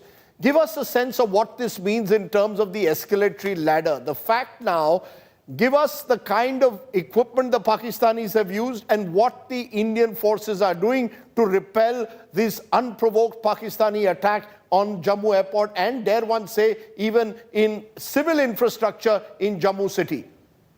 Rajdeep, this is a grave provocation and an escalation because India had only targeted terror bases in Pakistan and Pakistan-occupied Jammu and Kashmir. Pakistan then, late last night, launched a massive attack at 15 different locations from Srinagar to Avantipur to Punjab to Rajasthan to Gujarat at military stations and especially Air Force, because the Air Force had targeted all these locations in Pakistan and Pakistan-occupied Jammu and Kashmir. After that, when India took down Pakistan's air defense system, especially in and around Lahore, and sent across signatures of being able to target even Rawalpindi through that cricket stadium that was targeted through the Harop, Pakistan has now launched a massive escalation which is targeting an airport which is also a civilian airport, and rockets are being fired one after the other. When I was covering Israel's war on Hamas, Hamas would fire rockets like this, quick salvos one after the other, with that even if the Iron Dome can take down some rockets will still succeed in hitting various civilian areas or vital assets and vital points. That is the strategy that Pakistan is right now adopting, and the S-400 system, which is India's Sudarshan Chakra helicopter, the shield that succeeded in taking down 2 drones, multiple rockets, but some still will get past it and strike areas. So it's a major escalation. What you're saying clearly in comparison to even what we saw last night, whereas you said several parts of the border areas were targeted by drones from Pakistan. This is a major escalation that has taken place. Kamaljeet, you're there in one of the border areas. What are you seeing around you at the moment? Well, this is bad news as far as India is concerned, because remember, Pakistan is pounding, and this is artillery as well as the drone attack which is simultaneously happening in several of the locations. Let me tell you, Udhampur, Jammu, Aknoor and even Pathankot. Now remember, Pathankot Air Base has intercepted several of the drones which have been coming in. The sky is lit, and meanwhile the massive fire is particularly in Jammu and Samba region. So this is a massive fire which has been opened by Pakistan. It's almost like a declaration of war. Remember, today there was earlier Operation Sindoor Part 2, where after we saw drones as well as missiles being launched here in India and targeting 15 cities. This is something that was anticipated by Pakistan, but the Pakistan has now targeted not just the civil area, because also Jammu is a defense airport, Pathankot is again an Air Force airport. So all these are important installations which have come under the radar of Pakistani army and the artillery and the simultaneous drone attack. Now what we know is there could be escalation further up in the other sectors. We've seen that happen in Poonch and Rajouri where we are currently. But this is a night which is going to be extremely important and vital the next 24 hours, because one is not just Pakistan's response but also India's counter attack on Pakistan. This is no less than I want to stop you. I want to stop you for a moment, because what we are seeing at the moment in those visuals, Gaurav, is a residential area from where smoke is billowing. So we've got a situation now where Pakistan has clearly gone way up on the escalatory spiral. We saw artillery fire that was directed on innocent civilians in Poonch. 16 civilians died. Now we see the Pakistani armed forces targeting civilian areas. India has made it very clear right through from day one that their entire operations were de-escalatory and measured and designed to target terror bases. Pakistan has gone the other way around, both in the border areas and now even in Jammu, targeting civilian areas, that smoke which is billowing from a residential area. We seem to be having gone in 24 hours from last night, Gaurav, right up an escalatory spiral. We indeed have. In fact, right now, one drone has hit the Jammu airport. So that's a major hit. And Indian Air Force has scrambled fighter jets. The moment Indian Air Force scrambles fighter jets, this clearly cannot be defensive. There is punitive strike that will take place, I'm certain, on Pakistan. We do not know the nature of the fighter jets that have been scrambled. And it's never usually one or two in buddy pairs. There will be a package that's scrambled, which means there's either an incoming, and both Rachingappa and Sandeep Unithan can weigh in on this. There would be a package that's coming in from the Pakistani side. They could be sending their drones, they could be sending their fighters. If Indian Air Force has scrambled a fighter jet, Rajdeep, there is major escalation that's taking place even as we speak. Let's get in Sandeep Unithan, who really tracks defense very closely. Sandeep, give us a sense in pure war game theory in a way. What happens now? We are seeing Pakistan taking this battle into Jammu with the drones, missile attacks. What does India do? What does India have? We have already heard reports of some of the drones being shot down, intercepted. Yesterday, as Gaurav said, the Sudarshan Chakra, this entire shield that India had ensured that these drones could not achieve the targets that Pakistan had. What happens now, and what are we seeing? Well, Rajdeep, I'm very sure that the entire air defense grid has been activated from Jammu right down to Gujarat. And this could possibly be the beginning of your major Pakistani strike. Strikes normally never are isolated. This could just well be a deception plan. This could be a distraction to focus our attention on Jammu while they strike from elsewhere. So the Air Force, the Army, all our ground units, all our radars, all our aircraft up in the air, the airborne early warning systems will all be looking for signs of Pakistani aircraft trying to break in and stage another kind of attack that they did 24 hours back. So this is very, very grave, the kind of provocation that they've unleashed, ripple firing what appear to be Pakistani BM-21 Grad rockets.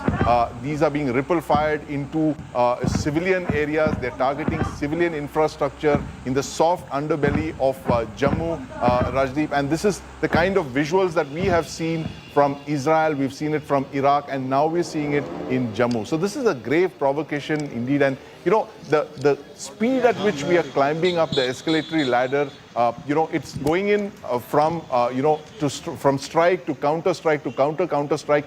Not in days, now it's happening in hours. And there is going to be an Indian retaliation for this. I'm sure the planners are looking at this. They're studying their grids. They're looking at where Pakistan is probing, where they're trying to strike, where they're pushing aircraft. Everything is being studied in real time, Rajdeep. And surely there will be a retaliation for what they just did, possibly in the next couple of hours. Because as I was telling Gaurav earlier, the space for retaliation, the retaliatory strikes is coming down from days into hours. These timelines, these are being compressed even as we speak. The entire air defense grid is on a state of very high alert, and it's incidents like this that prove that Pakistan is trying to be the unpredictable non-state actor that it seems to have become in the last couple of We're also days. getting visuals there from Jaisalmer, Gaurav. So what you're seeing is now all the border areas on high alert, not just the Jammu sector, but it's spreading across the border areas to Rajasthan as well. Some of those images coming in from Rajasthan. There's a word, Gaurav, that we've been very careful to use, the three-letter word war. What we are seeing, though, is we are going up an escalatory spiral, and it's often difficult to climb off that. Give us a sense, therefore, of when you said India's air defense systems that are in place. Give our viewers a sense of what India has in place to ensure that this Pakistan attack is combated.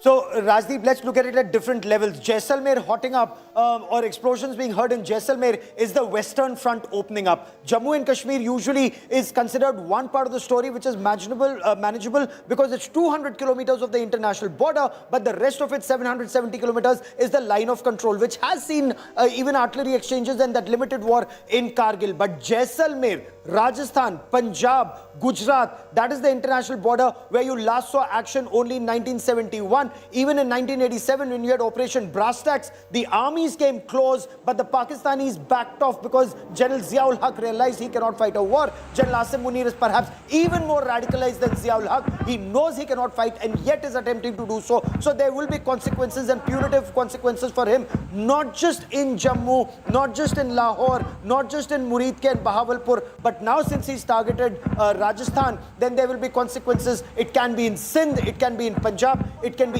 anywhere in Pakistan, it can be through the Arabian Sea now. We're going to go to our reporters in a moment, but a quick word from you, Raj Chengappa. The last India Today magazine cover presciently had Asim Munir on the cover as the jihadi general. We're seeing someone who clearly seems to be itching for a conflict and is pushing his country and thereby us also on an escalatory spiral, despite all the warnings that we've given in the last few days saying, look, we do not want to go up this escalatory spiral. It started with Pahalgam, but you're pushing us deeper and deeper. And now what we're seeing suggests that we are seeing the Pakistanis upping the ante once again, which will force an Indian retaliation. Well, Rajdeep, it was, in some senses, as Sandeep said, he's an unpredictable general who will do irrational things that is there. And if you see his track record as Big well... story, Rajdeep, if I may interrupt Yes, you. please. A Pakistani F-16 has been shot down. That's a huge, huge development that is taking place right now, even as we speak. A Pakistan Air Force F-16, perhaps Block 52, has been shot down. And this just shows how the Indian armed forces way superior to Pakistan. If a Pakistani F-16 is shot down, it just means India is so on top of this escalation ladder with our, whether it's the Rafales, whether it's the Su-30 MKIs, whether it's the S-400 systems. And Rajdeep, they operate in tandem. They're all so integrated that it's almost impossible for Pakistan to penetrate through India's air defenses. F-16 being shot down is huge. That's right. Raj, you want a quick word? No, I mean, it's a really developing story. It's going way, way beyond any playbook that anyone would have thought of.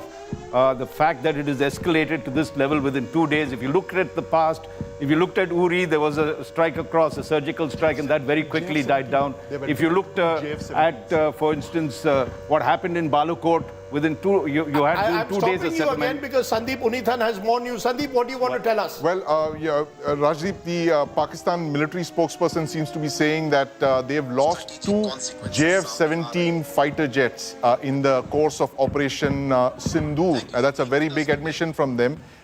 Where the JF-17, as you know, is Pakistan's equivalent of the light combat aircraft. They have over 100 of them.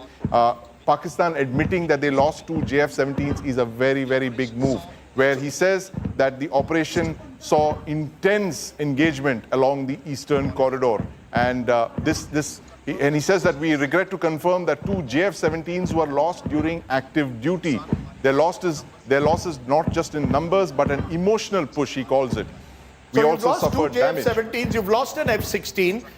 Presumably, therefore, the Pakistanis are suffering losses in the kind of airstrikes they've attempted, the Operation Sindhu, as they're calling it.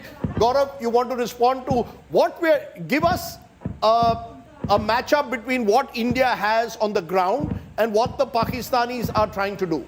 So Pakistanis had actually tried to modernize their air force very extensively, but since they do not have money and they do not have the kind of contacts that are required, they're heavily reliant on the Chinese equipment, and Chinese often don't give the best to Pakistanis. They give them the second best or something that isn't the latest. For example, even the J-20s, the stealth fighters that the Pakistanis got was the older version. Chinese kept the best for themselves, gave them what was older. When you talk of the JF-17s, they're good aircraft, and especially the Block 3 of the JF-17 Thunder, especially with their, the long-range missiles, their beyond visual range missiles, they're actually very good. But then the Indian Rafales, the Sukhoi 30s, the Jaguars, the Mirages and Rajdeep, the big advantage with India is our aircraft don't operate either solo or in buddy pairs. They operate as a big package. And they have the AWACS, eyes in the sky. They have the mid-air refuelers. They have the fighters. They protect each other. And then they mount the attack. And that is where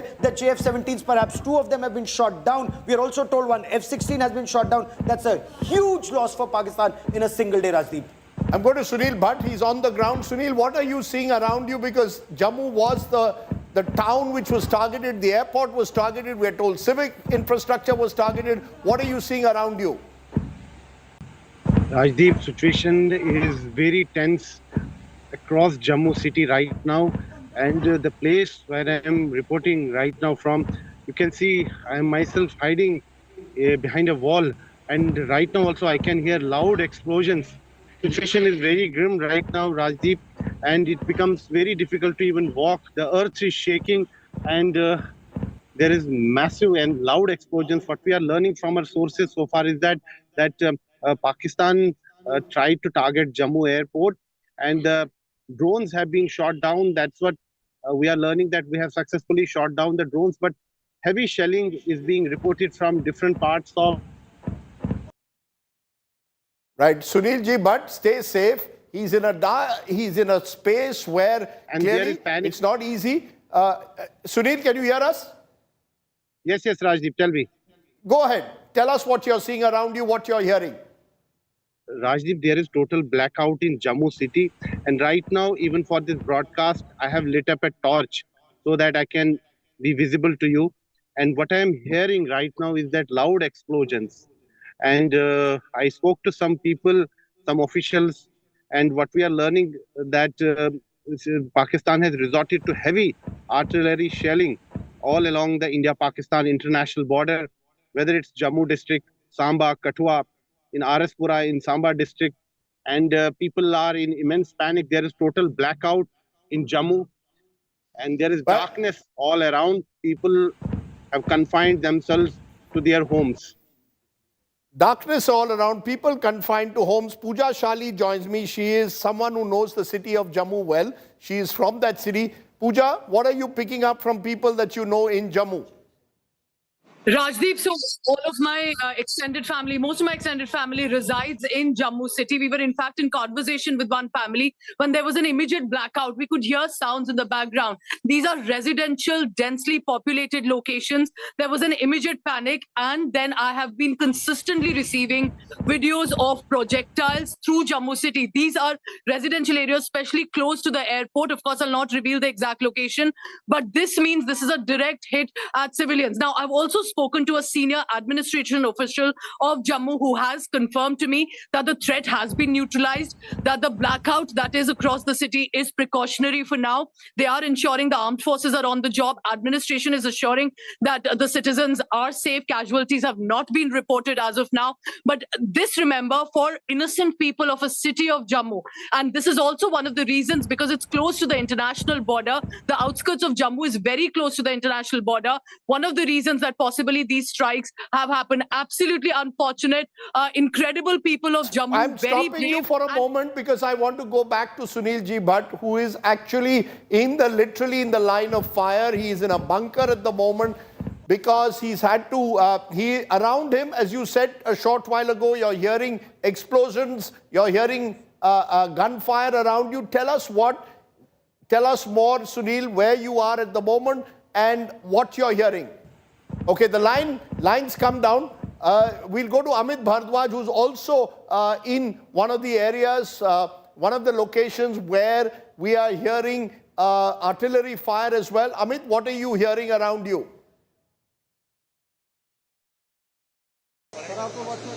Well, Rajdeep, ever since Operation Sindoor, what we saw that in the Uri sector, Pakistan had resorted to heavy artillery and shelling, especially in villages like Salamabad. And right now, as I speak, the entire city in the Uri sector, there's blackout. And we are also learning that in Kupwara, there's heavy artillery and shelling that is happening. And in the city of Baramulla, there's complete blackout as a precautionary measure. When I was leaving Baramulla for Srinagar this evening, what we saw that the armed forces and the administration was in a complete hurdle. The security was beefed up right since 2 or 3 in the noon itself, because there were anticipation that there could be some kind of retaliation. Again, Pakistan resorting to cowardly act of artillery shelling, heavy shelling in the areas of Uri sector, Pir Panjal and Baramulla areas where they have the reach and access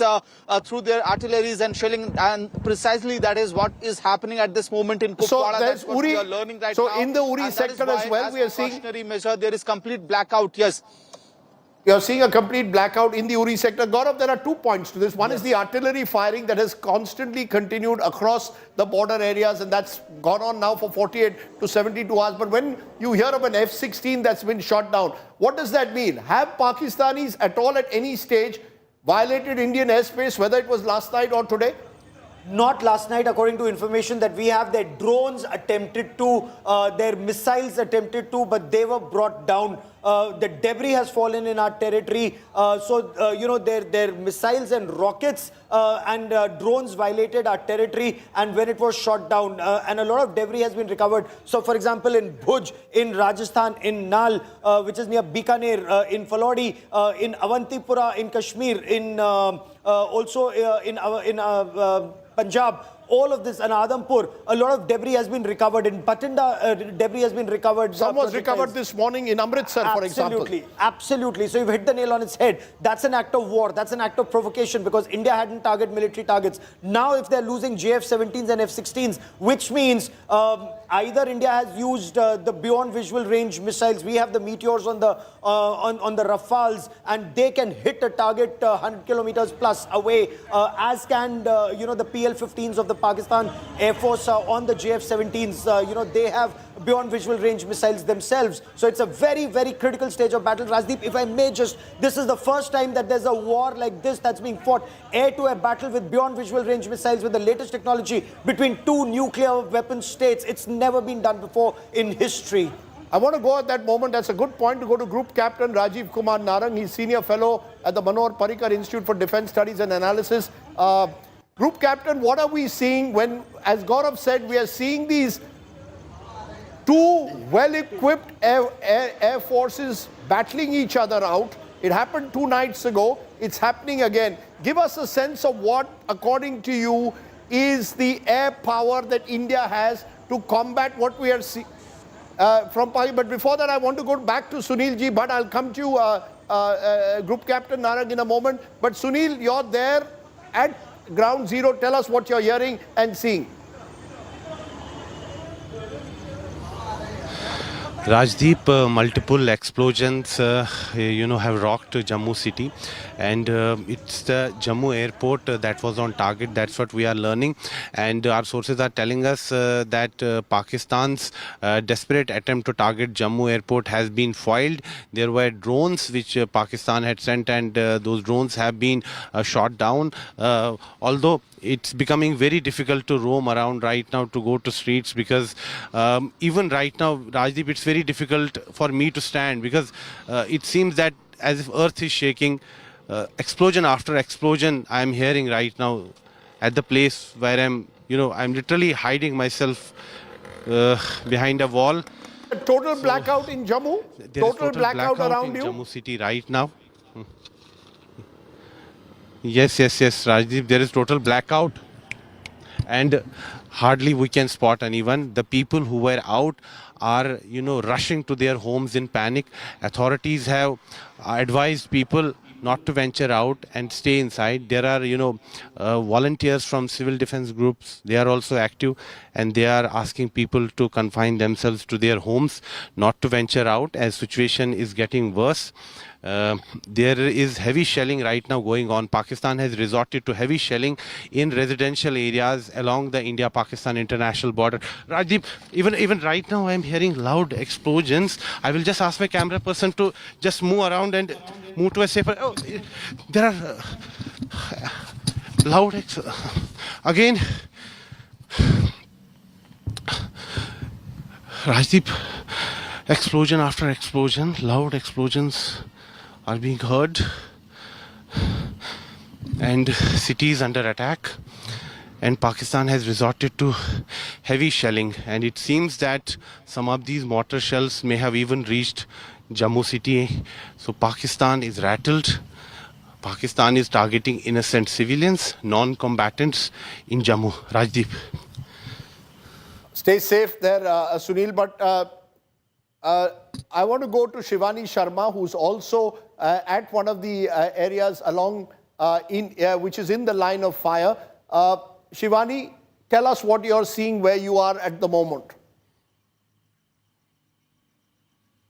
Where there's complete blackout right after the reports of drone attack in Jammu and other places close to Jammu. And here, so far, there is no air activity. The whole atmosphere seems to be quite silent, but there are precautions at place. The blackout is there.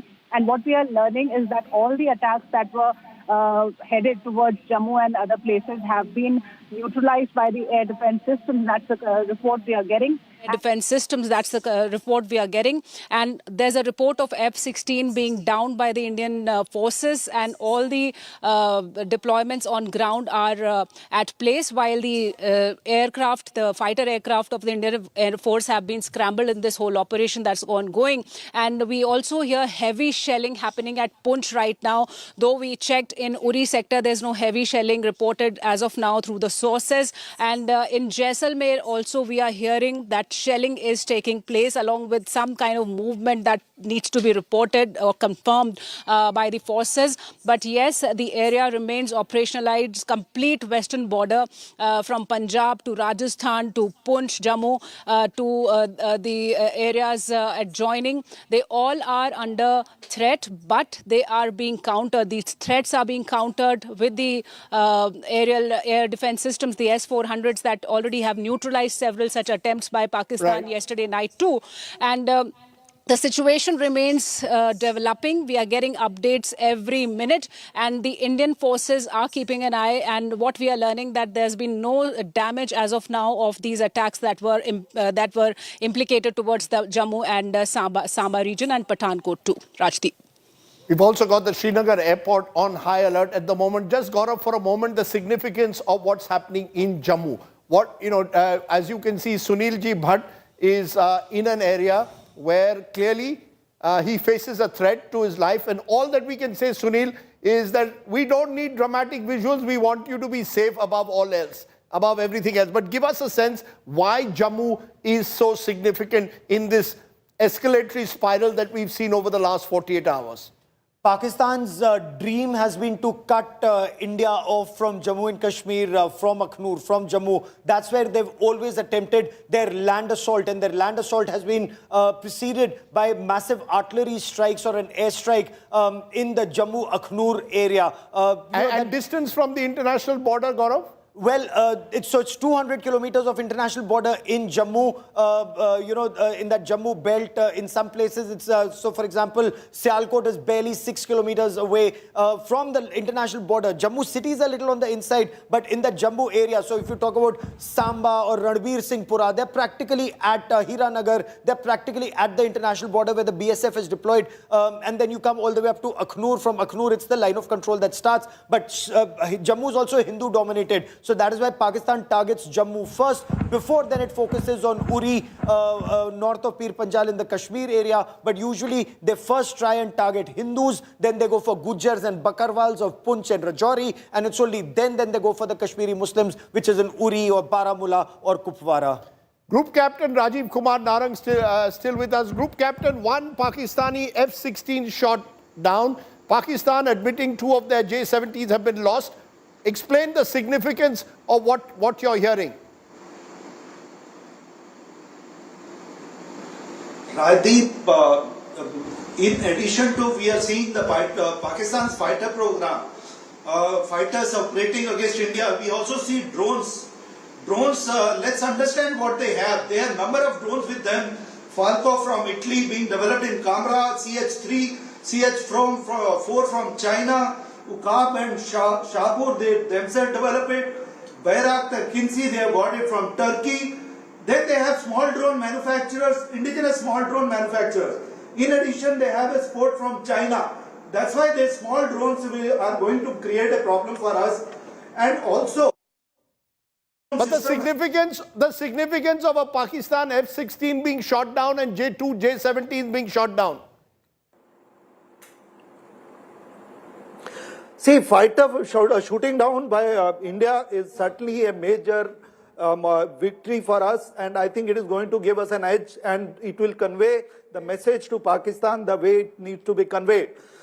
Indian Air Force, Pakistanis have always been taking for granted that they have been able to inflict injury on us in the last, when they shot down our MiG-21. But now they are realizing that one odd exception does not mean and capability of an Air Force.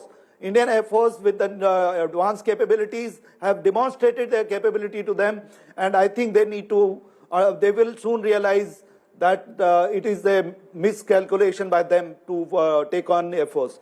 And as far as India is concerned, I think we need to look at immediate counter-drone solutions.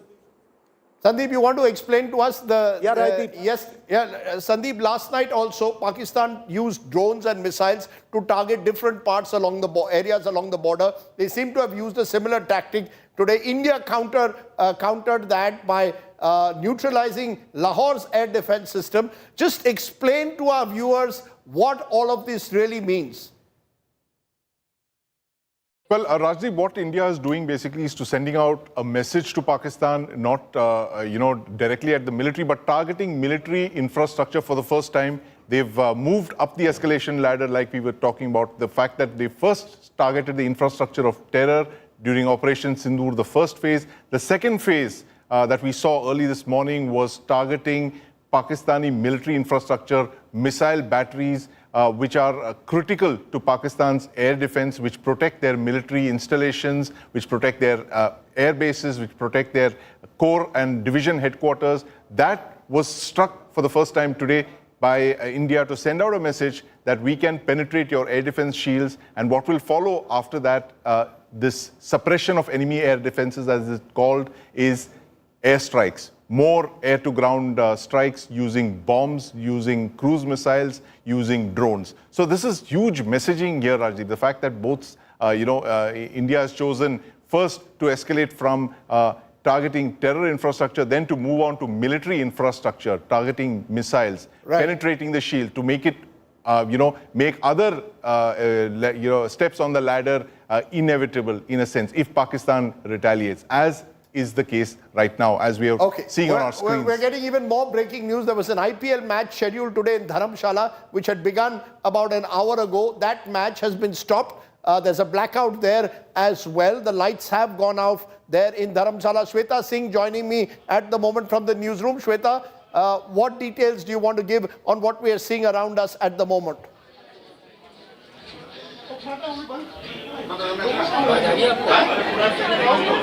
Okay, we're going to try and get back to Shweta in a moment so that she can fill us in with more details that she's getting from the military headquarters that she's in touch with.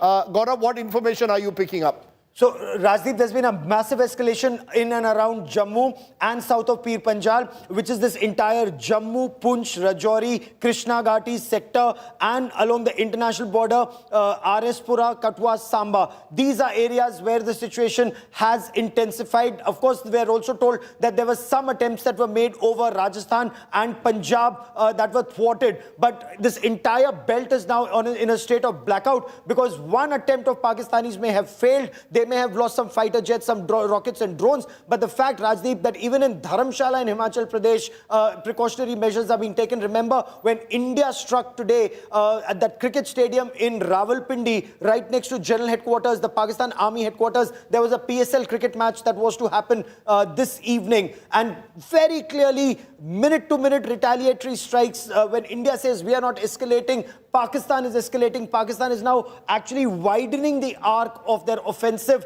They've lost fighter jets. They've lost drones. We still are waiting to see the extent of damage that they may or may not have inflicted. A lot of information that's filtering in that needs to be verified right now, Rajdeep. I want to get a sense from both of you in a moment about those small drones that the Pakistanis have used both yesterday and today. But Shweta Singh joins us at the moment from the newsroom. Shweta, what news do you have for us?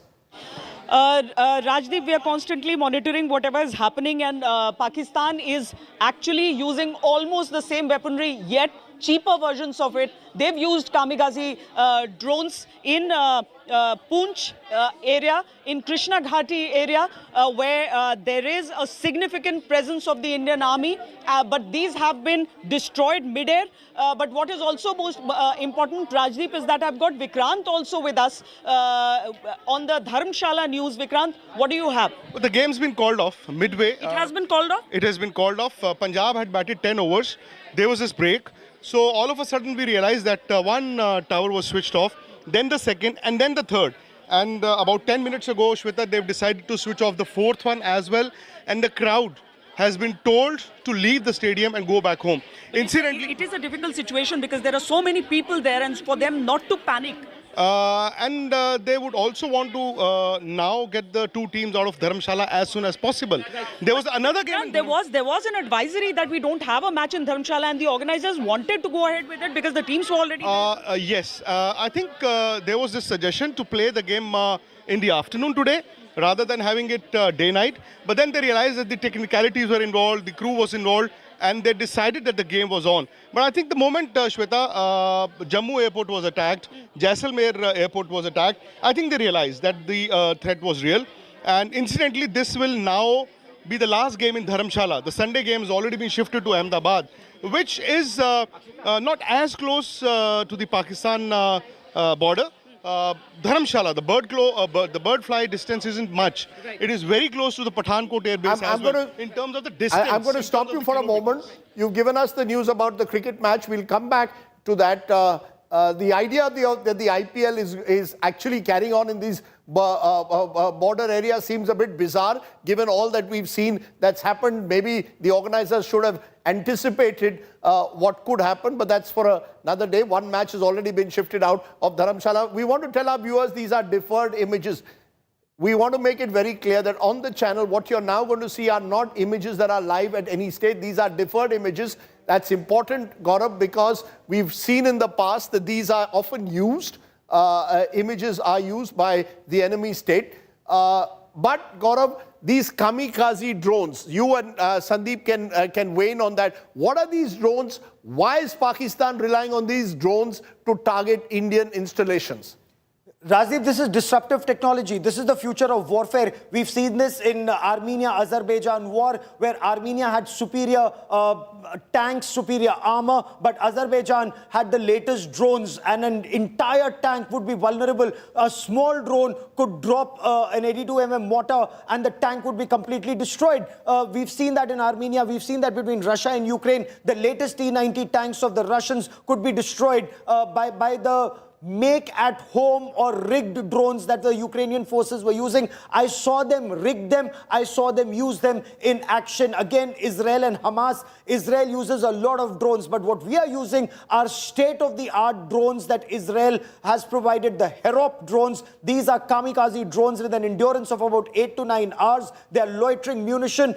They're actually like a weapon and an aircraft or a UAV rolled into one. They can fly up to a couple of thousand kilometers and look at the target, loiter there for 6-7 hours. The moment they're spotted, they can destroy it. But now, Rajdeep, our army on ground at the LC is using quadcopters with the mortars to destroy enemy air defenses and their vital assets and points. What we are getting news is all the drones that were used by the Pakistani army to target, Air Force and Army to target Jaisalmer airport, they've been neutralized, they've been shot down. Sandeep, what is the weaponry that's used to shoot down these drones? Rajdeep, there's a layered air defense, as the military calls it. It has different weapon systems in different ranges and different calibers, starting from shoulder-fired missiles, which have a range of about 7 kilometers. We have the Igla missile. Then they gradually go up. You have L-70 guns as well, which can, fire. They're fast-firing guns, which fire at targets which are about 3 to 4 kilometers away. They're close-in weapon systems. And then as you climb up the ladder of these missile systems that make up the air defense grid, you go on to Akash missile systems, which have a range of about 40 kilometers. You have the Barak 8, which goes up to beyond 40 kilometers. And then, of course, you have the big brother, the big daddy. You have the S-400 with a complete range of missiles, right. 4 different missiles ranging from 40 kilometers to almost 400 kilometers. So that can take care of a large number of targets.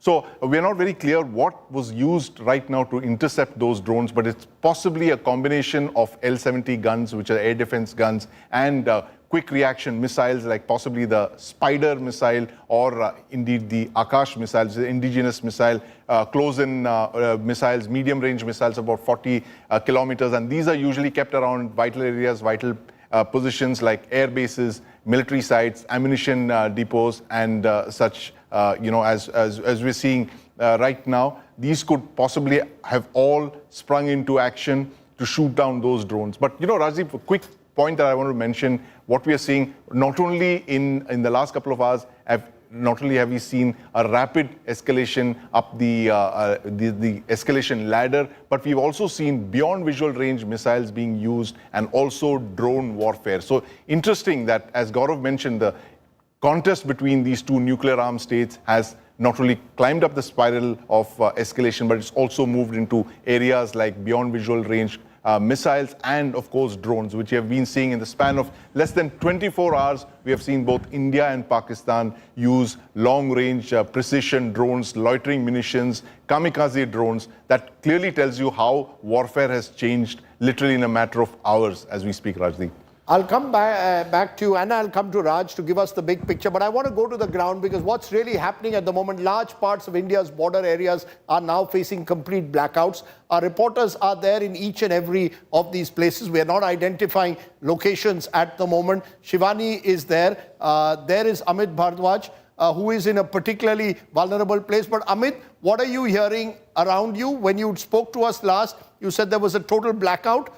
And there were preparations that were being made for a possible Pakistani attack as early as this afternoon.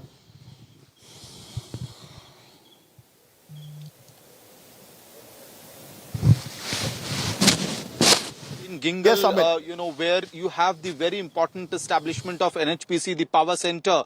And what we realized through the day was that the heavy artillery and shelling that is happening in Uri sector. And remember, after 1998, the locals say that they had not seen this kind of artillery and shelling happening in their villages. But it is happening, and it's not a coincidence that in Gingal you have the NHPC's power project 2, and in Salamabad again you have the Salamabad power project 2. The dam is out there, and it's just not a coincidence that heavy artillery shelling that is happening in these areas of Uri sector right after the Operation Sindoor was in these areas where we had our establishments. And today what we are learning through our sources is that Kupwara is where the artillery and shelling is happening. It's massive. There's blackout in Baramulla as precautionary measure. There's complete blackout right now as we speak on the highway from Baramulla to Srinagar. I could literally see the security being ramped up like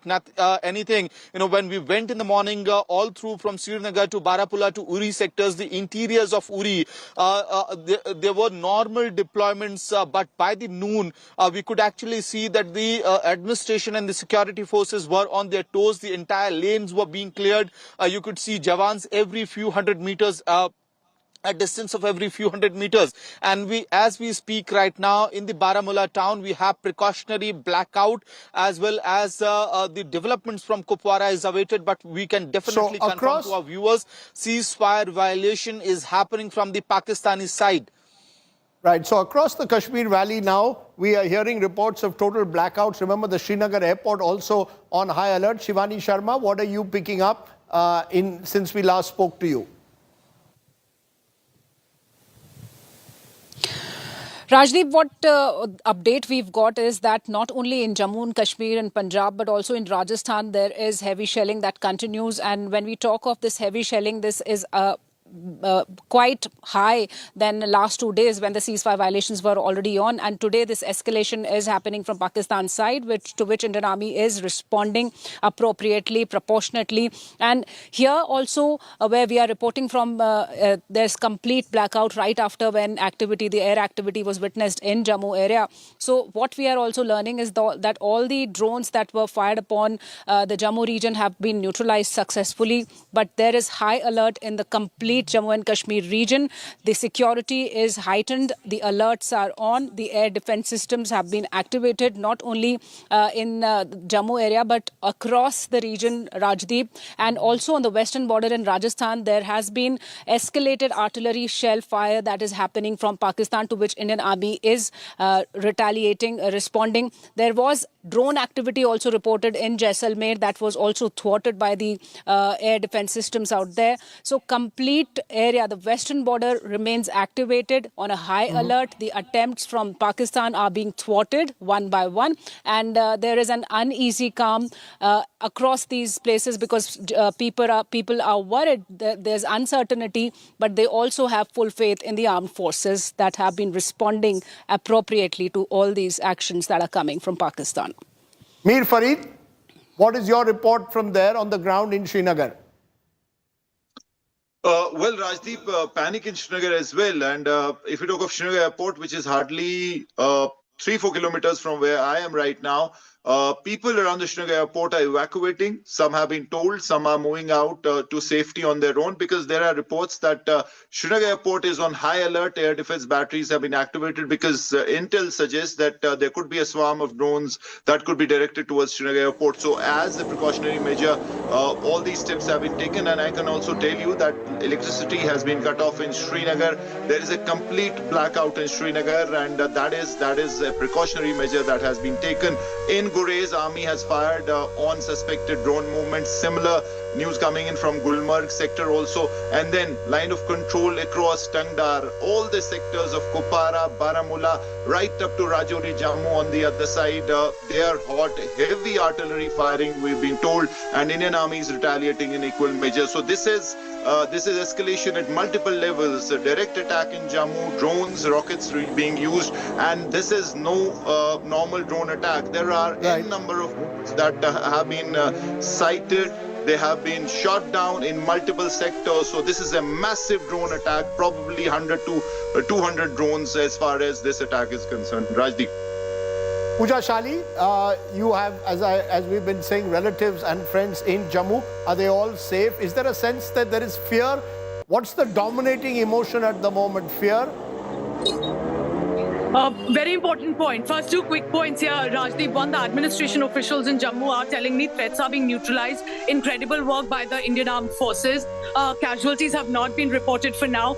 But I can and I must tell you something about people of Jammu. There is an understandable panic, but they're extremely brave, nationalistic people, and they are in fact telling me they'll stay put. They're not going anywhere. They're with the administration, with the armed forces. Of course, because it is the Jammu city, this has never happened. Imagine a residential populated area that we are talking about, close to the airport especially, which is watching projectiles in air. Of course, it is all being neutralized by the Indian air defense system, but there is an understandable, unprecedented situation. But they're extremely brave. They are going to stay put. That's what the sentiment I've received. But I can tell you, on the ground in Jammu, just look at how Pakistan has behaved. And I hope, Rajdeep, the world is watching this. Despite Pahalgam massacre, Indian armed forces targeted only the terror bases in Pakistan. But Pakistan, from the beginning, from Pahalgam, then to LOC, targeting civilians, then attempting to target civilians again in Jammu. So they are not differentiating at all, even though India is maintaining its civility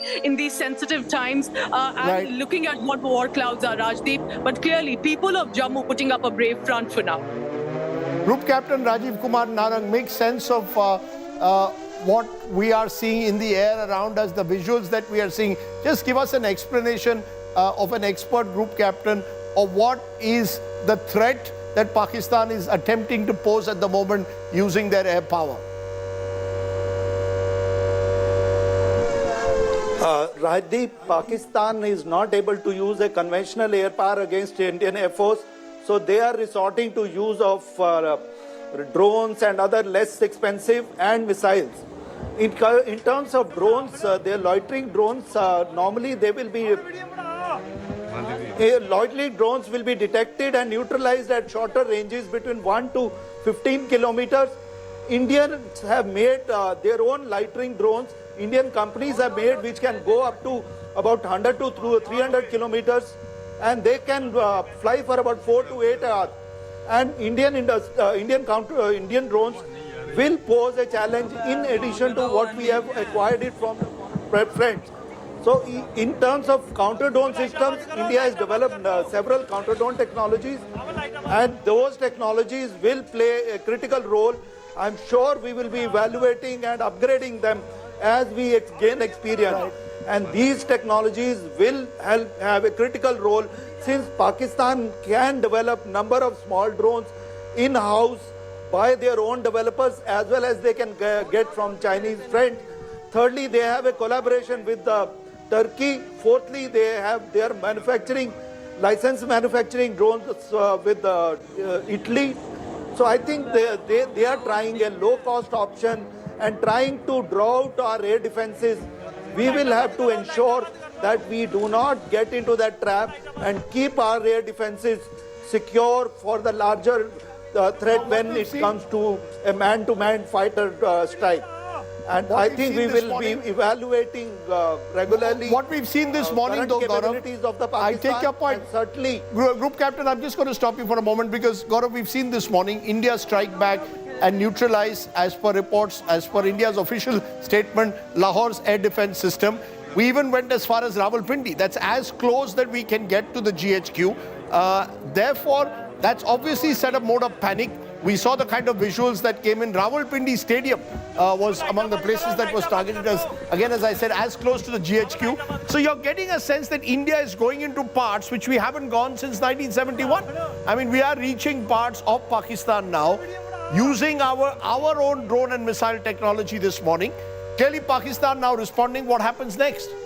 Oh, we've gone way deeper, Rajdeep. You'd recall 2019, we went all the way up to Khyber Pakhtunkhwa and banged them in Balakot. So, our penetration inside Pakistan is immense. And trust me on this, when we went into Balakot, when Indian Air Force went into Balakot, it went across the line of control and bombed across but we the didn't see this international border. escalatory spiral when we went into Balakot. Now we are seeing an escalatory spiral, and that seems to be the distinction between 2019 and 2025. Now we are seeing it in the matter of hours, not even days. You're seeing a tit-for-tat retaliation taking place in a matter of hours. In the last 48 hours, we have seen several attempts made by Pakistan to once again escalate and push India almost. So that's the difference, Rajdeep, between the army chief then and General Asim Munir now. The then army chief used to play it safe because he knew that Pakistan is not superior to the Indian armed forces. He knew it and he accepted it. General Asim Munir knows Pakistan is not superior, but he's now testing Prime Minister Narendra Modi's will.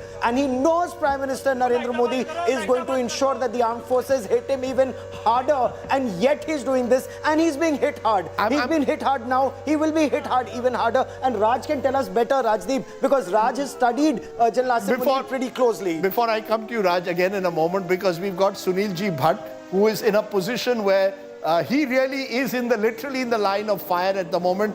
Sunil, you are, I hope, safe. Tell us what you're seeing around you.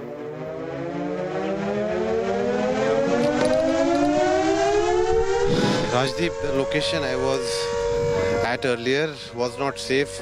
There were loud explosions there. I have moved out of that location, but I just want to give one update. This is as per my sources in the defense establishment. 8 missiles from Pakistan were directed at Satwari, Samba, Araspura and Arnia. All have been intercepted, blocked by air defense units. Visuals from Jammu remind of exactly Hamas-style attack on Israel, like multiple cheap rockets. Pak army operating and behaving like a terror organization. That's what the word has come from defense sources. But we have, foiled Pakistan's attempt to target vital installations in Jammu, and as far as the civilian areas, the residential areas in Jammu are concerned, there is total blackout. People are confining themselves to their homes. Bringing you in, Raj, we'll go back to Sunil in a moment, but the point that Gaurav raised with you, you've got a Pakistani general who seems to be determined to get into a conflict because conflict increases his own relevance. You've got India with Prime Minister Modi, who's already made it very clear kinetic action is part of our strategic doctrine and we will respond in kind. How do you see this, therefore? Does this increase the dangers? While there are those who are seeing this as a potential war-like situation, I presume no one really wants war, but how are you seeing it given the stand that the two countries are taking, given the kind of establishment we now have in Pakistan as well in comparison to 2019? We are seeing, yesterday India sent a very strong message about that enough is enough when it comes to terror. It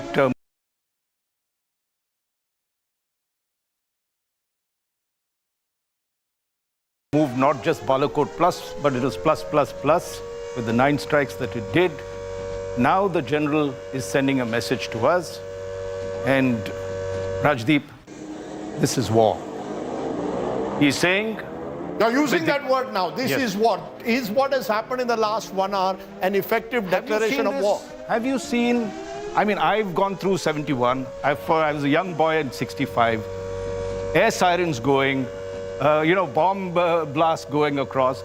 For civilian, even for journalists like us who've been at the front, these are very disconcerting sounds. And to see our own correspondents hide like this, see the front right across. He has hit us not only, Pakistan has tried to hit us right across Jammu and Kashmir, moves some in Punjab, you've seen Jaisalmer and the other extreme in Bhuj. So what is the big message he's saying? He's saying, and he's escalated it to military installations, as we saw. We also struck back. And once we get into this loop on the spiral, the answer, look, just to give you an example, Rajdeep, historically, 1999, the Kargil War. I was in Pondicherry with Prime Minister Vajpayee, and it was one of those routine kind of meetings that was going on. And there he announced that there would be airstrikes starting. That was the beginning of the Kargil War. I think we are seeing a turning point at the moment. This is going straight to that point. It is going to be very, very difficult because India has to strike back the kind of things that has happened here. And I don't know how Sandeep will describe it, but I think it.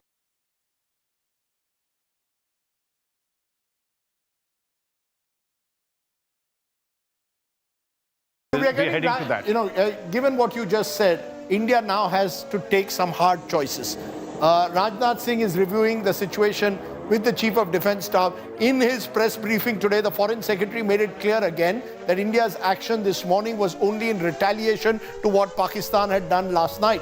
Now, given what we've seen in the last 1 hour, we are going rapidly up an escalatory spiral, and that is the major concern. Just to repeat, Jammu Civil Airport was under attack over an hour ago. 8 missiles intercepted by India's S-400 missiles. Multiple blasts were reported in and around Jammu. Drone attacks on Udhampur, Akhnur, Pathankot, Jaisalmer that have been repelled by India's air defense systems. But all in all, we are getting into a dangerously warlike situation that can spiral out of control. And that really is the concern.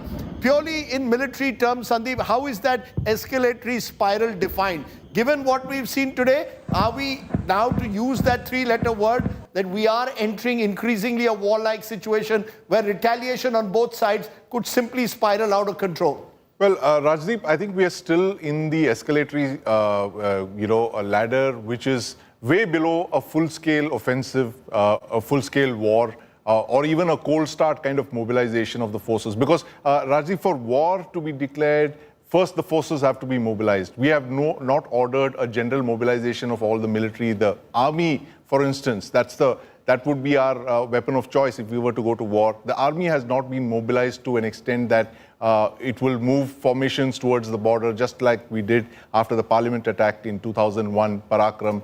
That would be the first signs of a war, breaking out. But so far, it seems to be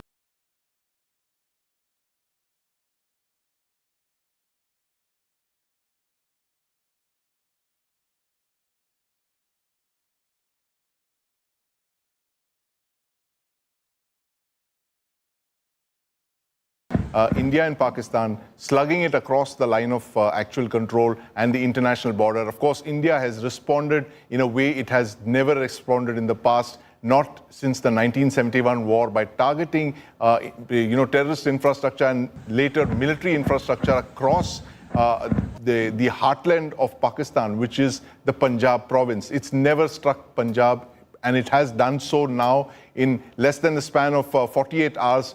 2 strikes, Operation Sindoor, the first wave, and Operation Sindoor, the second wave, both of it striking targets inside Pakistan's Punjab province. But as of now, it appears that it is a warlike situation without escalating into a full-scale war, which would be preceded by a general mobilization of troops, by a general mobilization of the Indian Army. It is when the Indian Army mobilizes cold start alternative, which is what we had planned to do after the parliament attack, when we're getting more breaking news, Gaurav. You want to tell us that breaking news that we're getting? 2 Pakistani jets have been shot down.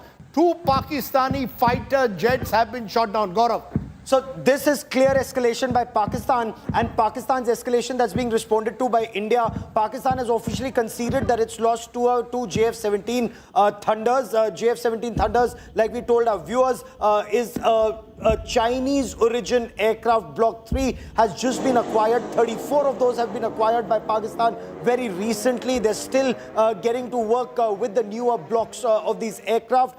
Very potent weapon platform. However, they've been downed. The information according to sources right now, so the Pakistanis have said 2 JF-17s. Sources are saying one is a JF-17 Thunder, the other is a F-16, but we will have to wait for the official version. 20 Pakistani missiles, their missile attacks have been thwarted in Jaisalmer. So yes, Asim Munir is opening up. But may I just, Rajdeep, Prime Minister Narendra Modi's weapon of choice both times, whether it was after Pulwama or after Pahalgam, has been Indian Air Force. Whether it was sending an Indian Air Force at Balakot and to bomb Balakot, or using the Indian Air Force post Pahalgam to bomb 9 places across Pakistan, and especially in Pakistan's Punjab province, and then once again using the Harab drones to take out Pakistan's air defense system in Lahore. So Pakistan is going up a dangerous escalation ladder at a time when it does not have the missile defense shield, especially in Pakistan's Punjab province, in Sialkot. Rawalpindi, you know, has been hit, the cricket stadium.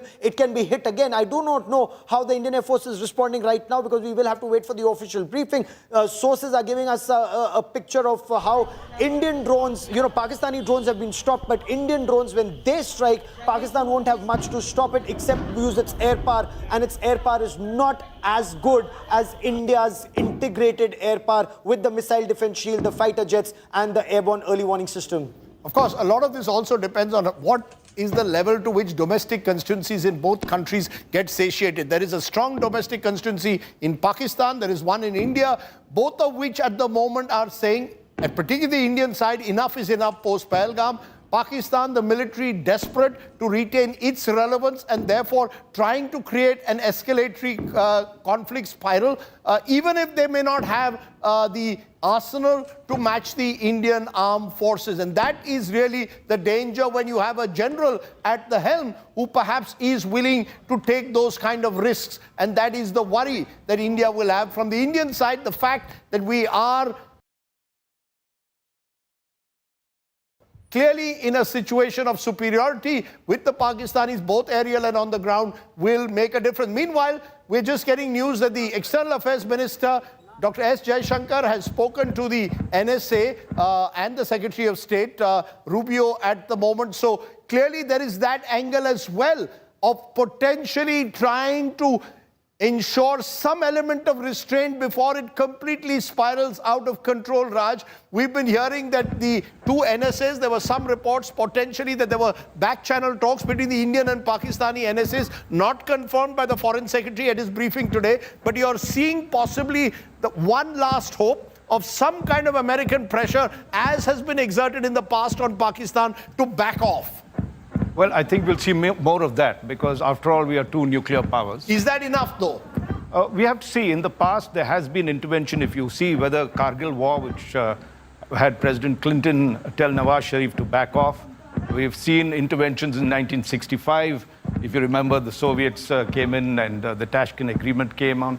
1971, the Americans came with their enterprise, and there was a warning for us not to cross over on the western sector, even as we liberated Bangladesh.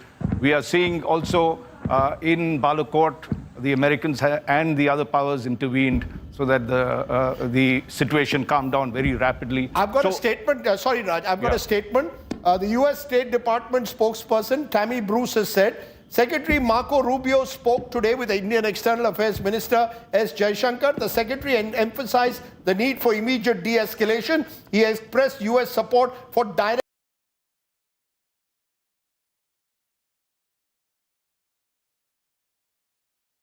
dialogue between India and Pakistan and encourage continuing efforts to improve communications. The Secretary reiterated his condolences for the horrific attack in Pahalgam, reaffirmed the United States' commitment to work with India in the fight against terrorism. There is a sense that the United States, at one level, perhaps has other distractions at the moment, that Donald Trump is involved in trade negotiations. There's talk of a trade deal being signed today with the United Kingdom by the United States. How much of a priority, very quickly, Raj, do you believe this is for the United States to get India and Pakistan at the earliest to somehow observe restraint? Obviously, no country, particularly America, would want a third war happening while it is trying to deal with the Ukraine war that's there, the Israel war that's happening here. And this, as I said, takes it to a completely different level because we are two nuclear powers at it. So the quicker, I mean, there is certainly, what is the war objective, right? Why do we fight wars is something that either side will have to determine, and that will make the decision in terms of whether we will proceed down this terrible road that none of us want to see, but if we are forced to do it, I'm sure India will give a befitting response to Pakistan. I've always believed the general has overreached himself. He has overreached himself in this particular instance. He has done the kind of things. You're looking at some breaking news. The two Pakistan fighter jets brought down, Gaurav. One of them is in Jaisalmer. NSA Doval meeting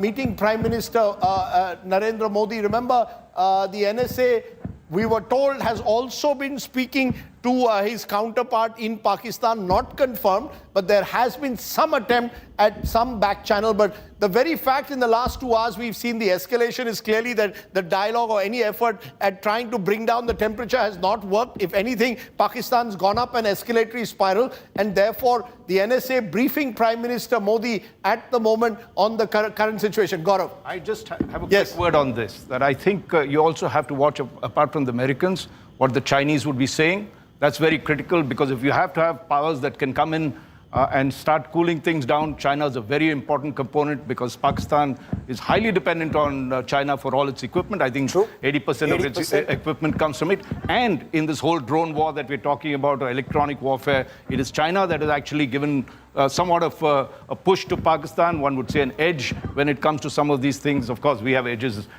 We have our strong points on various other fronts. As I mentioned earlier, we are very confident that we'll tackle it. Gaurav, what are India's options at the moment, given what you saw happen this morning when India went as far as Lahore, Rawalpindi with its drone attacks? What could happen now? So Rajdeep, if you look at the escalation ladder and the spiral, and if you look at what's been happening on ground, if we were to look at it from a very cold, calculated view, India's on top of the escalation ladder every time, everywhere. What have we done? We have hit the evil of terror in its backyard or in its bedroom, which is Rawalpindi, which is general headquarters, which is Muridke in Lahore, which is 4 Corps headquarters, in Bahawalpur, which is 31 Corps headquarters. Terror has been hit at source, something that Raj, Sandeep and I and a lot of defense reporters have been seeking for decades. Pakistan terror has bled us since 1993. You've known Mumbai blast, 257 innocent people were massacred by Pakistan that time, and since then we've been bleeding. This is the first time terror has been hit at source. What could Pakistan do? It launched 15 attacks. Did it succeed? It failed. We went and hit their air defense system and destroyed it. Then it's launched another attack. Did it succeed? It's lost one F-16, one GF-17 and more. But that's a lot of, if I may, they're still trying. We are still on top. They may try more. We will still remain on top. And we wargamed this to, there are 44 rungs of the escalation ladder. India remains on top throughout, Rajdeep. So there could be, of course, more Indian retaliation from what you're saying to what we've seen from Pakistan in the last couple of hours. And he cannot sustain it. Pakistan cannot sustain it, Rajdeep. They don't have money, they don't have weapons to sustain a war that goes beyond weeks. Of course, we've got to see what the Chinese do in this context. What Raj Chengappa said is significant. Remember, there are concerns about what role China intends to play in the region. We are in turbulent times. A lot of people are asking one question: how long will they last? Most viewers, the single question that most average Indian viewers are, how long will this carry on? The answer, Gaurav? Well, do we have an answer? Know. If Pakistan wakes up tomorrow, it stops tomorrow. It is for Pakistan to wake up. If Pakistan doesn't wake up, then we will continue to try and wake Pakistan up. If you look at history, either side, in any of these, if you have to stop it, either side has to feel they've won something. So if you look at Balakot, Pakistan felt it had struck back by bringing a squadron over there and dropping ammunition to give a signal, then shooting down an Indian aircraft. We said we had struck Balakot, and everybody So said, we need a draw, actually, in a sense. Not That's a what draw, Pakistan... that each one feels okay, that, or everyone is able to give their domestic constituency. because there are key domestic constituencies here. But let's go back to our reporters on the ground. Kamaljeet Sandhu also now joining us. Sunilji Bhatt, I can see out of that dark bunker that you seem to be in a little while, seem a little safer with your bulletproof jacket. I'll come to you, Sunilji, first, and then to Kamal. Sunil, what are you seeing around you? What are you picking up in Jammu? Rajdeep, I am right now outside Jammu University. There were reports that 2 Pakistani drones have been shot down here near Jammu University. You can see the doors are locked here, and the university has been shut. And there is panic across Jammu city. There was complete blackout in Jammu city for almost an hour ago, and it lasted for an hour. But partially electricity supply has been restored in some areas, but people are in panic and people are confining themselves to their homes. People in Jammu city had not expected that there will be strikes here in Jammu city. There have been occasions when Pakistan has resorted to shelling in the border areas, be it Araspura sector, Arnia sector in Jammu district. But it's for after a very long time that bomb sirens were heard in Jammu city and people were in panic. There was total blackout in Jammu city, and people are confining themselves to their homes. People who were out, there were civil defense volunteers who advised them that they should go to safer areas. There was an attempt, desperate attempt from Pakistan to target vital installations in Jammu and Kashmir, but our air defense system has successfully foiled all attempts of Pakistan to target the vital installations in and around Jammu. There are reports that Pakistan has resorted to heavy shelling along the India-Pakistan international border in Samba district, in Kathua district. There are, civilian bunkers near the border areas, and people were already prepared for such a situation. They have taken shelters in bomb shelters, and people who are affected in border areas where there has been Pakistani shelling for last more than 15 days. Civil administration has already evacuated most people. Their relief camps have been set up where all kind of facilities are being provided to the people there. These are very difficult times, and everyone has to work in close coordination, be it civil society, administration, government, politicians. Everyone has to work shoulder to shoulder. It's not just the responsibility of the security forces. We as citizens also need to be cautious, alert, and we should extend helping hand to each other, and that is the only way we can save ourselves in these difficult times. Rajdeep. Kamaljit Sandhu, what are you picking up?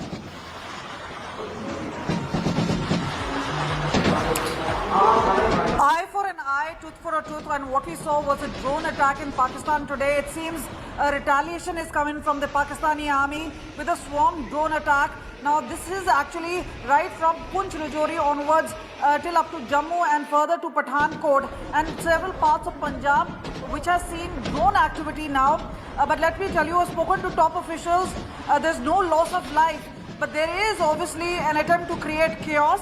The entire attempt has been, the skies have been lit, especially with all those drones coming in, several of them now being neutralized across several sectors in Jammu and Kashmir and in Punjab. But the signaling is very clear from Pakistan.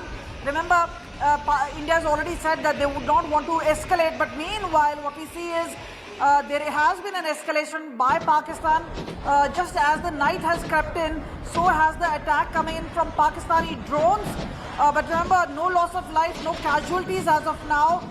But that could only be the silver lining. Meanwhile, it seems there is an effort to have this anti-drone strategic efforts to put in place, and obviously they're being dealt with very, very effectively. But a precautionary on ground, even in Rajouri where we're standing, where we saw swarm of drones, there is a total blackout of sorts. This is a precautionary measure. The place where we're standing outside, but yes, because we have to put the light on, we've come inside. But clearly there is a strong messaging both from India and Pakistan at this point of time. Where is this going to stop? This is an escalation by Pakistan. Now what we'll hear is a response from India shortly, but clearly multiple cities under drone sort of an attack. But again, let me reiterate, no loss of life reported at this point of time, no casualties. So it does look a lot more symbolic as such. But clearly, by use of artillery fire, at least on the borders, it seems there's an indication that they do not want any further response. But Pakistan has taken it as a challenge by whatever Indian forces did to them, especially in Rawalpindi, where the Pakistani army headquarters is based. So a whole lot of defense systems were neutralized. But now Pakistan has come back with a sinister plan of sorts. Remember, it is going to be retorted back very, very sharply. But at this point of time, the night seems rather uncertain. Most people can only just remain in the dark as well as keep their communication lines open. Kamaljit Sandhu there with us. All our reporters have spread out to each of the places. We are not giving their locations. All of them are at the moment in a deferred live situation. joining us with reports that they are putting together from earlier. Anmol Bali is also there at the moment. Anmol, can you hear me? Yeah, Okay, yeah, Rajdeep, I can hear you. What, I wanted to get a sense from you. You seem to be in an area total blackout. Is the blackout still there in large parts of where you are? Rajdeep, currently I am here in Pathankot. It was seen that around 9 in the night, people here in Pathankot heard series of blasts, and currently I am standing few steps away from the Pathankot airbase, which became the epicenter of Pakistan attack. But yes, our air defense system has neutralized various of the missiles targeted towards the airbase, and currently also we are hearing, as you have heard, Rajdeep, as you have heard, you can hear the blast. You can hear the blast coming from the airbase in Pathankot. Rajdeep, have you heard that? Yeah, that was, you know, those are images, as I said, deferred images that we are getting. Anmol will come to you in a moment. Remember, Pathankot significant also because this also happened within a month of Prime Minister Modi meeting Prime Minister Nawaz Sharif in December. We had the attack on the Pathankot airbase in January of 2016. So Pathankot significant, again, areas close to the international border. Pakistan has targeted them today. India has given a befitting response. Mir Farid joining us. Srinagar on high alert, large parts, electricity cut off is what you told us when we last spoke to you. Mir Farid.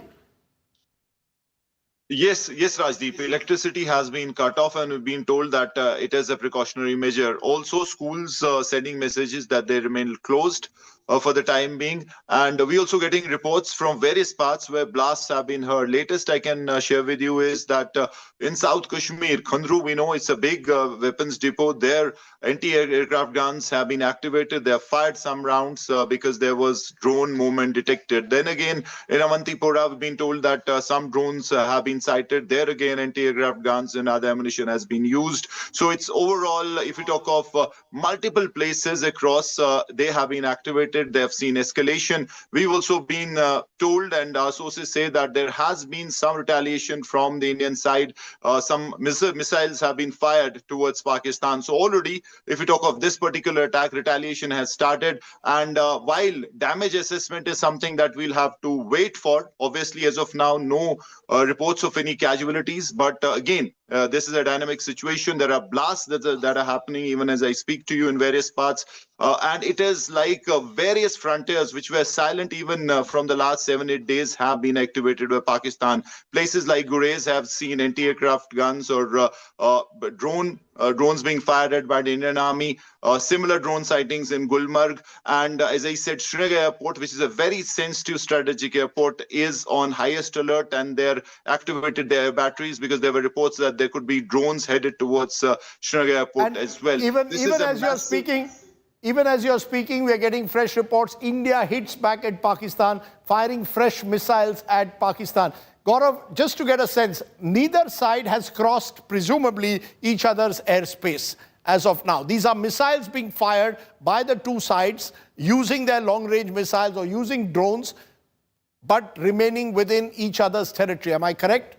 Rajdeep, this is the new nature of warfare that is being fought between India and Pakistan, two nuclear weapon states, because this is a way where you can, should there be a requirement, contain it, control it, and de-escalate. And India every day is making that statement that the onus is on Pakistan. India is responding to everything that Pakistan does. Day one, Pakistan targeted Pahalgam, so India responded. Even right now, when Pakistan is escalating and Pakistan's air raid warnings, India's fired missiles at Pakistan would be to take down three things. One, if they've targeted our airbase, their airbase goes. If they've targeted any of our vital assets and vital points, their vital assets and vital points go. There maybe in one case, if they target one, we target two because we are far superior. And no, Rajdeep, I completely disagree that this is a game where two sides are playing for a draw. India is playing to win. And this is a very decisive situation where India wants to send across that message that Pakistan is a very tiny state. It is a nuclear weapon state, but a tiny any nuclear weapon state that has to be put in its place, and it will be, Rajdeep, because it's not just militarily, it's also economically, diplomatically, in every way, India is far superior. That permitted Pakistan for very long to punch far above its weight. So its generals have to be cut to size, its diplomats, its civil society, all of them who think they're equal to India have to be cut down to size. We're getting more breaking news. As Pakistan air warning system has been shot in Pakistan, Punjab. Pakistan Air Force AWACS have been shot down. India has fired fresh missiles at Pakistan. And the important news that we got you a little while ago, 2 JF-17s, which are Chinese made, 1 F-16 has been shot down by India. Therefore, a total of 3 Pakistani fighter jets have been brought down by India. Remember, Pakistan has been claiming, including its Prime Minister, that they've shot down 5 Indian jets. No confirmation, no evidence provided of that. But India today, sources now confirming that 3 Pakistani fighter jets have been brought down by India, and at least Pakistan is confirming that 2 of them indeed have been brought down. So 3 Pakistani... It's a huge setback if an AWACS, that Saab 2000, it's an airborne early warning command and control system. There is no equality, Rajdeep. See what is happening on ground. If an AWACS has been brought down, it just shows it's an airborne early warning command and control system. If that has been brought down, it just shows, one, tactically Pakistan is weaker, militarily Pakistan is weaker. If it cannot protect its AWACS, and AWACS doesn't fly in isolation, and AWACS has a package that is protecting it. It has multiple fighter jets that protect it. If an AWACS has been brought down, it's a huge loss for Pakistan. I'm getting another piece of breaking news in Rajouri. There has been a terror attack, a suicide attack. Pakistan, remember, has consistently attempted to use terror as a weapon in such situations. So the news we are getting is in Rajouri, there has been an attempted suicide terror attack. Suicide attack on an army installation in Jammu and Kashmir. We'll get more details on that. India has hit Lahore. India has hit Lahore. This is what Pakistan does not realize what India intends to do. Hit terror at source. And if Lahore has been hit, Rajdeep, we will just wait to see what has been hit. Is it 4 core? Because clearly, Rajdeep, you know, when people think India plays for a draw, no, this is a different India. It does not play for a draw. It sends across a message. Military jihad complex will be punished. If Lahore has been hit, it's the nerve center of Pakistan and Pakistan's Punjab. That Pakistani Punjabi Musalman mindset is being targeted, Rajdeep. That's exactly what is happening. AWACS down, JF-17 down, Lahore hit. Let's get more details of India hitting Lahore. Remember, Lahore is the heart of Pakistan, Punjab. That is the city where Pakistani power comes from, both the military power and its political power. India's counter-attack in Lahore. Remember, this morning, India claimed that they had, and India reinforced the fact that Pakistan's Lahore air defense systems had been neutralized. Missiles and drones had been used to target Lahore's air defense systems, and they had been totally neutralized. So India's response has been clear. You hit us in Jammu, we will hit you right in your heartland. And that is the danger that Pakistan has. They can try to hit us in Jammu or Jaisalmer, which are close to the border. We can go right into the heartland of Pakistan, because the counter-attack in Lahore sends a clear message that Pakistan, Punjab, we saw it earlier this morning, Sialkot, Rawalpindi and Lahore were hit by missiles and drones. And Pakistan had very little response to it. So while India today has brought down 3 Pakistani jets in their attempt to target Jammu and Jaisalmer, India has gone a step further, gone and hit Lahore, which is the heart of Pakistan, Punjab. India, Rajdeep, if I may, India had hit Lahore just 2 days ago, even in Muridke. Muridke is on the outskirts of Lahore, the headquarters of Lashkar-e-Taiba. Those were very different, because those were hitting Bahawalpur and Muridke, which were terror bases of the Jaish and the Lashkar. And India made it very clear then, we are hitting terror infrastructure, not military installations. What we are now seeing is, after Pakistan strikes on attempted strikes on India, India has hit back on presumably equivalent targets in Lahore. Now, what those targets are, we'll wait and see. But India hitting Lahore, counter-attack in Lahore, is a clear message that the government of India is not going to stand by to watch what Pakistan does. This is clear retaliatory action. Important to use the word retaliatory, which India has made it very clear that this escalatory spiral was started by Pakistan External Affairs Minister, with Pahalgam. Yes, External Affairs Minister Dr. S. Jaishankar saying any action by Pakistan will be met with a firm response. And Rajdeep, this is a very significant point. To hit Lahore would require political clearance. And this is where Narendra Modi government, Rajdeep, is very different from any government in the past.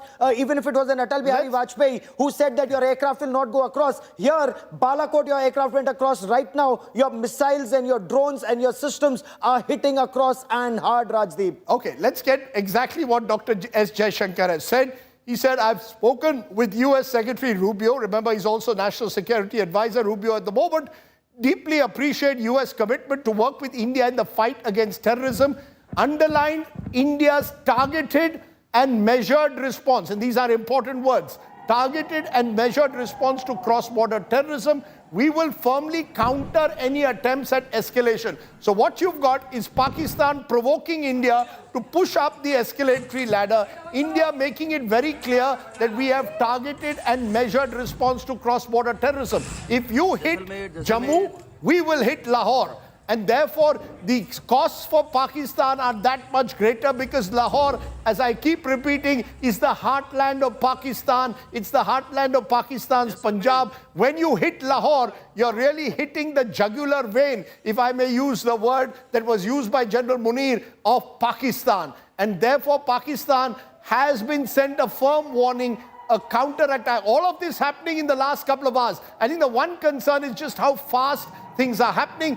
When you go up an escalatory spiral, when it happens in a couple of hours, then coming down is not so easy. But when Pakistan struck Jammu today, despite warnings by India that they were not into an escalatory battle, they have effectively given a red rag to India. India has struck back and hit Lahore. Remember, all of this also comes on the backdrop of NSA Ajit Doval meeting Prime Minister Narendra Modi a short while ago with a complete briefing. Secretary of State of the United States, Marco Rubio, spoken to Dr. Jaishankar. But as Dr. Jaishankar's responses said, we will firmly counter any attempts at escalation. But that does not mean that India does not reserve, and these are my words, India does not reserve the right to retaliate. So Pakistan escalation will get a firm response is the message that India has sent. Now, whether that message reaches GHQ in Rawalpindi is clear. Remember, earlier today, India had hit Lahore's missile systems. Those defense systems had been neutralized. And you know, Rajdeep, if I may, if the Pakistanis had understood how India would react, the moment your air defense system has been hit, you know you're vulnerable, you don't have a shield, you do not escalate. A sane military mind would not have escalated, but Pakistan is not a sane military mind. Their army chief Asim Munir, he escalated, he hit Jammu, perhaps thinking that India will respond either in Sialkot or somewhere in Pakistan-occupied Jammu and Kashmir. But that is not how India is thinking. India is thinking to quickly put Pakistan in its place, or that military jihad complex in its place. And that's exactly what you do. You hit where Pakistan is most vulnerable, and Lahore, without an air defense shield, is where they're vulnerable. Their AWACS has gone down. And why, Rajdeep, did they bring their AWACS up? Because they don't have radars on ground. Just understand, military is science. It is a scientific operation. This is how you bring your enemy in to a place, what is called a kill zone. You brought the AWACS into a kill zone and killed it there. You're seeing the images that are playing out on your screen at the moment. Those are deferred images that you're seeing. Pakistan air warning systems have been hit in Punjab. Pakistan escalation will get a firm response is Dr. Jaishankar's comment. So clearly Pakistan now finds itself on the defensive because it is Pakistan. And this point was reiterated importantly by the Foreign Secretary Vikram Misri in a press briefing. Pakistan began the escalatory spiral with what it happened in Pahalgam when innocent civilians were targeted in the manner that they were by the Pakistani-based jihadi factory. So in that sense, Pakistan now getting a sense, you hit us, whether it's Jaisalmer or Jammu, we will come into your heartland. Now, will that be enough to make General Munir see reason to be rational about what we are seeing around us is the key to what happens next. Pakistan must recognize now that they cannot get away by constantly going on this escalatory ladder without expecting more kinetic action from India. Absolutely. Rajdeep, if I may, India's actions aren't just kinetic. India has also released water from the Salal Dam exactly at 5 o'clock in the evening. That water will be reaching Pakistan and some of those areas in Pakistan closer to midnight, which is what would make Pakistan's operations even more difficult. Even the civilian areas would be inundated in a while from now. So there are kinetic measures, there are non-kinetic measures that India is taking. That's point one. Point two, Indus Waters Treaty being held in abeyance was a signal that was going out to Pakistan. Stop terror if you want water. Water is not being weaponized to stop it. India will only harness the entire amount of water that we are entitled to. Lahore being hit is like, you know, when Sri Ram had to kill Ravan, Ravan was hit in his navel. That is how you destroy evil. Pakistan has to be targeted in Pakistan's Punjab province when you want to destroy that evil of radical Islamist terror and that military jihad complex. And India is hitting Pakistan in Lahore, in Bahawalpur, in Murid ke Rajdeep. We'll go back to our correspondents in a moment. Sunil Ji Bhatt is still with us. Sunil Ji, you're hearing that within an hour or within 2 hours of Pakistan striking at Jammu or attempting to strike at the Jammu air base and areas around it, including civilian areas, and that distinction needs to be drawn. India has hit Lahore. I want to get a sense from you in Jammu at the moment. Has an element of calm returned?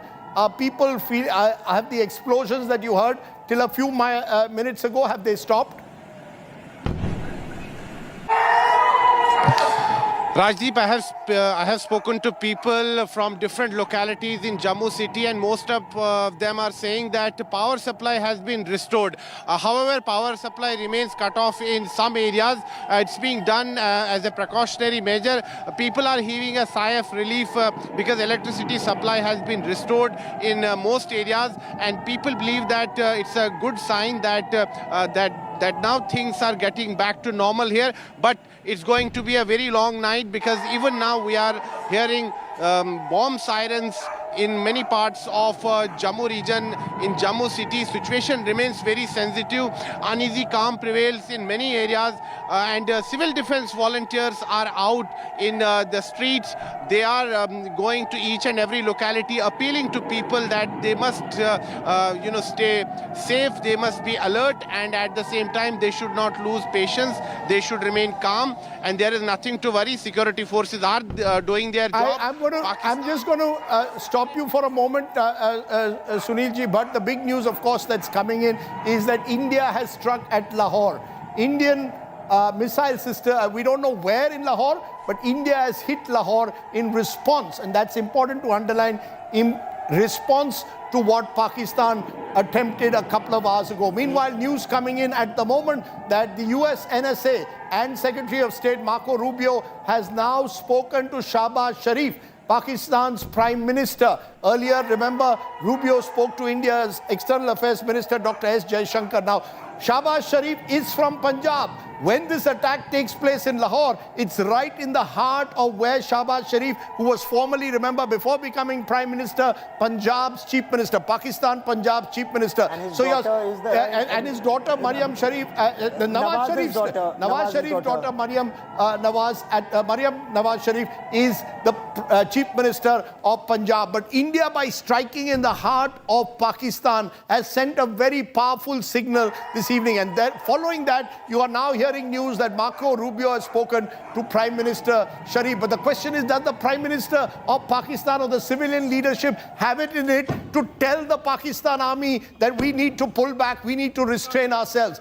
That is the big question mark. And in the past, we've seen that the army simply has never listened to the civilian leadership. We can go back to Kargil as well, where Parvez Musharraf ran his own agenda. Nawaz Sharif at that moment found himself completely marginalized. 26 years later, Shahbaz Sharif is going to now have to walk the talk. If Shahbaz Sharif wants to assert any authority, he must realize that India has hit Lahore.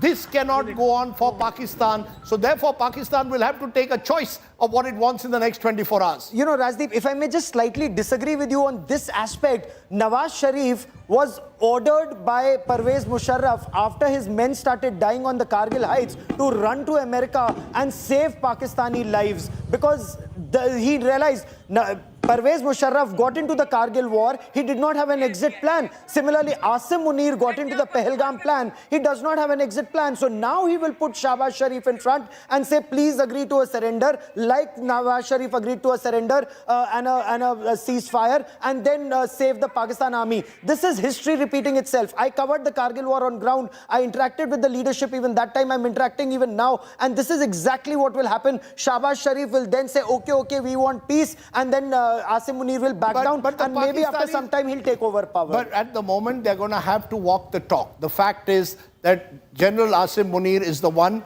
who has to answer for this escalation. Yes. And therefore, whatever happens from now, more than speaking to Shahbaz Sharif, at some stage, the Americans will have to ensure that the army leadership also falls in line in Pakistan. And Rajdeep, that is why they've appointed DG ISI as the National Security Advisor. So next, Marco Rubio will probably be speaking to General Asim Malik, who's Pakistan's National Security Advisor, and DG ISI, and very close to General Asim Munir. So that is how the power structure works. They do not trust a Shahbaz Sharif or an Ishaq Dar, who's the Deputy Prime Minister, who's completely powerless. Even Shahbaz Sharif, Rajdeep, as you know better, in Pakistani proper Punjab is referred to as boot polish, or someone who serves the Pakistan army. This morning, there was a targeted attack on Lahore by India, very specific targeted attack on their air defense systems. Am I correct? Absolutely. And those air defense systems were neutralized. Therefore, now, given what Pakistan did a couple of hours ago, targeting Jammu, targeting Jaisalmer airport,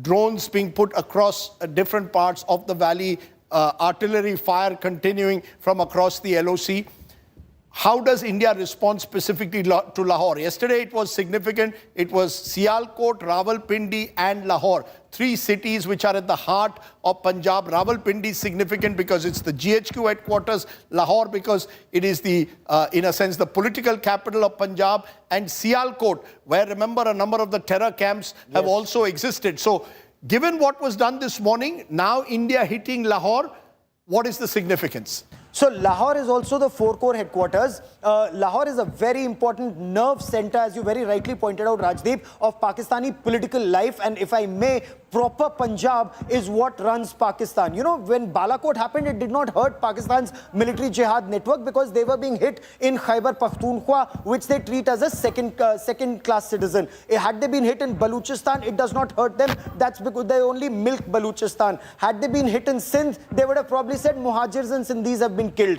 When you are hit in Pakistan's Punjab, which is what provides the backbone of the Pakistan army, this hurts Pakistan. And this is exactly what the Narendra Modi government is doing, hitting Pakistani's military jihad complex in its backbone, breaking the backbone. And Rajdeep, as you very rightly pointed out, it is hitting the jugular of the Pakistani military jihad network. Lashkar-e-Taiba is in Punjab province of Pakistan. Jaish-e-Mohammed is in Punjab province of Pakistan. And you have Pakistan Army, its 4-corps, which is in Lahore. 31 corps is in Bahawalpur.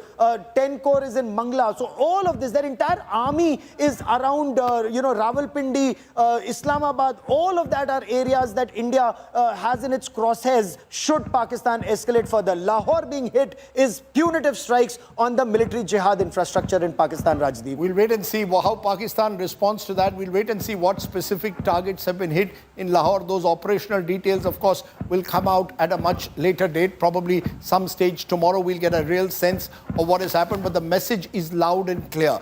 You strike us in Jammu and Jaisalmer and parts of the valley, we will come right into your heartland. And that's really a message that India is reinforcing both this morning when they went to Sialkot, Rawalpindi and Lahore, and what they are reinforcing at the moment. I want to go to Mir Farid and Amit Bhardwaj, both of whom are joining me at the moment. Gentlemen, it's been a long night. At the moment, Mir Farid in Srinagar, is there an element of uneasy calm? Absolutely, Rajdeep. In fact, it's pitch dark. Electricity has been cut off, and I can also share with you that the Education Minister has ordered that all schools in Jammu and Kashmir will remain closed tomorrow. So all those things happening, people are very uncertain. I'm getting calls, messages. People want to know what has happened. There are a lot of fake news on social media, a lot of propaganda, and that's also keeping people on the edge. Though, as far as the government is concerned, they have told people to be very careful about this particular propaganda and ensure that they take that news, cross-check, and then only believe, do not believe on rumors. But across Kashmir, as we have been reporting, LOC is hot.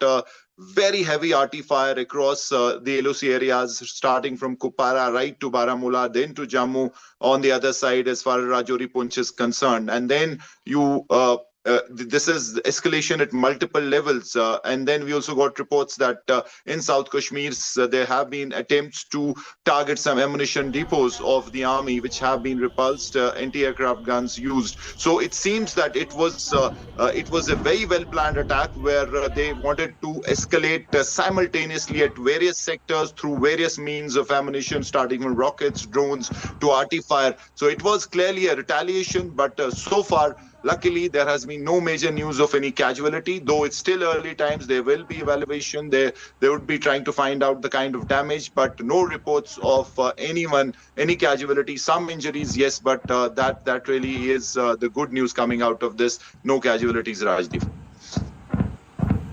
Okay, let's go to Shivani Sharma, our correspondent, who also joins us. Shivani, what are you picking up?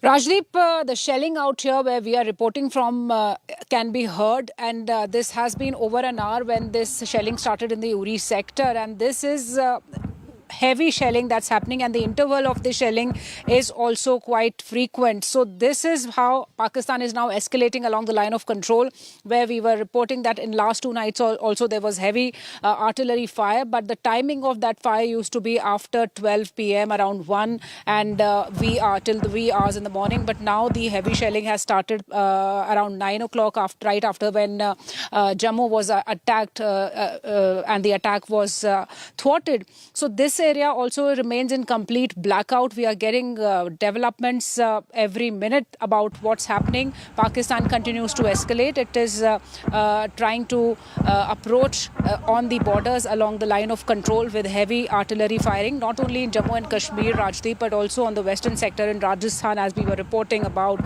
There was heavy shelling in Jaisalmer, as well as the drones were seen that were neutralized there. Multiple locations on the western sector, not only Jammu, but in Rajasthan and Punjab also there are inputs that the drones were activated by Pakistan. They all have been neutralized. 8 places in Jammu where drones were activated, they all have been neutralized. There are no report of any casualty so far.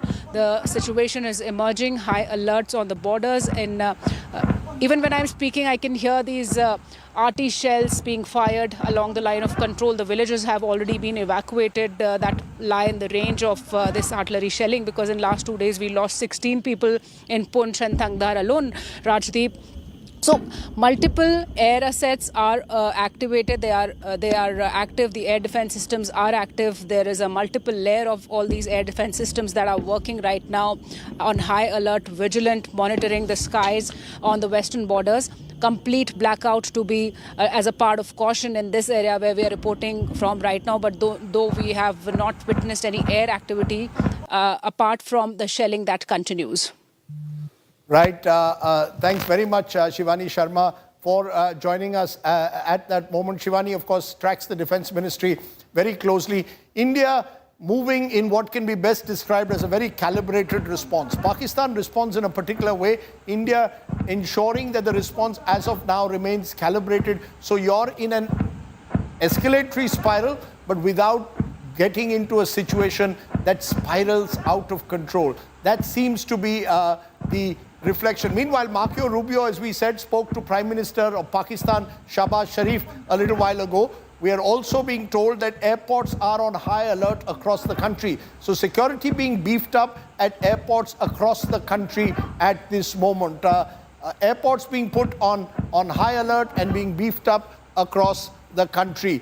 The IPL also Now we are told a BCCI meeting will be held. The match today in Dharamshala was called off, but there is now the real possibility that the IPL itself, there is a huge question mark whether there will be any more matches if the situation remains tense in the next few days. So lots of question marks now exist. All passengers to undergo extra security checks with the airports being placed on high alert across the country. But the big news, of course, is that India has used its missiles to strike Lahore. Remember, all of this also on the backdrop of 2 JF-17s and 1 F-16 being shot down by India. And Pakistan air warning systems being hit in Punjab. All Indian airports are on high alert. That's the breaking news that we are getting at the moment from across the country. Visitor entry at terminals being banned.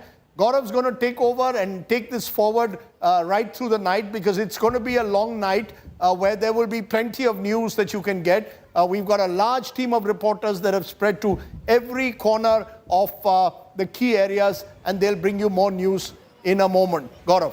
And Rajdeep, the fact that a Pakistani AWACS has been downed is very significant. It's an airborne platform. It's a huge aircraft, which is an airborne early warning command and control system. When that is taken down, something that's protected by multiple fighter jets and aircraft, it just goes on to indicate how vulnerable Pakistan is in the skies. And that question then once again comes, Rajdeep, whether Pakistan had wargamed this enough. If it is losing its ground radar system, its air defense shield in Lahore, which is Pakistan's best protected city. Punjab is Pakistan's best protected province. If that is so vulnerable, if an AWACS has been downed in over Pakistan's Punjab province, if their fighter jets are falling like flies as they try to enter Indian territory, we are told we have some locations, but we will wait for Government of India to officially announce this since live military operations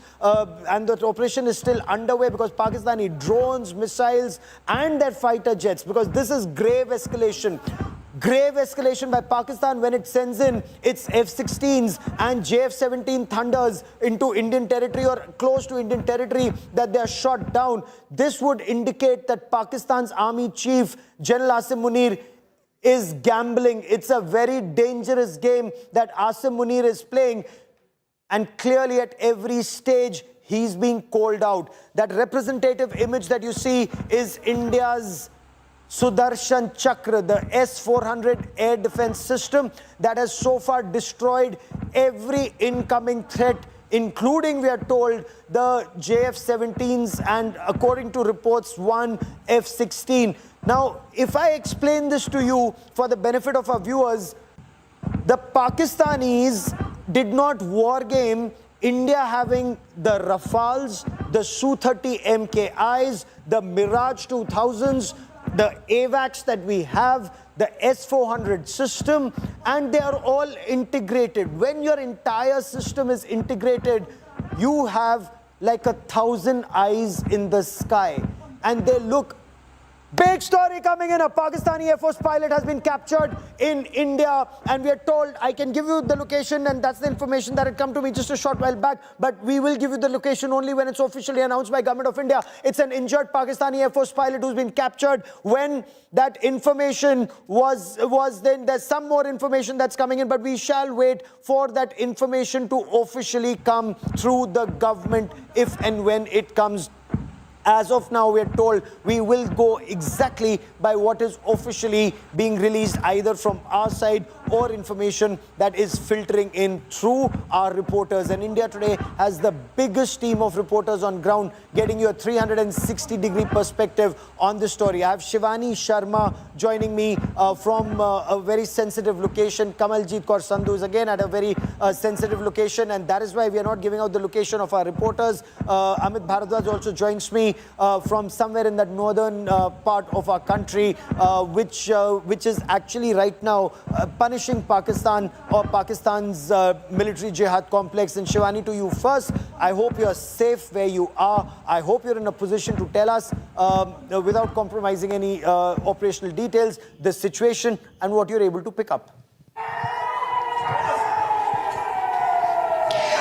Gaurav, we all are in the middle of an operation that goes on, a military operation that goes on, where along the line of control there is heavy shelling that continues, and from where I am reporting, I can clearly hear these shelling sounds. That means it's quite close from where I'm reporting, and this continues not only in this particular area where I'm reporting from, in the Uri sector, but also in the Poonch sector, the Tangdhar sector, and all the other western borders where the ceasefire violations have continued for last 14 days. But since past 3 days, we are witnessing heavy shelling, continuous heavy shelling. I can hear, even I can speak. So every 30 seconds that shell is coming. So you can imagine the intensity of that shell that is being fired from the Pakistani post, the artillery shelling that goes on, and army has been responding proportionately to these artillery gunfires by the Pakistani army. And let's tell our viewers that there were the reports of houses being damaged, 16 lives lost in last night shelling in Poonch area, and all those villagers were evacuated today. We have been reporting about these people being taken to the safe places. That means the Indian army was well prepared. It was on a high alert. It has been monitoring the whole escalation that Pakistan is going ahead with, and there are inputs of certain air assets also of Pakistan that have been neutralized, except the drones that have been intercepted. No damage has been reported. No casualty has been reported as of now, Gaurav. Shivani, that's stay what we with are me for learning a from the moment. sources. Stay with me.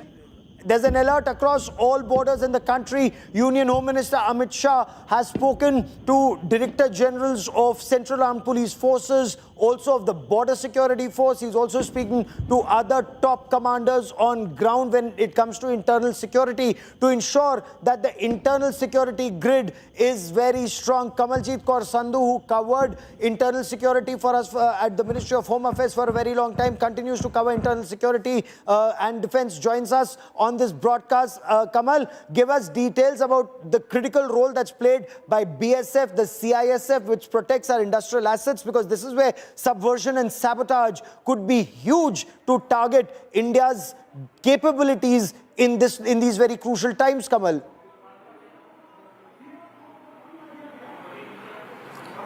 Well, the multiple attacks itself shows that they wanted to create chaos and confusion in India, and that is why. And as Shivani was saying, there's no casualty, there is no injury reported as of now, which means it's more of a symbolic attack as such. But definitely the way attack has been done, it's very clear it is to create confusion and panic. But meanwhile, the sort of swarm drones that we've seen, now they have not been so effective because one, the reason is that India has fended them off very, very well. And second is the sort of deployment which was done. And as you're talking about, it's not just the Indian Army, it's also the RR, it's also Jammu Kashmir Police, it's also Punjab Police, it's also the CAPF, including the BSF. Now what we know is there was input coming in that not only would Pakistan retaliate in a manner like that, but also that there could be non-state actors like Jaish-e-Mohammed or Lashkar-e-Taiba. Remember, there are at least 140 terrorists which are still inside Jammu and Kashmir, and they're active. So there is obviously one set of intelligence which says that there's credible information that these can be activated in the next couple of days. But clearly, as far as India is concerned, they have sent a strong message across to Pakistan. One, for the first misadventure, which was the Pahalgam attack, and second was the targeting of civilians. And then thereafter what we've seen is this particular drone attack which has taken place. So Pakistan will be taught a lesson, but this one is a big one coming in from Pakistan. It's been going on for multiple locations, multiple sightings, but the drones being neutralized in equal measure. Stay with me, Kamal. I also want to bring in Amit Bharadwaj. There's more information coming in. Shimla, Jaisalmer, Jodhpur, multiple airports, including the one in Kulu, the Bhuntar airport, all of them are being shut down. Chandigarh airport has been shut down for civilian flights, which means all airports, Amit, clearly for military operations. And once again, it's a clear sign that India is preparing for an escalation that may come from Pakistan, and to have all resources ready to be able to send across a message to Pakistan, Amit.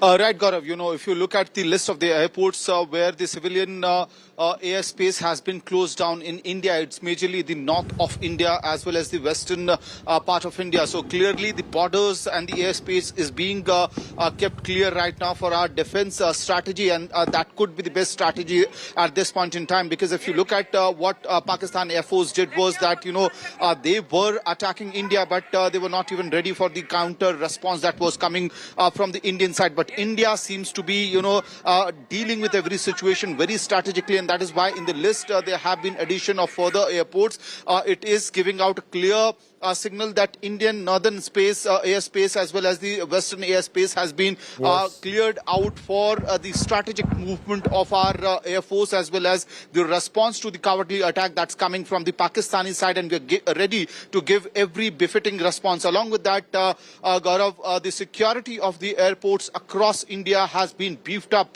by the MOCA and the administration which handles this particular affair in the country right now. So there will be so you meant the Ministry of Civil Aviation and across the airports which will be functional for us. There are two aspects which I find very critical, and I want all three of you to weigh in on it. Shivani, you handle defense and you've been reporting right from the front lines. The fact that a Pakistani AWACS has been downed, an airborne early warning command and control system of Pakistan, and I believe Pakistan has two but only one operational. If that one operational AWACS has gone down, this is a huge setback for Pakistan. And if it has lost 3 fighter jets, that information that's coming in, it just means that Pakistan is in a bad position right now.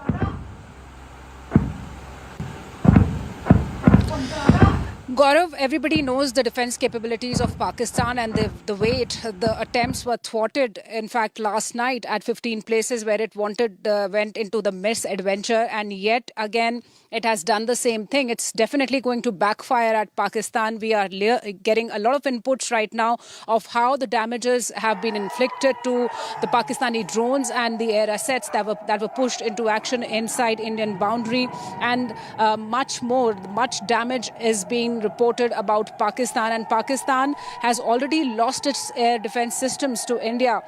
Indian armed forces, they acted in the morning today after its misadventure on yesterday. So they've already lost their air defense systems. They have major headquarters in these areas. If we talk about Rawalpindi, Sialkot area, Karachi, Lahore, all these systems have been lost there. And now, once again, when the drones have been pushed inside India, India is retaliating in an appropriate manner. But we all must remember what the Foreign Secretary had said, that right now we are doing it proportionately. But if the escalation continues, we can go further and we can go all out with all our capabilities. So we need to watch the situation as it is escalating from Pakistan's side. India is That's a very significant point. That's a very significant point you make, that India is responding proportionately. But the fact that, and Shivani and Kamal, you both excellent correspondents on ground with your ear to the ground, and Amit, so are you, because the point I want to make is, you've been speaking to your sources who are actually telling you that when you talk about this escalation ladder, India is right on top of that escalation ladder. And this is where Pakistan, if it's losing its drones, if it's losing its rockets, its missiles, 3 aircraft, 1 AWACS, Kamal, that's a huge setback for Pakistan. How much pain can Pakistan endure before it sees the light of day? What is the intelligence assessment? You've covered the Ministry of Home Affairs for so long. You cover a very sensitive border state of Punjab. What is Pakistan's capacity to endure such pain? Well, one is to create chaos and confusion, but let me read out the PRO defense statement now. There is an official confirmation that the military stations at Jammu, Pathankot and Udhampur were targeted by Pakistani origin drones and missiles along the international border today. The PRO further says the threats was swiftly neutralized using kinetic and non-kinetic capabilities in the line established standard operating procedures. No casualties or material losses were reported, and India remains fully prepared. But let me tell you, Gaurav, as I was telling earlier, that this is an attack by swarm drones. This looks like an attempt to create chaos and confusion. Remember, as far as escalation is concerned, Remember, first it was Pahalgam, then thereafter the civilians being targeted, and once there was a resounding effort by India as far as Operation Sindoor is concerned, and subsequently by the swarm drones which were really sent in, including in Rawalpindi, in the headquarters of Pakistani army. This is a retaliation all across northern India, and this is where key cities, and remember, even as far as escalation is concerned, earlier what we saw in Amrit, in an attempt to disrupt not just normalcy in Jammu, Kashmir and Punjab, but this is obviously a sinister design by Pakistan. But clearly, as far as a response is concerned, this is tit for tat as far as Pakistan is concerned. But remember, more is coming in from India. This is something which has happened in the late night. This is obviously an attempt to create confusion. But as we have been saying all along, there are no casualties, there are no injuries. There's a blackout being carried out in several locations, including at the line of control where we are. Remember, we are inside, not to ensure that there is no light outside, doesn't give away location, but clearly this is upping the ante as far as Pakistan is concerned. Now, is this escalation going to be it? Especially with information coming in that one of the pilots may have been taken into custody, and this is what it guts as far as India-Pakistan is concerned. With rising tensions, what we've seen is people displaced at line of control, people in Punch being hurt, several of them being killed, but clearly this one has upped the ante, especially targeting not just defense installations in Jammu, Pathankot, Udhampur, but they've been effectively neutralized by the Indian defense system. Oh, absolutely. You know, that bit of information that we are still waiting for an official word on is extremely sensitive. We have 3-4 bits of information that our viewers will be very interested in knowing and appreciating. I know you're all very proud of our armed forces, and our armed forces have done a great job. There's another bit of information, but I'm just waiting for it to come officially before I can share it with you. You know, Kamal's given you a hint, but we will get the official word in just a short while from now, hopefully. Fingers crossed. The military stations, now this is very significant. Pakistan has escalated yet again. That's a big, big statement that's coming in. Pakistan has escalated in Jammu. Pakistan has attempted to target Pathankot. Pakistan has attempted to target Udhampur, and Pakistani origin drones and missiles along the international border have targeted these areas today. All these threats were neutralized. They were neutralized using both kinetic and non-kinetic capabilities of India in the line with established standard operating procedures. The big thing is, and that's fortunate, no casualties have been reported, no material losses have been reported on the Indian side. India, there's a statement being put out by the Ministry of Defense, by the government, saying India remains fully prepared to defend its sovereignty and to ensure the safety of our people. And whatever steps need to be taken to protect our people, those steps will be taken. Some of these steps are very critical. The fact that Lahore has been targeted beyond Muridke is a very, very important step that is being made. Lahore being targeted is attacking the nerve center, the epicenter of terror, and India has hit the epicenter of terror in Lahore. I want to quickly, cut across to Amit Bharadwaj, my colleague who joins us for more on this big story. Amit, the fact that government has put out a statement is a very clear indication that right now the situation is such that if India carries out strikes like it has in Lahore, it's because Pakistan attempted to strike multiple cities in India and multiple military stations in India, including Jammu Kashmir, Jammu, Pathankot and Udhampur. Udhampur is a very sensitive military location. The importance of Udhampur cannot be understated. Amit. Right, Gaurav, right from the beginning of this trajectory, there is a Pahalgam terror attack. India carries out a very clinical attack on the terror bases within Pakistan-occupied Kashmir and Pakistan. We did not attack any of their military bases or, for that matter, civilians during this clinical attack where the breeding grounds of terror were demolished and destroyed in POK as well as Pakistan. What did Pakistan resort to? In the middle of night, heavy shelling, heavy artillery in the around the LOC as well as major military establishment towns of India were on target of Pakistan missile, but we successfully, thwarted those attempts, and Indian armed forces ensured that Pakistan fails in its every attempt to attack India's very prominent and strategic establishments, even for the artillery shelling that has been done, especially in Uri sector. The locals out there say that since 1998 they had not witnessed this kind of heavy artillery and shelling from Pakistan. But why was that being done? If you look at the target of this shelling, these were the prominent centers of our hydropower project. So clearly means that Pakistan is wanting to escalate this particular situation. Oh, that's a very important statement. Hold on. You made a very important statement, and I want you to elaborate on this. I want you to elaborate on it. Is there a threat to India's hydropower centers? Is that what Pakistan attempted to do?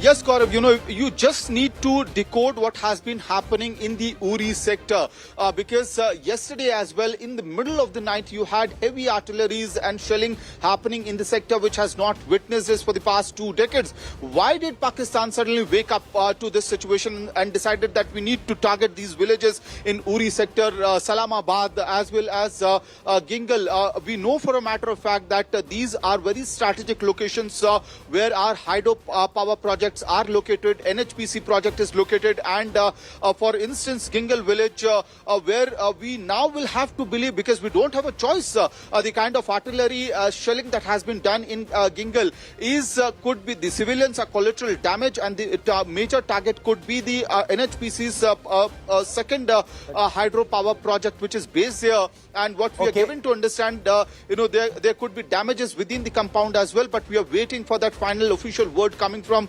the officials as well.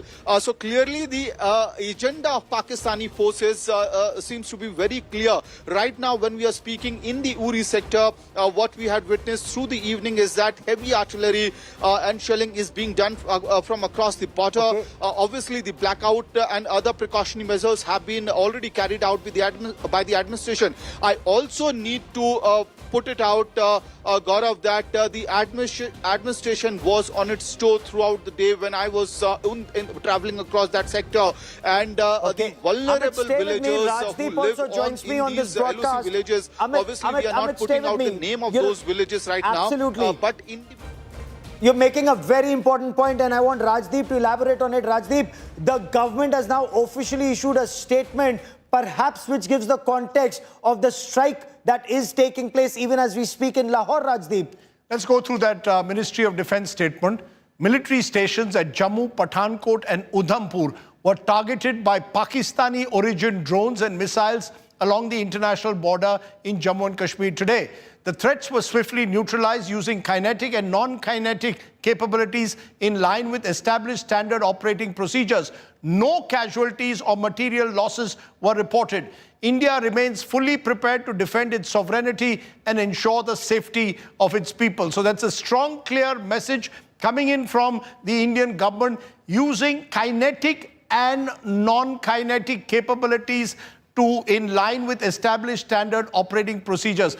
Give me the distinction, Gaurav, for our viewers between kinetic and non-kinetic capabilities that are used in situations like this. Rajdeep, the kinetic means that are being used by our armed forces right now are the S-400 systems that are neutralizing the threat. The kinetic force that is being used is like the force that's currently being used in places like Lahore, where their entire air defense system was neutralized. But the places that they're mentioning, Rajdeep, if you look at the places, line 1 of that military statement, of the government statement, the military stations at Jammu, Pathankot and Udhampur, amongst the most important strategic assets are in this area. Udhampur, Rajdeep, as you well know, is a very important command structure of India. If Pakistan was attempting to strike at the command structure, what does this indicate? That if Pakistan is using either its F-16s or its JF-17 Thunders and using its AWACS command and control system would they have importantly crossed therefore into Indian airspace? Because until now, the Pakistani Air Force had not crossed into Indian airspace. Are we presuming, whether it's the attack in Udhampur or their attempted attack in Jaisalmer, they crossed into Indian airspace? So Rajdeep, the nature of warfare has changed so much that with your BVRs or the beyond visual range missiles, you can hit a target almost 100 and 150 kilometers away or 200 kilometers away. It depends on the kind of BVRs that you have access to. And India and Pakistan both have access to these BVR missiles that can take an air-to-air or an air-to-ground target at much longer distances. You do not need to cross the LC or the international border or even come very close to it. The manner in which we have destroyed a lot of Pakistani assets. Our fighters have stayed on our side and yet done the job that was given to them. So the nature of warfare is changing. The fact that your missiles are crossing the LC, the fact that your rockets are crossing the border is equally dangerous, if not more. We still don't have details though, and we will wait to see an official statement on how India has struck back. What we know for sure is India has ensured that there are no casualties or material losses that have been reported despite Pakistan's attempt to strike at bases in Jammu, in Udhampur and in Jaisalmer.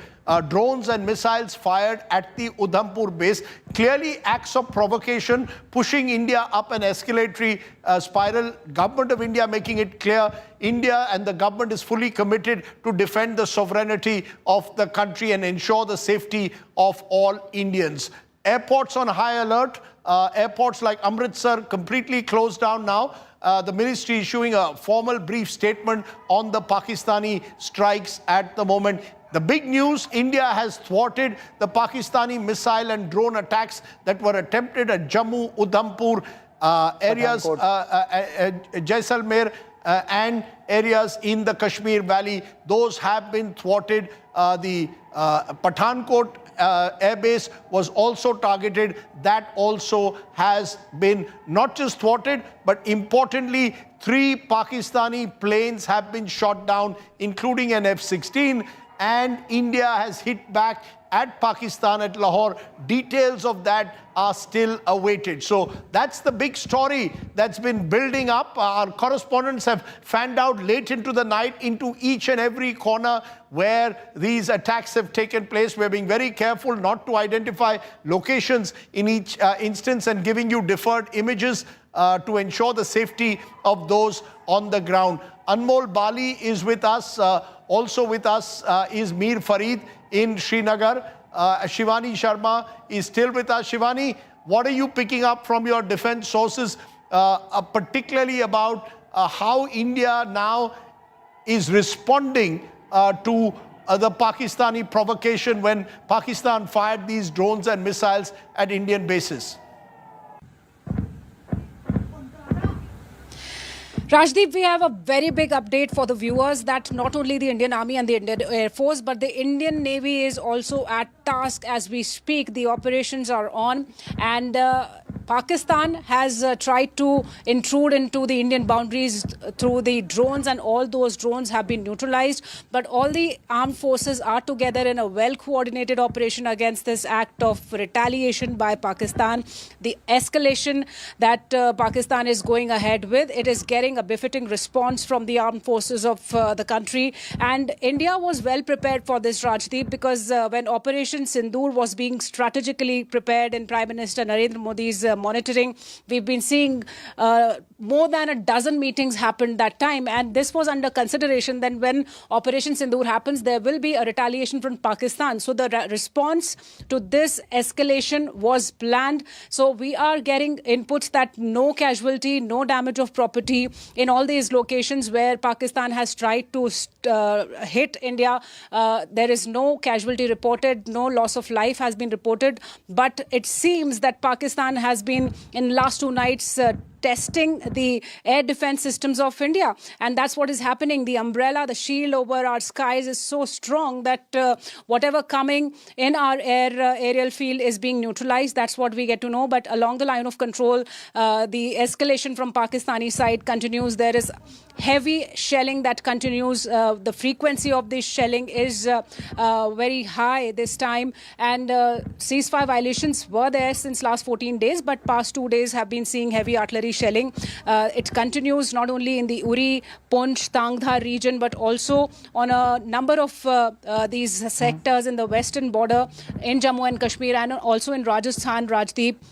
So the situation is evolving. Every minute we are getting new updates, and what we are being told through the sources that tonight it's going to be a long operation because Pakistan, remember there was a meeting in Pakistan right after what happened in India when the air bases were destroyed in Rawalpindi, Lahore and Sialkot. There was a meeting there, and what we got to the sources that Pakistan has given its armed forces to go all out on India, and that's why we were expecting, and the defense forces were expecting this kind of an action from Pakistan.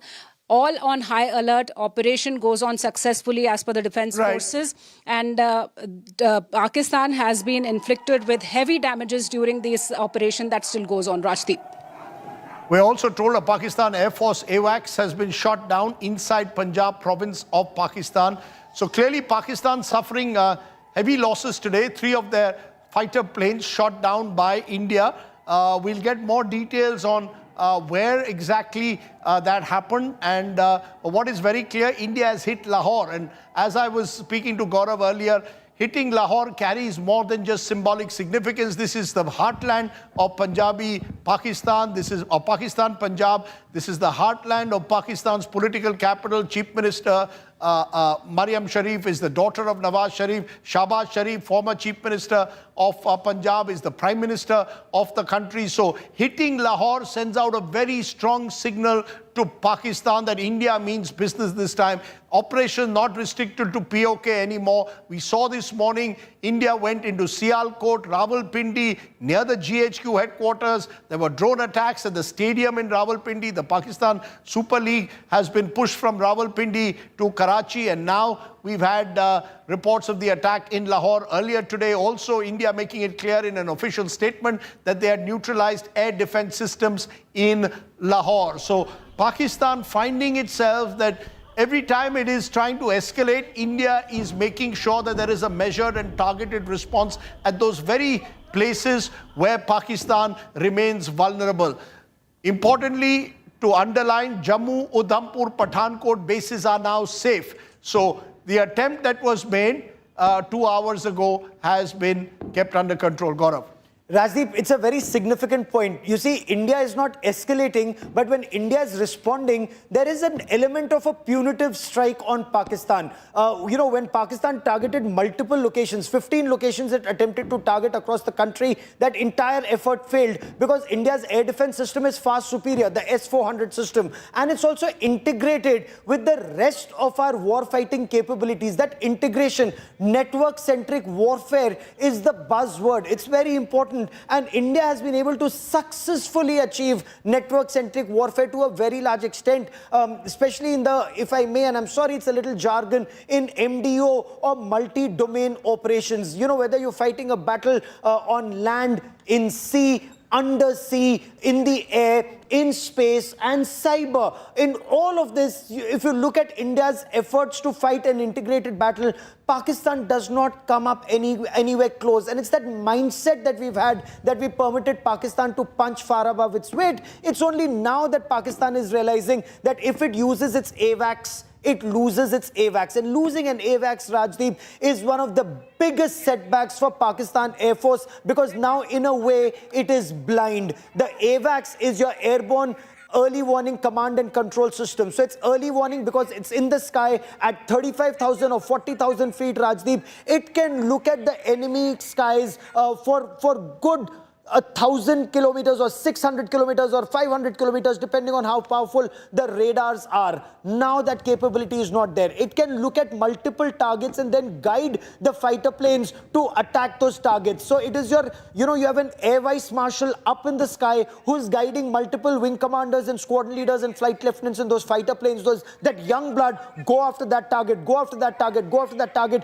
Now they can't. They've lost their AWACS. They've lost 3 fighter planes. It's a huge setback for Pakistan. And now Lahore is under attack. We have to see what is under attack in Lahore. We'll probably know in a while.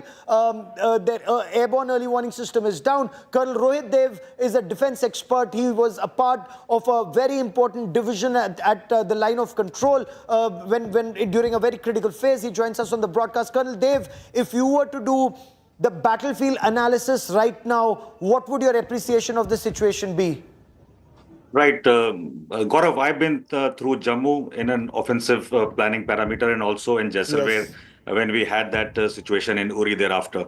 And I think Pakistan is following the right steps as we anticipate, and that's the only good thing. The bad thing is that it's targeting still the civilian areas.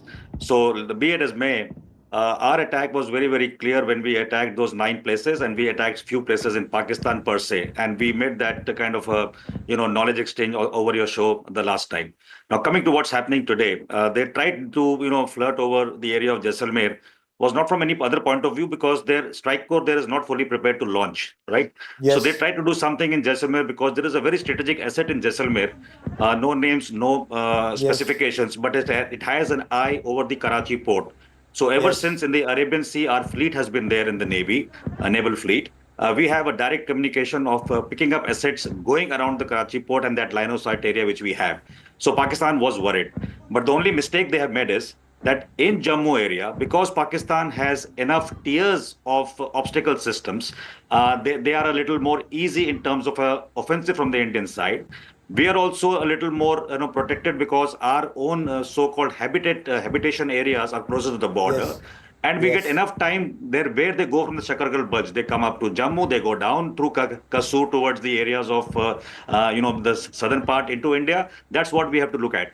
But there is enough time to react. Here what the problem is, if the Indian side were to just shake up, the Arjun Brigade a little bit tomorrow morning, Pakistan will be in tatters because they do not know right from Bardmer to Pokhran. They don't have the advantage. Now, I will tell you the next escalation. Good point you make, but I want to for a moment stay on the strategic aspect and not on the tactical operations or the brigade and div level operations that you're talking about. For the moment, Rajdeep, it's the battlefield transparency, Rajdeep, which is now very critical. The fact that we are able to see across over hundreds of kilometers, that gives India the big advantage. It's a transparent battle. What I'm trying to understand as a pure layman is how do you go up the escalatory ladder? And maybe you and Colonel Dev can explain that. We've had a situation, if you look at how things have panned out over the last few days, we have had India striking at terror infrastructure in Pakistan. The Pakistan response largely for the previous 2 days was artillery shelling across the LOC that led to the loss of innocent lives. Then Pakistan yesterday night, late last night, tried to use drones and missiles to target Indian areas across the border. India chooses this morning to respond by going right into the heartland of Punjab, Rawalpindi, Sialkot, Lahore, using our missiles and drones to target Pakistani air defense systems and neutralizing drones, particularly the one in Lahore, striking a stadium in Rawalpindi, not too far away from GHQ, Sialkot, where a number of terror bases are again located. That led today to Pakistan then trying to strike Jammu, Udhampur, Jaisalmer, Pathankot air bases, using again missiles and drones. India's response has been to get into Lahore once again, send out a message. What happens next? I want to understand, are we heading into a tit-for-tat retaliation, and how does it escalate? What happens next Colonel, Yes, go ahead. So it's not going to be a tit-for-tat in the future. We have identified the assets to be destroyed to do 2 things. Hit the war-waging capability of Pakistan without entering Pakistan, whether it's from air or sea or from the indirect fire. We have these target lists prepared. So our response is going as per a target list for effect. The strategic change, which if you can correlate, being in media, is that 4 decades, 3 decades ago, when they used to hit Arnia, Jammu and that area near Ratnochak, Kaluchak without impunity, we used to just go to the talking table, drawing boards and things like that with Pakistan. What has changed is we have decided that if you hit our civilian assets, we will hit your civilian assets as well. I don't know if you know, Something else happened even last night in a border area of Pakistan.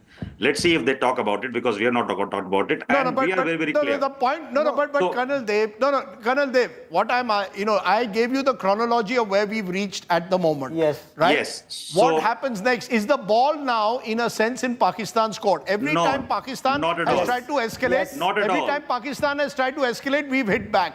Do we See- now go and take preemptive action? Is that what you're saying? Yes, I'm saying exactly that. So once you initiate the game, you don't have control. Just because you are thinking that they are doing something and we are reacting is the narrative which is built around currently, in the system. You may be surprised that we are doing more than that. We are doing proactively, and that is not to be disclosed. So the narrative building is around a reactive model. But tomorrow, if it is going to escalate anywhere else, Karachi is a given target area. There are targets area of strategic interest which will be destroyed, and that is the way it's going to follow. And I So you're don't saying know. targeted specific assets could follow, Absolute. but that's of course in the future. Let's get back. It's already happening, Rajdeep. But let's Not get Bojar, back. it's happening. Rajdeep, It's Colonel, happening. give me a moment. Colonel, give me a moment. From what my sources Give me are an telling example. Colonel may know better. To the best of my knowledge, India hasn't targeted any civilian area in Pakistan, to the best of my knowledge. Point one. Point two, if I may, India is destroying Pakistan's war-waging capabilities. How? Pakistan's air defense system, especially their HQ-16s, their LV-80 or Lahore's air defense system. Rajdeep, it costs a whopping 1,800 crore rupees a battery.